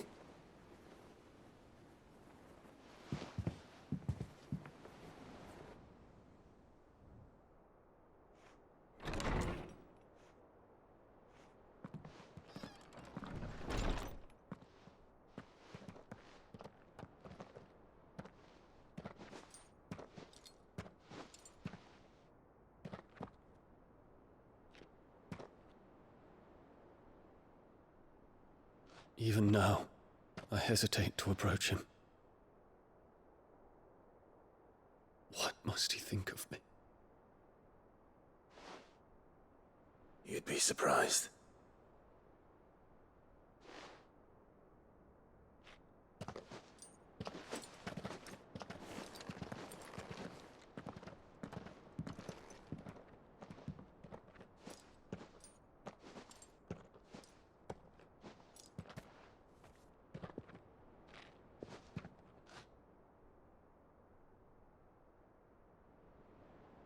Master Harpocrates, pray, accept my apologies for leaving your tutelage before my studies were complete.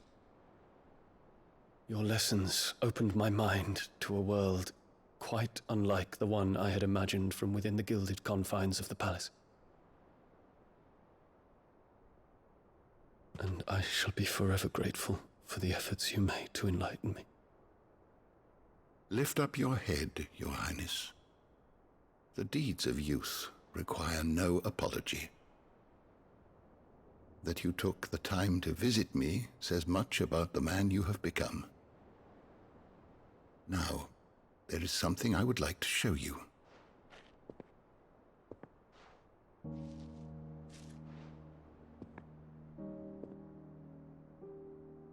Is that a wyvern tail? The color is unfamiliar to me. Because it is unique to those found in the wild. Something in the harsh environment in which they grow lends them this striking hue. Their roots are indistinguishable from those of their hothouse cousins, but once they bloom, the difference is immediately apparent. In this flower, I see you, Your Highness. Its roots were the roots of a wyvern tail, with all that implies. But they do not define it, just as yours do not define you. I want you to have it, that it might remind you of this truth.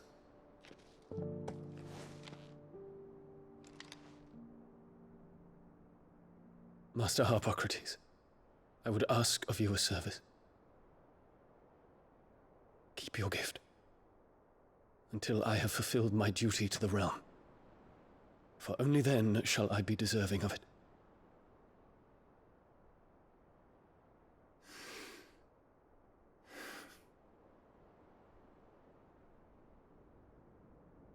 As you wish, Your Highness. I shall await your return.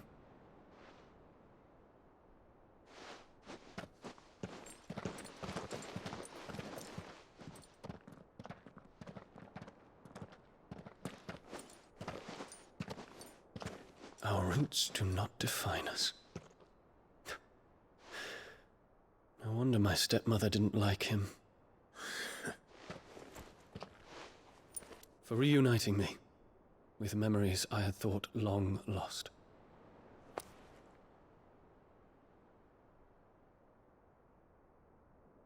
I shall not forget this.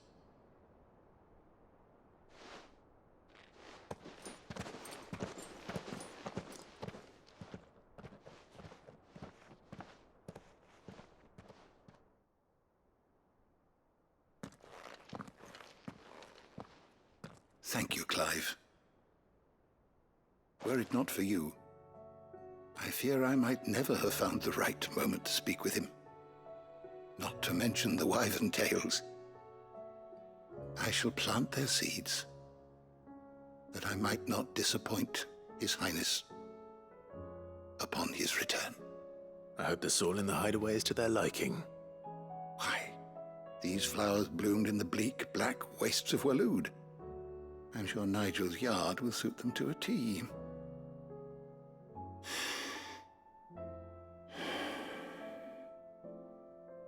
When it comes to expressing one's gratitude, I find that words are seldom sufficient.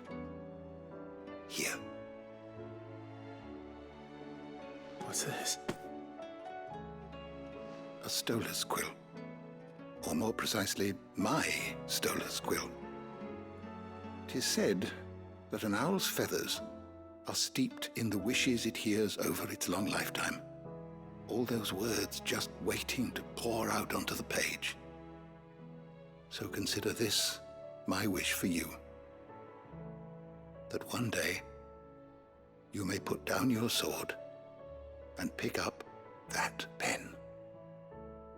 Well, when that day comes, I'll certainly have a lot to write about. Thank you, Harpocrates. It shall have pride of place in my chamber.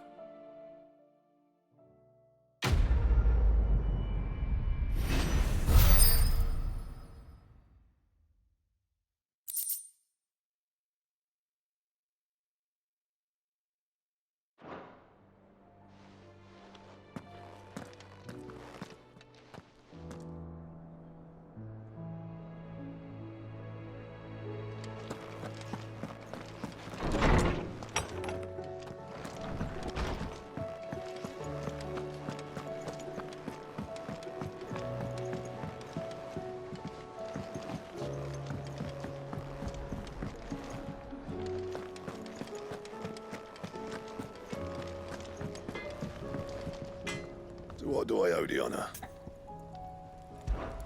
So, what'll it be?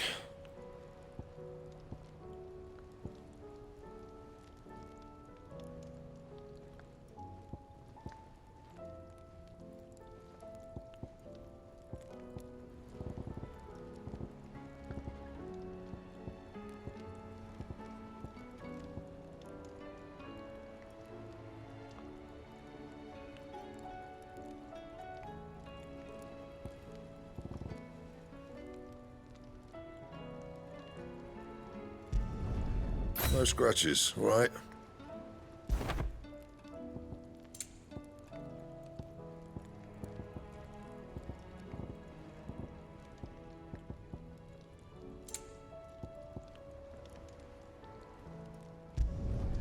Not bad, if I do say so myself.